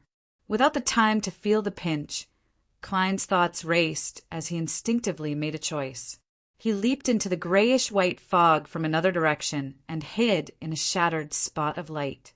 This was also the so-called historical void. In the next second, Klein began to regret it. This was because Zeradal's slippery and terrifying tentacles extended over from the grayish-white fog. The countless transparent maggots no longer formed a spinning vortex as they disintegrated into a tidal wave that surged towards him. Zeradal could actually fight in the historical void. This was the suppression of a high-ranking Beyonder of the same pathway over a low-ranking Beyonder. The best way to deal with a demigod of the seer pathway was always to be a demigod of a higher sequence. Without any hesitation, just like when he advanced, he ran through the spots of light and fled deep into the fog of history. The collapse of the secret mausoleum, the air raid on Backlund, and the tragedy of the Great Smog flashed past one after another, but the sense of danger in his heart didn't weaken. He even saw the thick shadows approaching him and began to cover him. This was a tidal wave formed by the transparent maggots and slippery tentacles. Klein ran with all his might, constantly chanting the honorific name of the Evernight goddess in Jotun, hoping to be saved. This was the only thing he had the strength to do, and it was also the only existence that could save him at present. Of course, if he knew of Amon's honorific name, he would definitely attempt to provoke this blasphemer. Only by messing up the situation would he have a chance of survival. Roselle's proclamation as emperor, the improvement of the steam engine, the battle of the violated oath, the White Rose War, and the 20-year war flashed past his mind. Klein realized that his body was being covered by more and more shadows.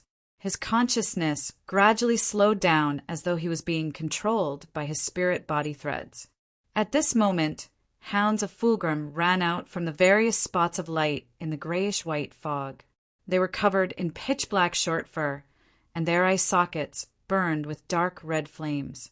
The corners of their mouths extended all the way to the back of their heads. This group of monster-like Sapphira Castle keepers passed by Klein and rushed behind him. Klein immediately regained consciousness. F***CK. He cursed himself. His eyes were slightly red as he continued running with a blurry vision. He ran from the 5th epoch to the 4th epoch, and from the 4th epoch to the 3rd epoch. The huge shadow behind him paused for a few seconds before continuing to surge towards Klein as though nothing had happened, drowning the historical void he passed through. Klein wasn't stingy with his spirituality at all. He desperately used the spots of light he had lit to run through the fog of history, from the third epoch to the second epoch. He ran to a lonely fragment of light, surrounded by a withered forest and a normal-sized tomb. This was the history where giant King Ormer buried his parents. As for the tidal wave formed by Zeradol's true body, it didn't seem to understand the past enough.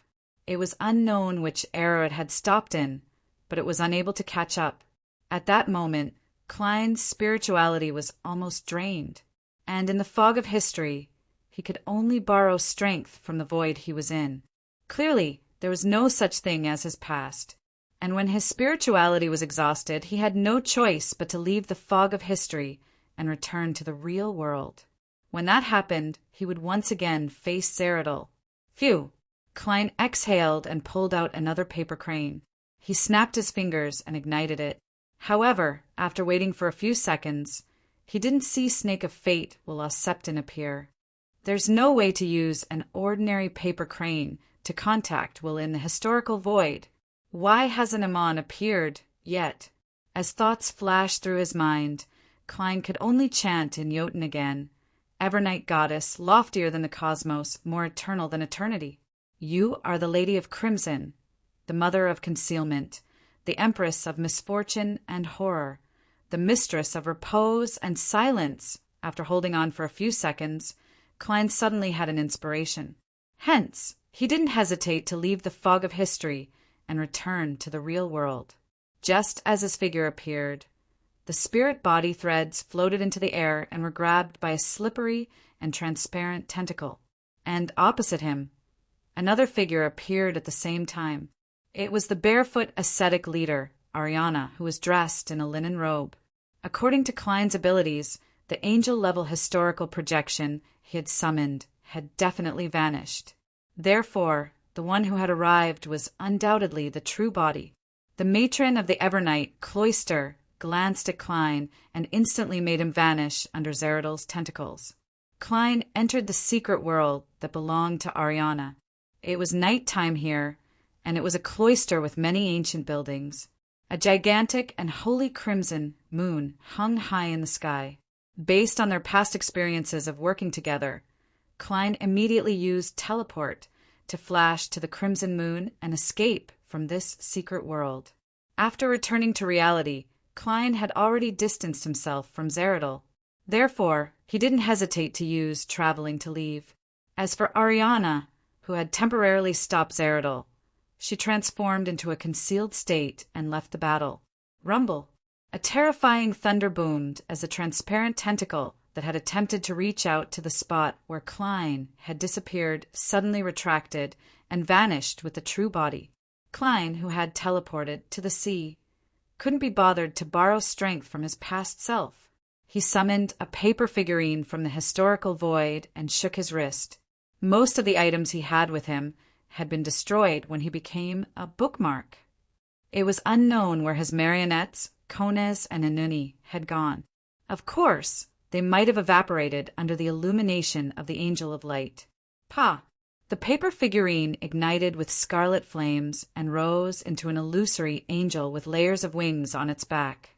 It wrapped around Klein and eliminated all traces. Then Klein activated teleport again and left. In the secret mausoleum in East Chester County, William Augustus I and Queen Mystic Bernadette simultaneously sensed the death of George III through the changes in order or through their own prophecies. The latter didn't stay any longer. His body suddenly separated like a pile of soap bubbles that refracted light, scattering in all directions before shattering. William Augustus, I didn't have the mood to stop or chase after him, but he wasn't in that much pain either. Klein took a huge detour and used Angel's Embrace 3 times to eliminate his traces before silently returning to Bakeland, which was probably the safest place at the moment. He didn't return to the apartment he had previously rented. Instead, he found a hotel in the Bakeland Bridge area and got a room. Of course, he didn't forget to change his looks, height, temperament, and characteristics. He became more ordinary, and inconspicuous. After entering the room, Klein endured his mental fatigue and physical injuries and began chanting the honorific name of sea god Cavituous. He prepared to take 4 steps counterclockwise and head above the gray fog. He wanted to use his true vision and the real angel's embrace to confirm the environment and eliminate any latent dangers. Thankfully, Zeradal should have signed a contract with George III. He can't leave the mausoleum he's guarding. Otherwise, I would have most likely become his marionette in that chaotic battle. His An Abomination Sua's appearance has exceeded my expectations.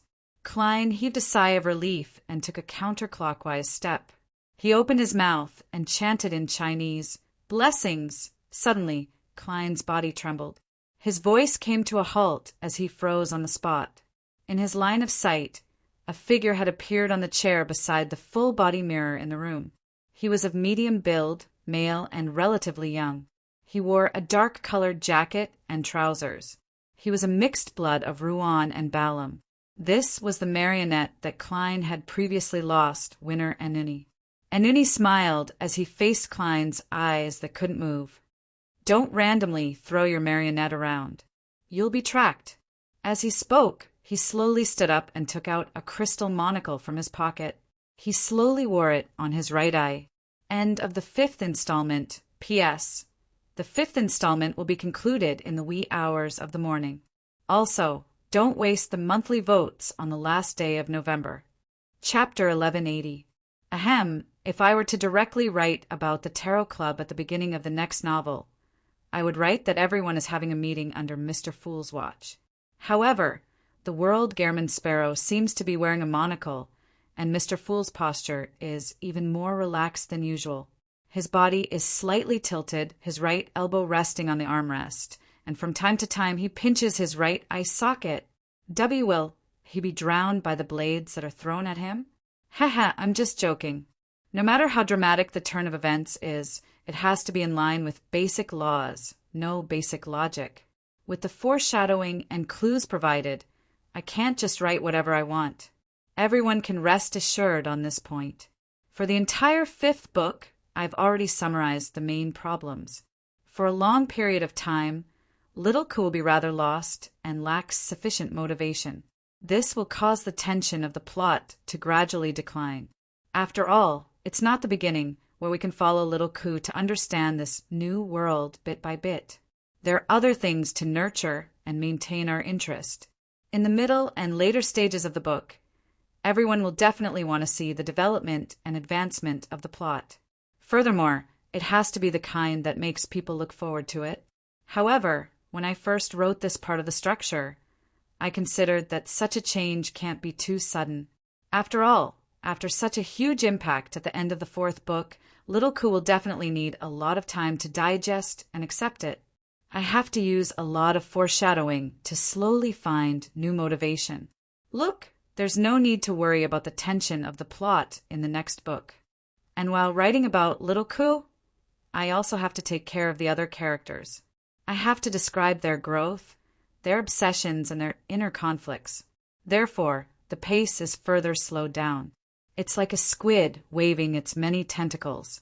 From controlling 2 or 3 simple storylines at the beginning to controlling 7 or 8 storylines and characters, it's really getting more and more strenuous.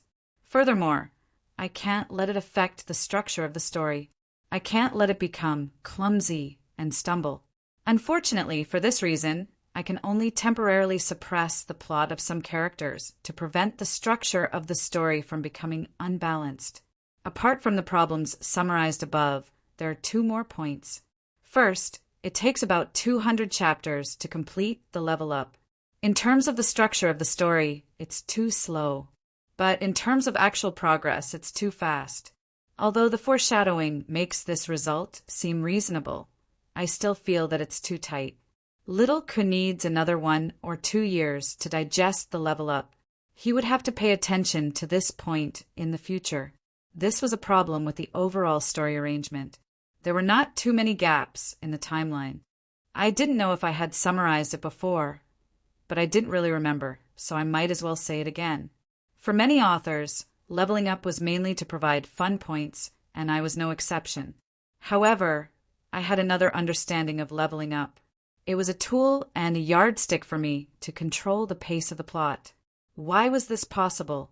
My understanding of the word was change. After a story had been going on for too long, everyone would desire something new to be added to the story. They would desire something different. They wouldn't want the story to remain the same. At such a time, leveling up would naturally provide change. It would be very gentle, and it wouldn't just be a simple change to the environment. The main character himself would also change from inside to outside. Therefore, it wasn't that it couldn't be written without the elements of leveling up, but there had to be nodes of change. In a sense, this was an internalized, gentle leveling up. Just like in some romance novels, the feelings of the male and female protagonists could also be seen as leveling up. From less to more, there would be elements of regression, division, and reconciliation. The second point was that many of the plots in the fifth book gradually broke away from the low and mid-level beyonders and the social environment. This was an inevitability brought about by the increase in Little Ku's strength, status, and level of involvement. It was also a problem that I hoped to find a way to solve, because once there was no environment, there would be no sense of reality, and the entire story would have no foundation. There would only be drama and conflict. This was also the reason why my previous books developed faster towards the end. Well, except for martial arts. It was because there was too much repetition, and leveling up brought too little change to the plot. One of the reasons I came up with the sequence system and the acting method was to let the high-ranking beyonders who had broken away from society re-enter the world through the acting method. I would give them a life and return the world to reality. This point was somewhat reflected due to the main theme of this novel, but not too much. I hope to strengthen it in the future. Going back to the fifth book, the theme of Red Priest represented war. There weren't many positive descriptions, but it ran through the entire novel. It was the bright line of the plot, and at the same time, it used the encounters in this environment to show the feeling of drowning and struggle. Trissy was one, Little Ku was another, and those characters who struggled to hold on in the face of the torrent of the times were the same. I repeatedly emphasized drowning in order to not mention it in the last 10 or so chapters. I wanted to create such an atmosphere and feeling through the story itself. I believe everyone can understand it. When Trissy said those words and fell into the mausoleum, Amon put on the monocle in front of Little Ku. The feeling of a struggler finally sinking into the water could be seen. The corresponding character images were also established. It was precisely because of the need for such an atmosphere that the encounters in this novel didn't have many plot twists.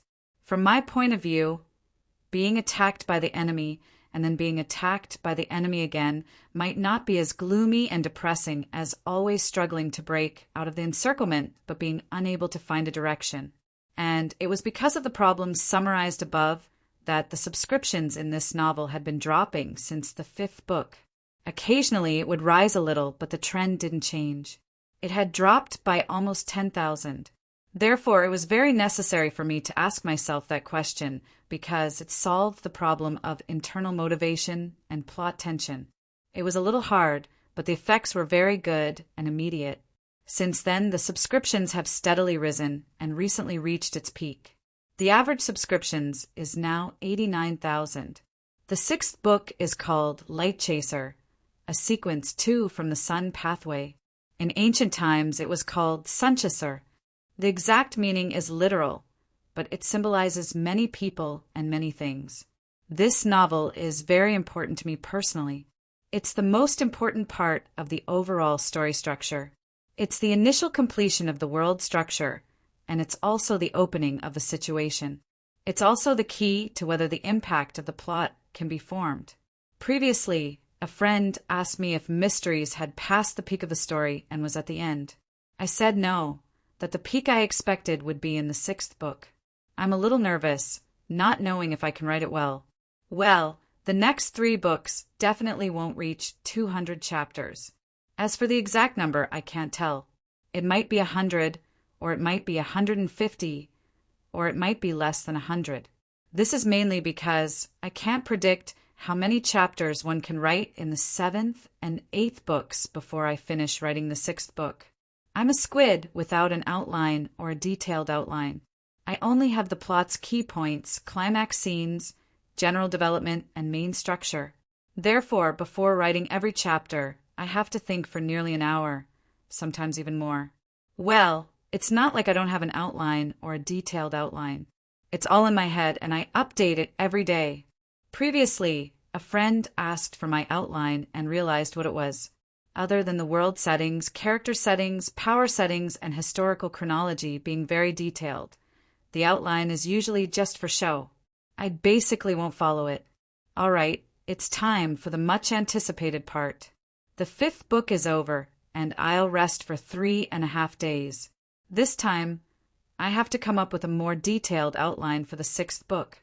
Otherwise, if I just rely on my brain, it will become more and more difficult as I progress. There are too many things I need to consider.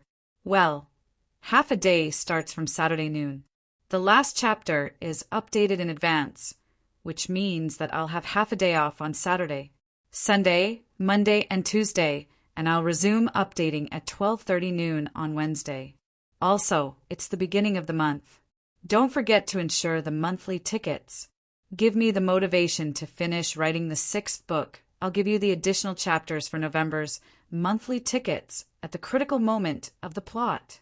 Chapter 1181. In a hotel in the Bakeland Bridge area, apart from the fact that his thoughts still belonged to him, Klein couldn't control anything else. Even his eyeballs couldn't move. He knew very well that this was likely a deeper level of parasitism. In such a state, he could only look ahead with fear and despair. He watched as Anini, who had worn a monocle and had transformed into Amon's original appearance, smiled and took a counterclockwise step. He then opened his mouth and muttered in fluent Mandarin, "Anini, Anini." He chanted in fluent Chinese, "The celestial lord of heaven and earth for blessings." Did he steal my thoughts or my Chinese abilities? It should be the former. Otherwise, there's no way for he to grasp this ritual. Klein's pupils couldn't dilate as he watched. He felt an unprecedented sense of anxiety. The monocle-wearing Amon seemed to sense his emotions. He turned his head to glance at him and smiled. He took another step counterclockwise and chanted in Chinese, "The celestial lord of heaven and earth for blessings." Following that, the blasphemer skillfully carried out the ritual. Every step he took and every incantation he recited made Klein's heart sink deeper and deeper into the dark swamp. It was as though he could no longer see the slightest glimmer of light. The celestial lord of heaven and earth for blessings.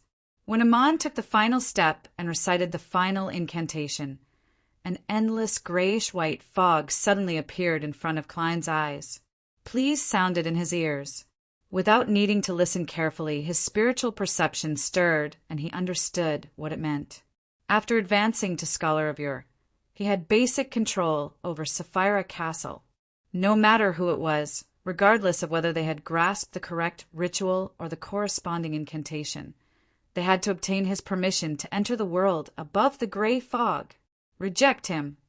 Klein was immediately delighted as a clear thought surfaced in his mind. However, just as he had this thought, he forgot it. He stood there like a statue, carved from stone. His intention to reject had been stolen by Amon. Klein once again felt despair, but the grayish-white fog in front of him and the prayers in his ears didn't disappear. Klein was first taken aback before he understood what was going on. I understand. I have to personally head above the gray fog and control Sapphira Castle. Only then can Amon enter. There was no such thing as acquiescence. This thought was like a straw that Klein grabbed without hesitation, lest he sank into the water silently and coldly without anyone knowing. Although he did not know how to make use of this matter, His intuition told him that the only hope and the slightest possibility might be hidden in this. At this time, Amon stopped trying and looked at Klein. Clearly, he failed to successfully enter Sapphira Castle. The Angel of Time adjusted the monocle on his right eye and smiled without any change in expression. "Honorable Mr. Fool, your idea of saving yourself is very interesting." Amon used the standard Ruan language, but every word seemed to be able to mobilize the power of nature, creating rounds of explosions in Klein's mind. How can he be sure that I'm the fool and not the blessed of the fool? Klein's body and mind turned cold as the hope that had just surfaced sank into the water once again. How can I be sure? Amon made a tisk sound and sat down on the chair he was sitting on. He pointed at the round stool opposite him and said, "Have a seat.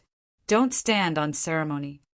As soon as he finished speaking, Klein involuntarily took a step forward and sat on the round stool. Amon surveyed the room, raised his hand, and grabbed Klein's black silk-top hat. He wore it on his head and said with a smile, "That's right, Klein's right. Do you think I don't know that the ritual just now failed? How long has it been since Sapphira Castle's anomaly? How can I forget?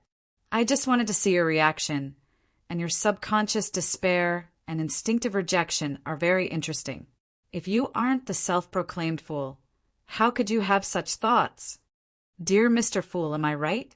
In the process of making 4 consecutive rhetorical questions, Amon's expression was rather joyful, like an old hunter who had caught a fox's tail. "I've been deceived." Klein finally realized why Mika wasn't disappointed in the slightest. He subconsciously wanted to deny it, but after thinking for a while, he calmly opened his mouth and said, "Just kill me." I can speak now." Klein hurriedly tried to control his body, but it was impossible. In the next second, he was prepared to recite the honorific name of the Evernight goddess, but he immediately lost this thought. The thin-faced blasphemer Amon pressed down on the monocle on his right eye and maintained his excited state. "That way, you can be reborn in Sapphira Castle? The more I talk to this fellow, the more mistakes I make." Klein shut his mouth tightly and didn't say another word. Upon seeing this, Amon smiled and shook his head. "There's no need to be so afraid. Actually, there's no irreconcilable conflict between us." Klein, who was sitting on the round stool like a puppet, was stunned for a moment without responding. Amon leaned forward slightly and looked into his eyes before continuing with a smile. "Our only conflict is Sapphira Castle. However, do you really wish to shoulder that fate? Are you really not worried that the original owner of Sapphira Castle will revive in you?" This sentence hit the point that Klein was most concerned about. He was momentarily at a loss for words. Amon pinched the crystal monocle and didn't press Klein for an answer. Instead, he smiled and said, "Give Sapphira Castle to me and all the problems will be resolved. That way, whether the original owner of Sapphira Castle can be revived or if the corresponding fate can be withstood will be something I need to worry about, not you. Also, the pursuit of Dor and Little Zeradol, the gift of Evernight, and the subsequent arrangements of my paranoid brother will be left to me to worry about in your place.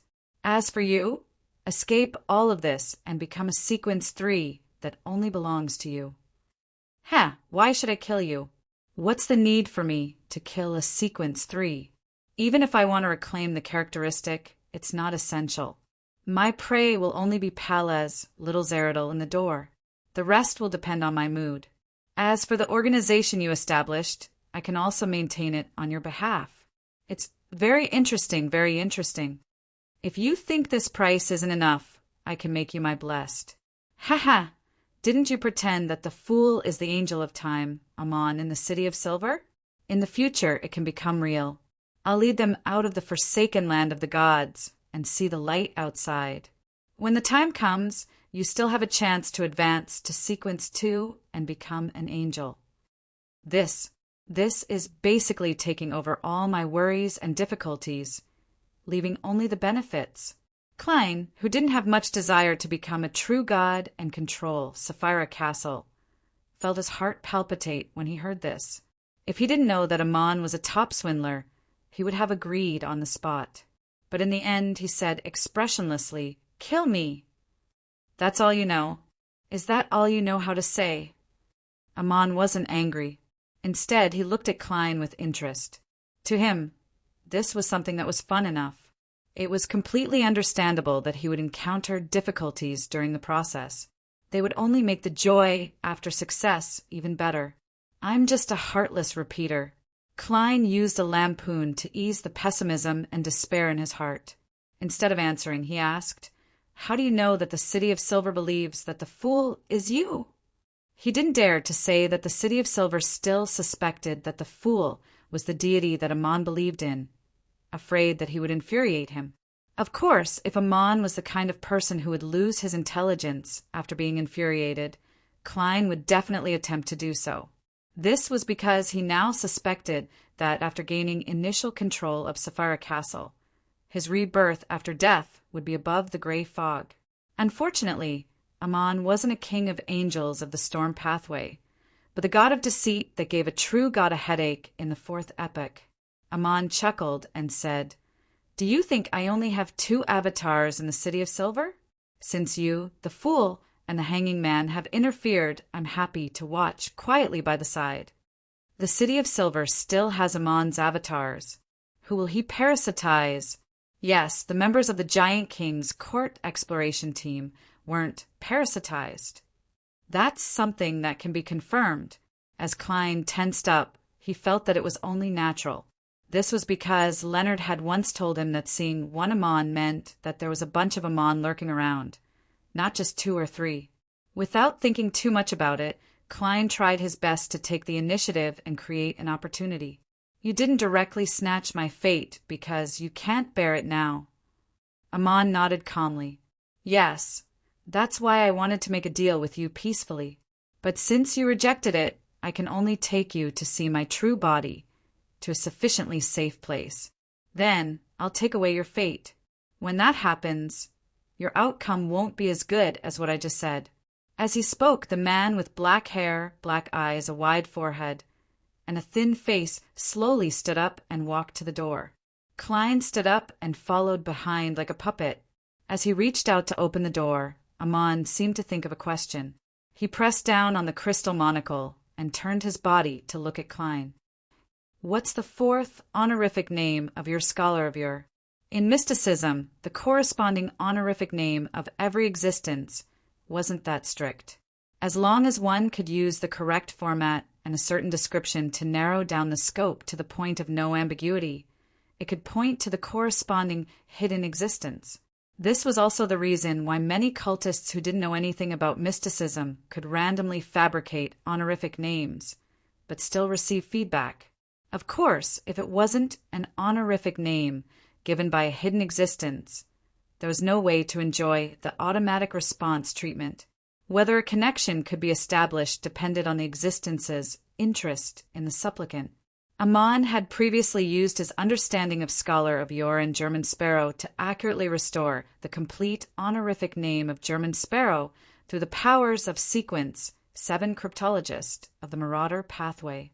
However, he didn't attempt to pray and use automatic response to establish a connection and lock onto the other party's location. This was because his godhood intuition told him that there was a problem with the 4th sentence and that it would definitely fail. The correct 4th honorific name flashed across Klein's mind, but he didn't plan on telling him. At this moment, Amon opened his mouth and recited his thoughts. "Protector of Bakelin's magic and theatrical performances."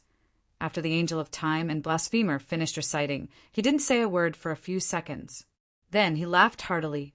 After he finished laughing, Amon nudged the monocle on his right eye and smiled. "To be frank, this is very interesting. Are you really not considering becoming my blessed?" Klein opened his mouth and said the familiar answer, "Just kill me. P.S. Recommending a book, Initial Evolution. Ing Dang's infinite flow after many years of making a comeback. The 3rd book of the Evolution trilogy. The battle scenes are excellent, the power system is interesting, and the character's intelligence is online. Currently, it's gradually entering an optimal state. Chapter 1182. Upon hearing Klein's answer, Amon smiled and shook his head. As he reached out to open the door, he casually asked,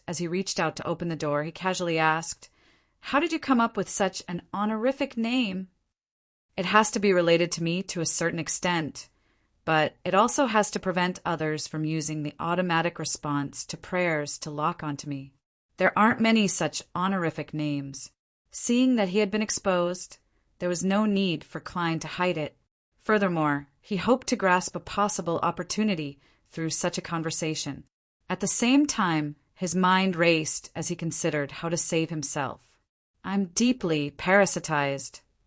Any thoughts that aren't beneficial to Amon will be easily sensed and detected by him. It's Saturday today, and it's almost Monday. If the fool were to stop the tarot gathering without any warning, the other members would definitely be terrified, nervous, and puzzled. Among them, the person who has the method to contact the world will definitely attempt to summon the messenger and ask for the reason.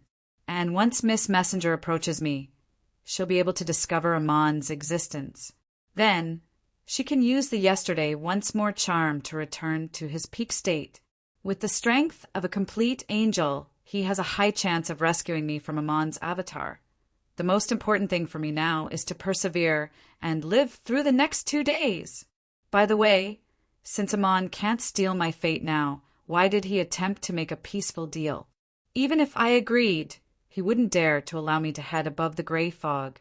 That means that I'm out of his control and can use Sapphira Castle to effectively purify and counterattack the parasite. Could it be that agreeing itself is a switch that doesn't require any follow-up processes? Amon deliberately didn't mention this. Indeed, he's lying to me. Klein grasped a glimmer of hope and decided to try his best to stall for 2 days. Amon's focus was still on the honorific name that neither humans nor angels could think of. As he walked out of the room, he scratched his chin. "Have you provided protection to the magic and theater performances in Bakeland?" "I have protected a trick master before." Having made up his mind, Klein was much more cooperative than before, as he simply answered, "That's right." He simply replied, "I'm a magician myself. I've performed many times in Bakeland." The monocle-wearing Amon nodded. "Barely." He then walked out of the hotel room and down the stairs to the street. Klein followed behind him like a servant. Looking around, Amon pinched his monocle and sighed with a smile. "What a pity." "Regret what?" Klein asked, puzzled. "I've already been caught by you. What else do you need to regret?" Amon pressed the silk top hat on his head and maintained a smile. "You can guess. If you can guess correctly, I can make your ending a little better." Klein didn't believe his promise at all. In order not to be swindled out of more secrets, he shook his head. "I can't guess it." "Boring," Amon gave a brief comment. He clenched his right hand into a fist and lightly knocked on his monocle. From the pedestrians on the street, the trees beside the road, the sparrows on the roofs, the rats in the muddy corners, and the various creatures that could not be seen in the air, an illusory, insect-like figure flew out and returned to Amon like stardust. The Son of God status was immediately raised to the level of an angel. Klein raised his left hand, and the human-skinned glove suddenly became transparent. This was the activation of teleportation. At that moment, only creeping hunger was real in Klein's clothes. The rest were conjured from flesh and blood using Faceless and the glove's powers. Seeing that the trip was about to begin, Klein was taken aback as he blurted out a question. "Why aren't we teleporting in the room?" Amon taking him away from Bakeland was within his expectations. After all, this was a place that even a king of angels needed to be wary of. However, Klein couldn't understand why him would normally open the door, go down the stairs, and leave the hotel. The eye behind Amon's monocle swept a glance at Klein as the corners of his mouth slowly curled up. "I've already answered you." "What a pity. You actually didn't seek help from Palez." This angel of time had an obvious smile on his face, but his black eyes were devoid of any emotion. It left Klein's body cold. He's certain that I'm in contact with Palez Zoroast because of what happened previously. No, stop. Klein attempted cogitation, trying his best not to think too much to prevent Amon from stealing his thoughts. Amon nonchalantly glanced at the panicking pedestrians on the street and looked up at the gray sky. I can only wait for the next time. The most important thing now is to bring you to that place. As he spoke, Klein and Amon's figures turned transparent at the same time, disappearing from the hotel's entrance. No one who came and went found anything amiss. After passing through countless indescribable spirit world creatures and all sorts of overlapping colors, Klein and Amon appeared above a sea. Beneath their feet was a huge gap. The blue seawater was severed here as it cascaded straight into the bottomless darkness like a waterfall. However, it was forever unable to be filled. This was the entrance to the ruins of the Battle of the Gods. Klein's heart stirred as he asked, "You want to take me to the forsaken land of the gods?" Amon's monocle reflected the magnificent waterfall. He nodded slightly and replied in a casual tone, "That's right. When we get there, even your messenger won't be able to sense you through the contractual connection." There was a clear barrier between the forsaken land of the gods and the spirit world. It could only be connected through Sapphira Castle. Amon knows my plans. The flames of hope that had just ignited in Klein were instantly extinguished by the cold reality. He temporarily couldn't find any other way to save himself.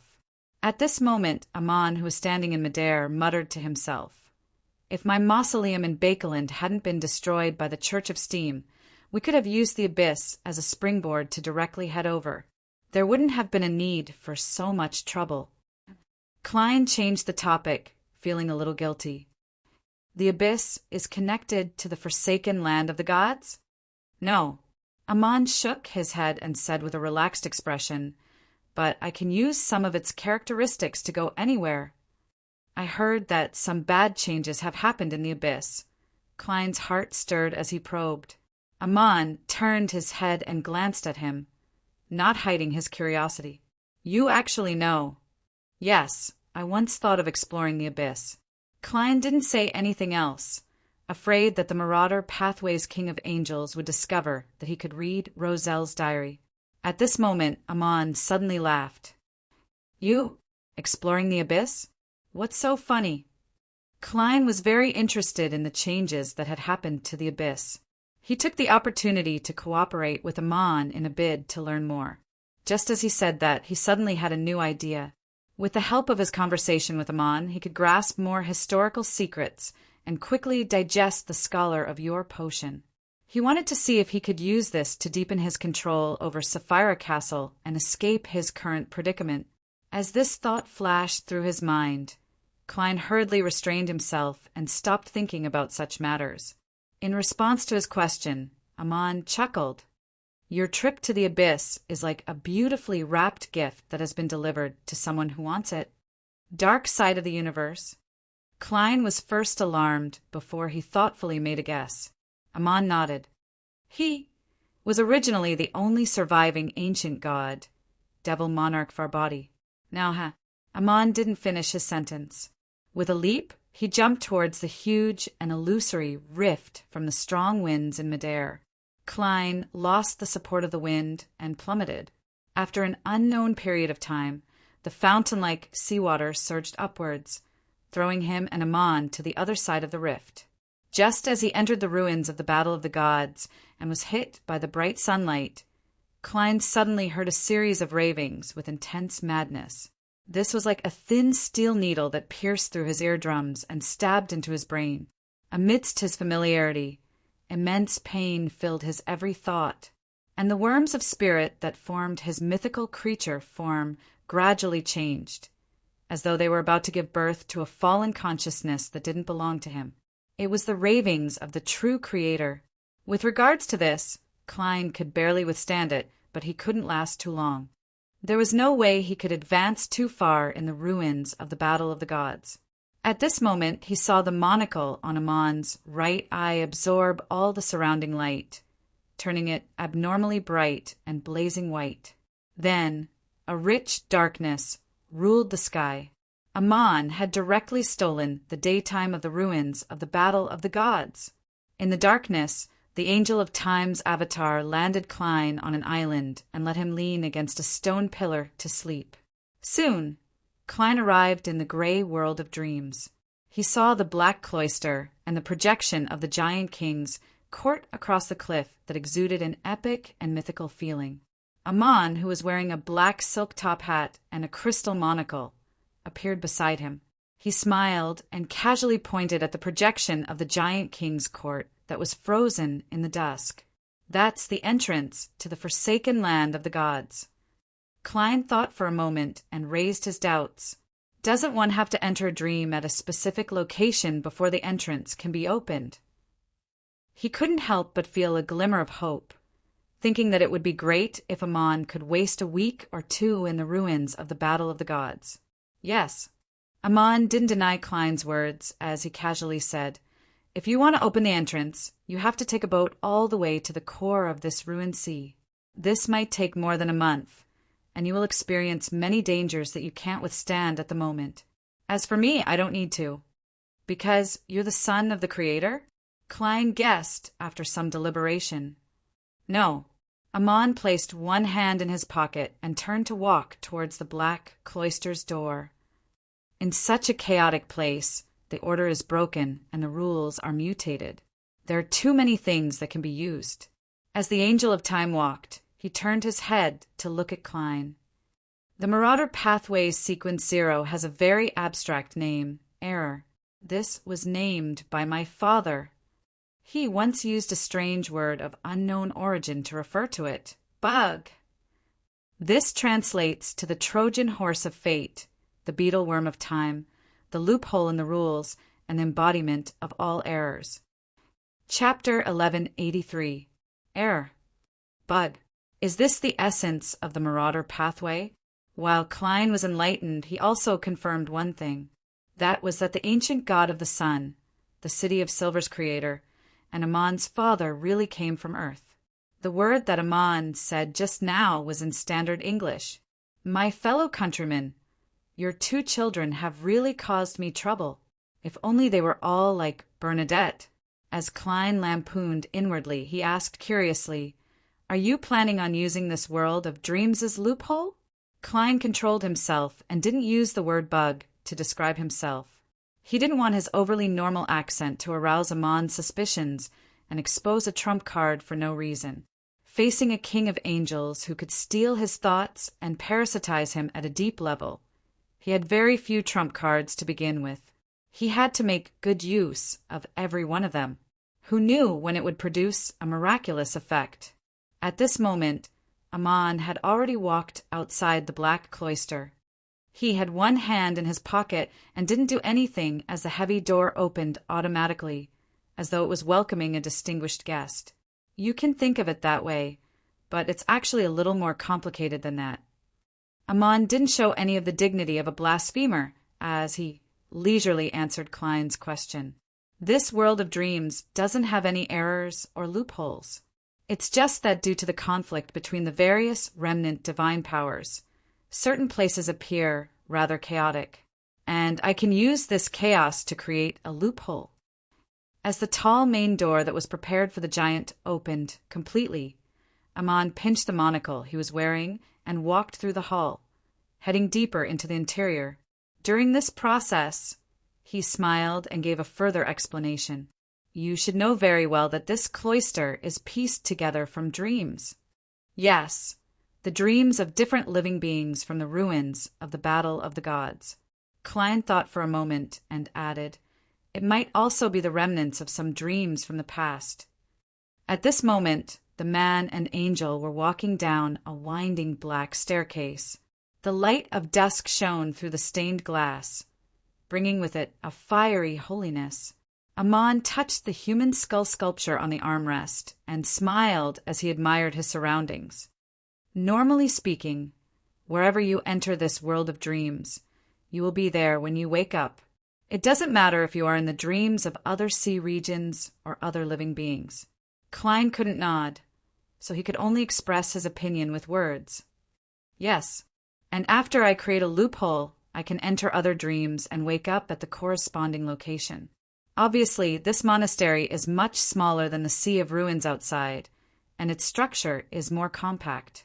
Perhaps we can reach our destination in a few minutes." Amon's tone was tinged with joy. To him, creating and exploiting loopholes seemed to be a joyful thing in itself. Amon can actually use such a method to quickly pass through the ruins of the Battle of the Gods. Ignoring a week or two, he wouldn't even waste an hour or two. As expected of a king of angels, a blasphemer of the fourth epoch, the sliver of hope that Klein had just felt instantly vanished. He did not know if Amon deliberately did not mention it in advance, so that he could enjoy the process of his target's hope bubbles being popped again and again, or if he did not care about such a trivial matter. He could only control his strong frustration and said, "You want to go to the key dream that supports this illusory world?" He remembered that Queen Mystic Bernadette had mentioned that she didn't even dare enter the black wooden door in the deepest part of the monastery. "It's not me, it's us," Amon replied with a smile. He seemed to suddenly recall something as he raised his hand to adjust his monocle's position. "Why did you place a monocle on your marionette?" "This makes it so that I don't even need to prepare it myself." Klein felt awkward for a second before, thinking for a second, he decided to answer truthfully, "Not long ago, in order to digest the Bizarro sorcerer potion, I specially wore this monocle in front of the red angel evil spirit." Amon, who was walking down the stairs, suddenly stopped and turned to glance at Klein. Bit by bit he smiled. "Very creative." This angel of time then said thoughtfully, "Medici actually isn't completely dead." "Medici is actually not completely dead yet. Next time, if I meet him, I will turn into your appearance and wear the monocle in front of him again." Poor Sauron Einhorn Medici, you're a complete king of angels. Do you have to be so bored? Is this the so-called god of mischief? Klein sighed emotionally when he heard this and didn't know what to say. Amon pressed down on the crystal monocle and asked, "What's going on? Did you wear the glasses on your left eye? How did you know?" Klein was startled, thinking that Amon had stolen the scene from the fog of history. "How do I know? There are two possibilities. First, you're definitely not Medici's match due to your low sequence. You're afraid that your disguise will be too realistic, resulting in you suffering a fatal subconscious attack. Second, if you had the intention to imitate me and complete the correct imitation, then I might have been able to use the ripples produced by fate to detect this matter. Since I didn't discover it, it means that the monocle was worn in the wrong position. Make a guess. Which possibility is it?" "I'll choose the most dangerous possibility, regardless of whether it's true or false. This way, I'll be more careful and cautious in similar matters in the future. Of course, there's a future first. As Amon didn't appear fierce or oppressive previously, Klein had unknowingly let down his guard. He felt that he was a king of angels that was easy to get along with. But now he suddenly came to a realization that this was the trait of a top swindler. The second possibility. Klein gave his answer. Amon didn't answer if he had guessed correctly. He walked down the stairs and came to the bottom of the cloister, stopping in front of a black wooden door covered in strange patterns. "I've been here before. Once this door is completely opened, the power inside will shatter the entire world of dreams," Klein said, attempting to obtain more historical secrets from Amon. Amon reached out and grabbed the handle, his thin face expressionless as he said, "This is my father's final dream. This is my father's last dream. It corresponds to the place where he fell. The ruins of the Battle of the Gods were the battlefield where the Rose Redemption attacked the ancient sun god. It's the source of the cataclysm." Klein tensed up when he heard that as thoughts raced through his mind. With regards to this answer, after understanding the composition of the Rose Redemption and comparing it to the various anomalies in the ruins of the Battle of the Gods, he already had a corresponding guess. He wasn't too shocked now, but the scholar of your potion had been digested to a certain extent. Right on the heels of that, he let out an indescribable sigh. This was the closest he had ever been to the ancient sun god. Previously, when he saw it through dream divination, they were separated by distant space-time. The ancient sun god and Roselle the Great were both protagonists of an era, but in the end, they both ended tragically. Roselle still has means of resurrection left behind. I wonder if this former creator has similar arrangements. Dark Angel Sasser, the true creator? Amidst Klein's thoughts, Amon opened the black wooden door that was covered in strange patterns. Inside was a sea that was illuminated by the blinding sunlight.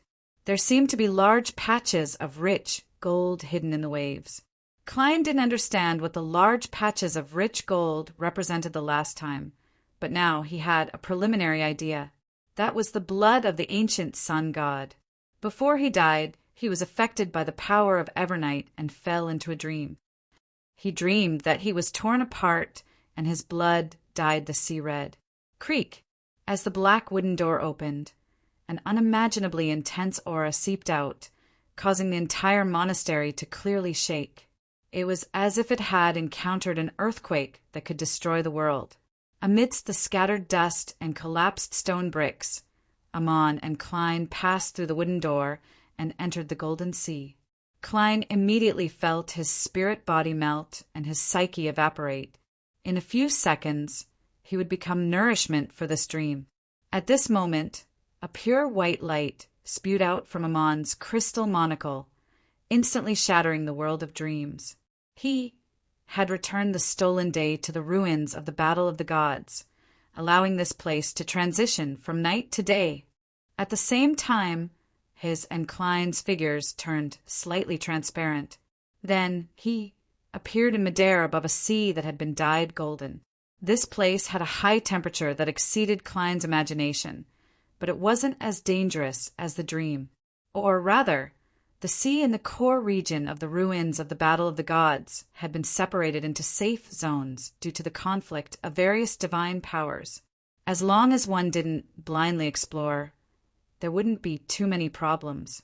In the next second, Amon's monocle absorbed all the surrounding light, making him extremely bright. The day was stolen, and night descended once again. After Amon and Klein landed on an island in a safe zone, they re-entered the world of dreams. This time, they appeared outside the black wooden door that was covered in strange patterns. Amon adjusted the monocle on his right eye and gently pulled it with his left hand, stealing the distance between him and the monastery's door.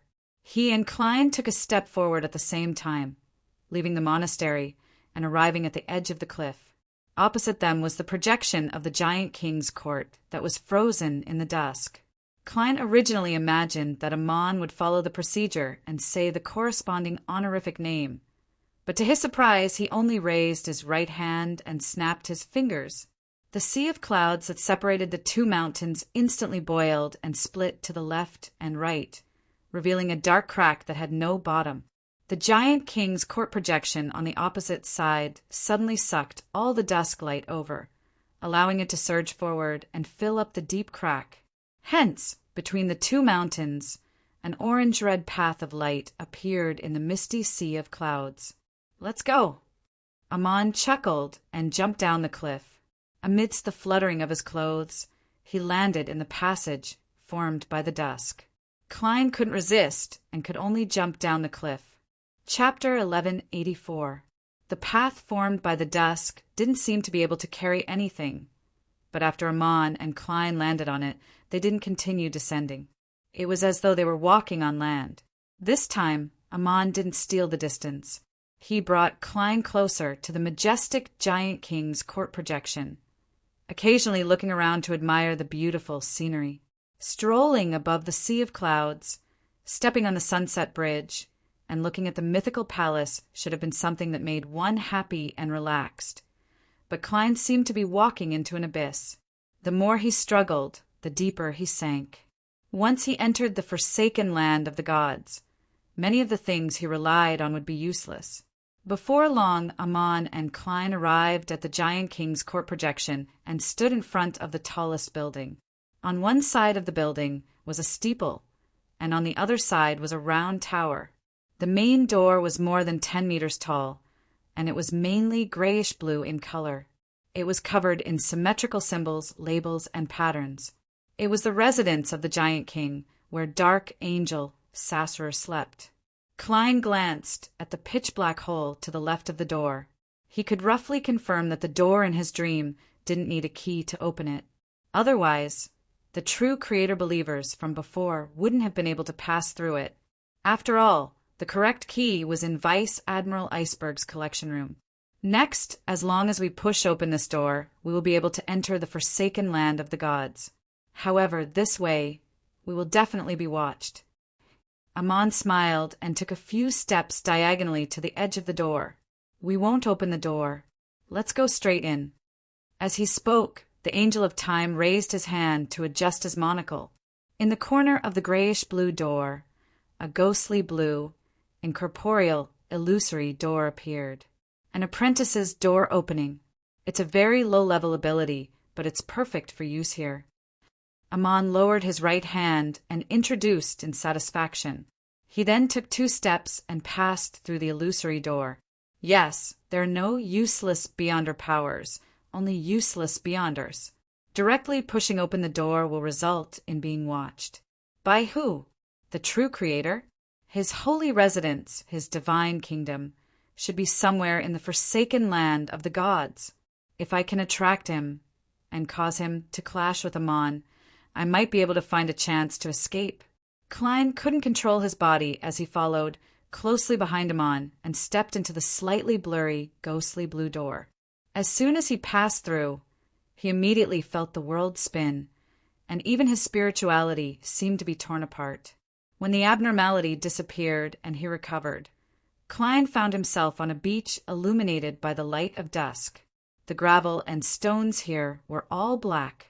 Dark blue waves surged from afar, hitting the edge layer by layer, but there was no sound of tides. They were quiet like a grand illusion show. This sea is illusory. I appeared here after entering, but it's likely not the case when leaving. According to the principle of reciprocity, if I want to leave, I can only open the Giant King's residence where Dark Angel Sasser sleeps. Klein tilted his head in realization and looked in another direction. There was a mountain peak bathed in dusk. Countless palaces, towers, and majestic walls were frozen on it. This is the mythical Giant King's court. Even if the City of Silver can find a path to the sea, it's meaningless. From the corner of his eye, Klein discovered that Amon had changed his appearance. He was wearing a black classic robe and a pointed hat of the same color. He had gone from a gentleman of the present era to an ancient mage from the 4th epoch, or even the 3rd epoch. Klein's heart stirred as he continued, looking at the Giant King's court that wasn't far away. Dark Angel Sasser sleeps in the Giant King's palace. Amon stood side by side with him and looked in the same direction. Without any change in expression, he said, I know. I've entered the Giant King's court and visited the tomb of Ormer's parents. Indeed, one of Klein's guesses had finally been confirmed. He deliberated and said, What are you looking for answers to? You can guess. Amon continued, looking at the Giant King's court, as he said with a laugh, If I had an idea, I wouldn't need to ask you.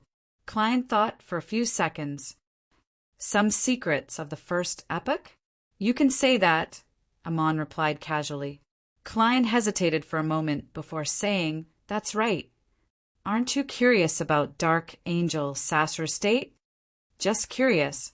But compared to me, there are many people who are more interested. My paranoid brother, the Hanging Man, the Dragon of Betrayal, as well as Evernight, Storm, and Pure White. I want to see who can't hold back first. Ha ha, if I can steal everything inside at the critical moment, their expressions will definitely be very interesting.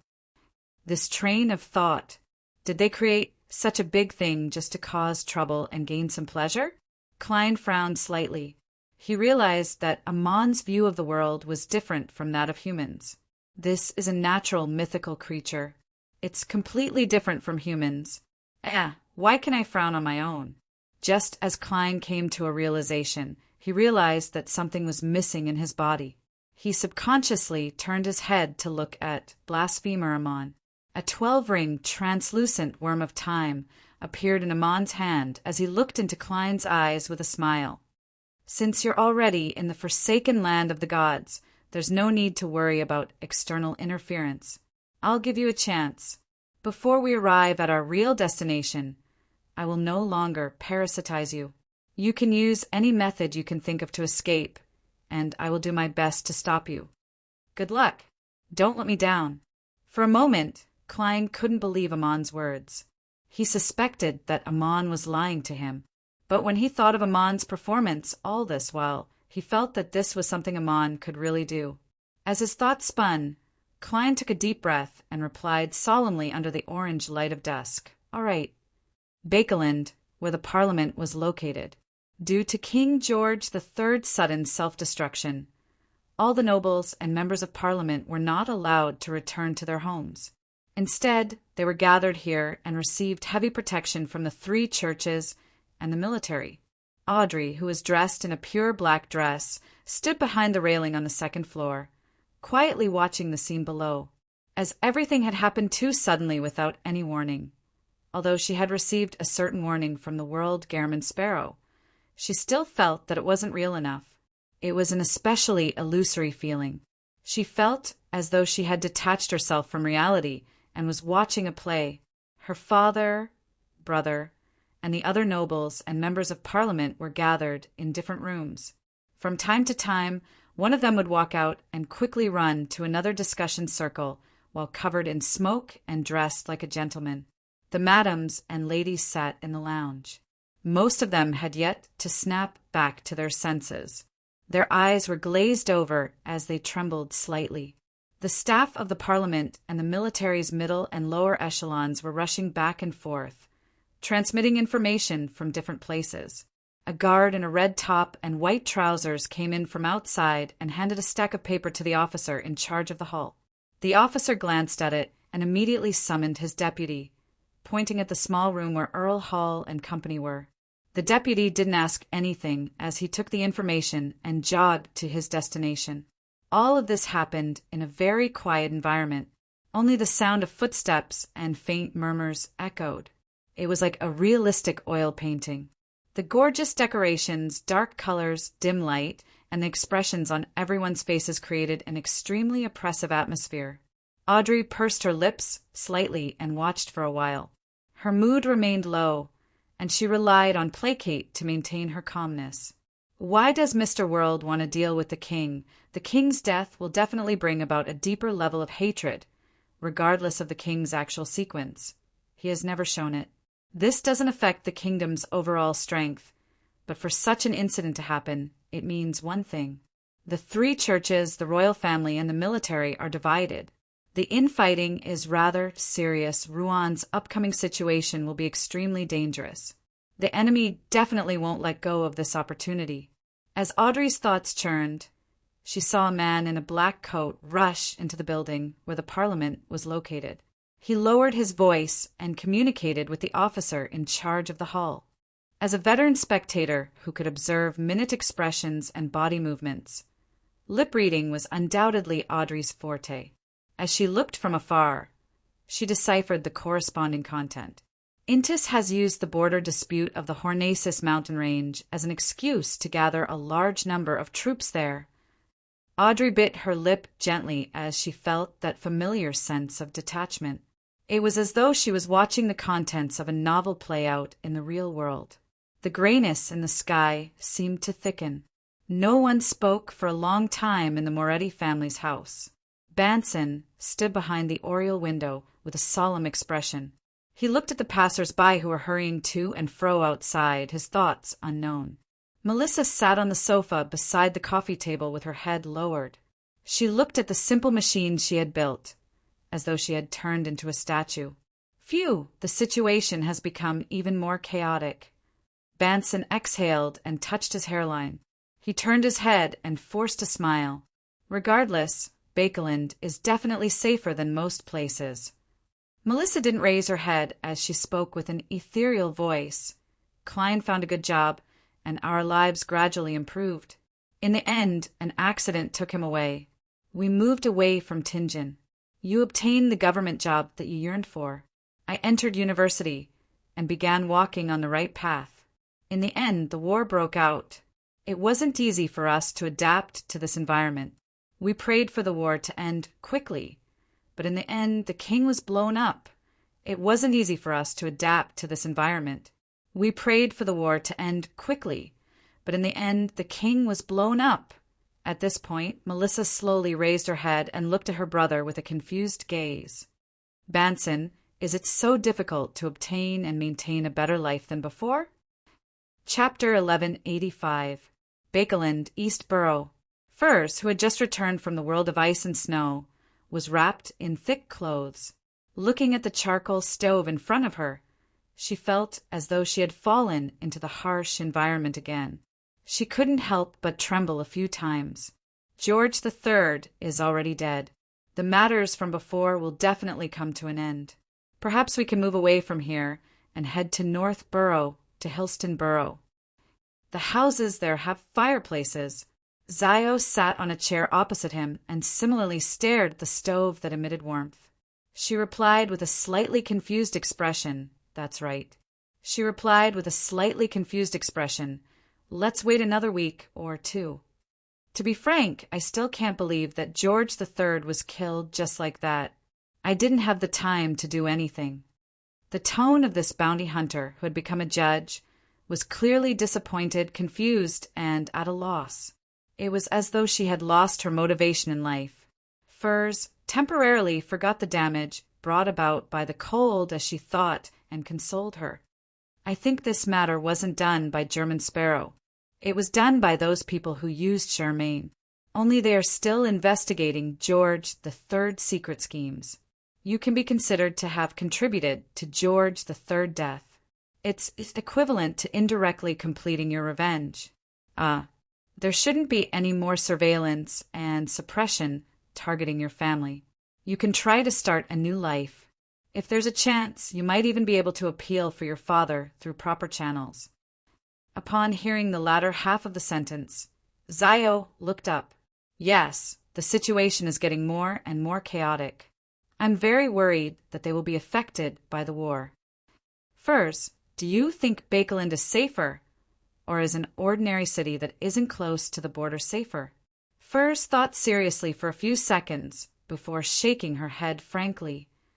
I don't know, she then added. I plan on asking Mr. World. He definitely has a more accurate grasp of the overall situation. Do you still remember? He warned us in advance that there would be a situation around George III and that we should try not to approach him. In addition, Furs also wanted to ask where the next stop of her journey was so that she could make some preparations ahead of time. Okay. Zio instinctively nodded. Furs flipped through the newspaper on her knees and drank the rest of the coffee. Then, she slowly got up and entered the room. She prayed to Mr. Fool in a low voice, asking him to pass her questions to the world, German Sparrow. Forsaken land of the gods, near the giant king's court. Klein, who was no longer deeply parasitized, followed Amon along the foot of the mountain. In the frozen dusk, they circled to the front of the mythical land. Although Amon had given him a chance to escape by all means, he wasn't in a hurry to do so. This was because he knew very well that Amon had at least the level and strength of a sequence too. He was an angel in the truest sense of the word, not someone he could fight head-on. Furthermore, a marauder was known to have errors, loopholes, and bugs. His powers were strange, making it impossible to guard against him. Klein believed that the normal methods he could think of to save himself were basically ineffective. All I can do is maintain patience and wait for an opportunity to be used.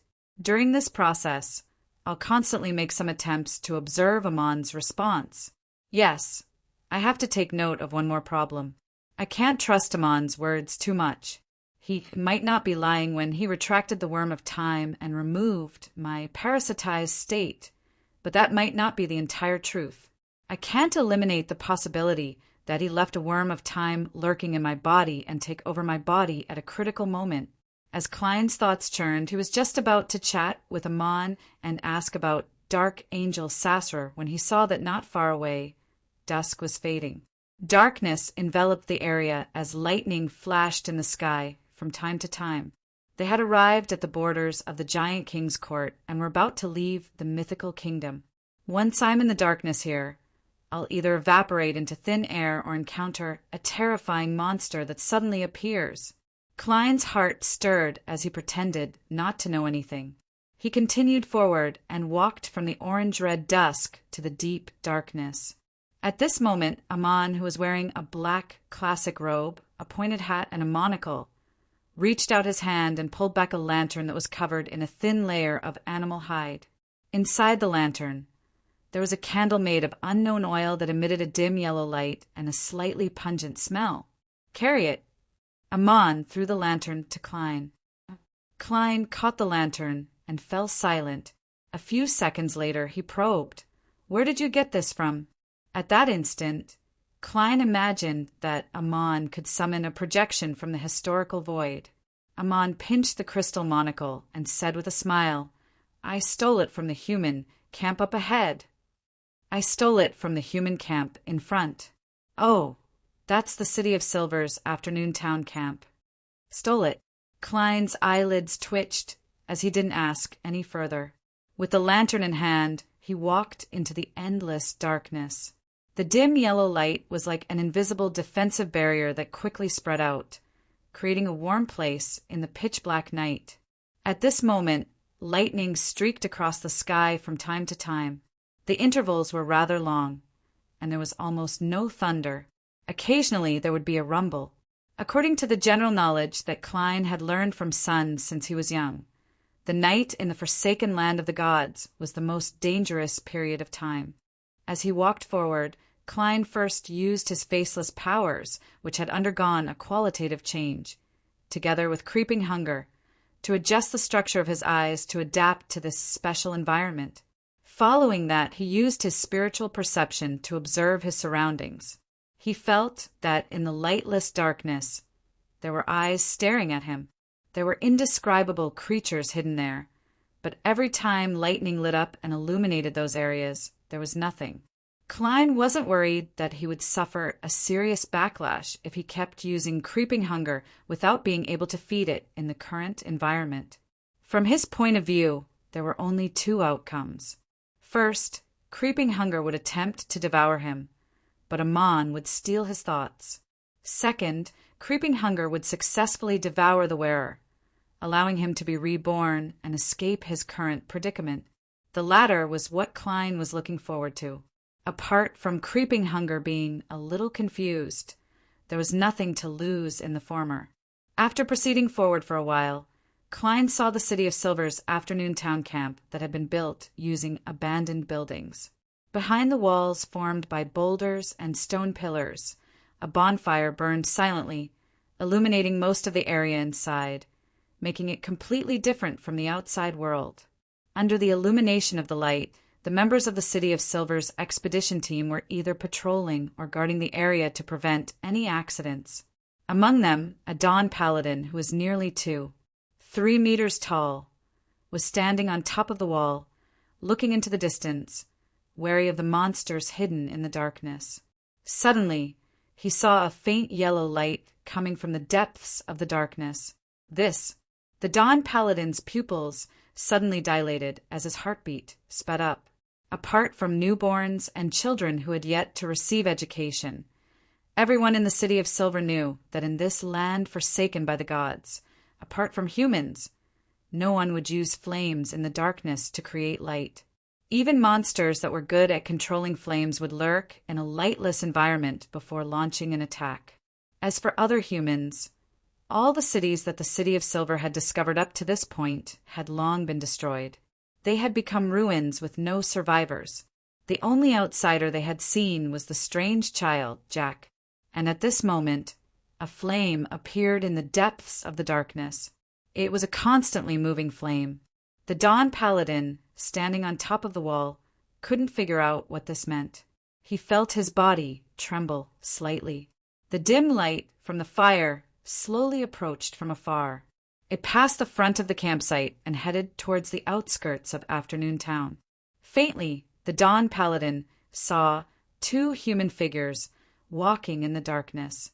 The figures were abnormally blurry due to the light. They carried what looked like lanterns and left the camp step by step, disappearing into the endless darkness. At some point in time, the Dawn Paladin on the wall had already held his breath until the faint yellow light completely disappeared. There are other humans? No, it might not be humans. The Dawn Paladin's pupils constricted as he carefully turned around, preparing to inform the elder of the 6-member council who presided over the camp. At this moment, he realized that one of the lanterns hanging on the stone pillars had disappeared at some point in time. The Dawn Paladin's body stiffened as cold sweat seeped out of his forehead and back.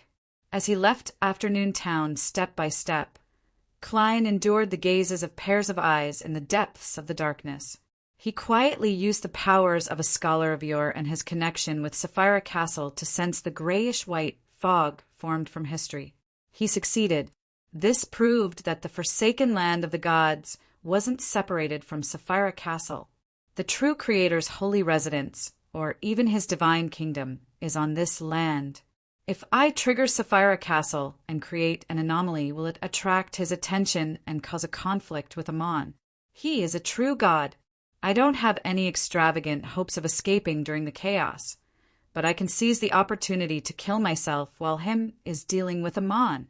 With a thought, Klein made Sapphira Castle tremble slightly.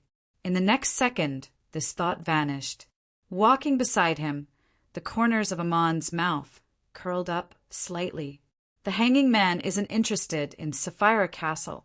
Of course, his rationality might not always be in his mind. The hanging man refers to sequence 0 of the Shepherd Pathway. Klein didn't have any extravagant hopes that his impulsive action would really succeed. He mainly wanted to test Amon's reaction and see how he would respond. At that moment, he didn't feel depressed and didn't hide his curiosity as he raised the question. Amon nodded slightly. Yes, this symbolizes degeneration. Of course, if you want to explain it in a positive way, it's sacrifice and responsibility. Klein thought for a moment and probed. That's right. I thought this was a nickname you came up with. Just like Medici. According to what Klein knew, the true creator's birth, due to the Rose redemption, was very likely related to the fall of the ancient sun god. Therefore, he wanted to know what kind of attitude Amon had towards this evil god, and if it was the same as his brother. Amon stroked his monocle and chuckled. I've always been very respectful towards deities. It's really inappropriate for a blasphemer to say that. Klein helplessly stopped the topic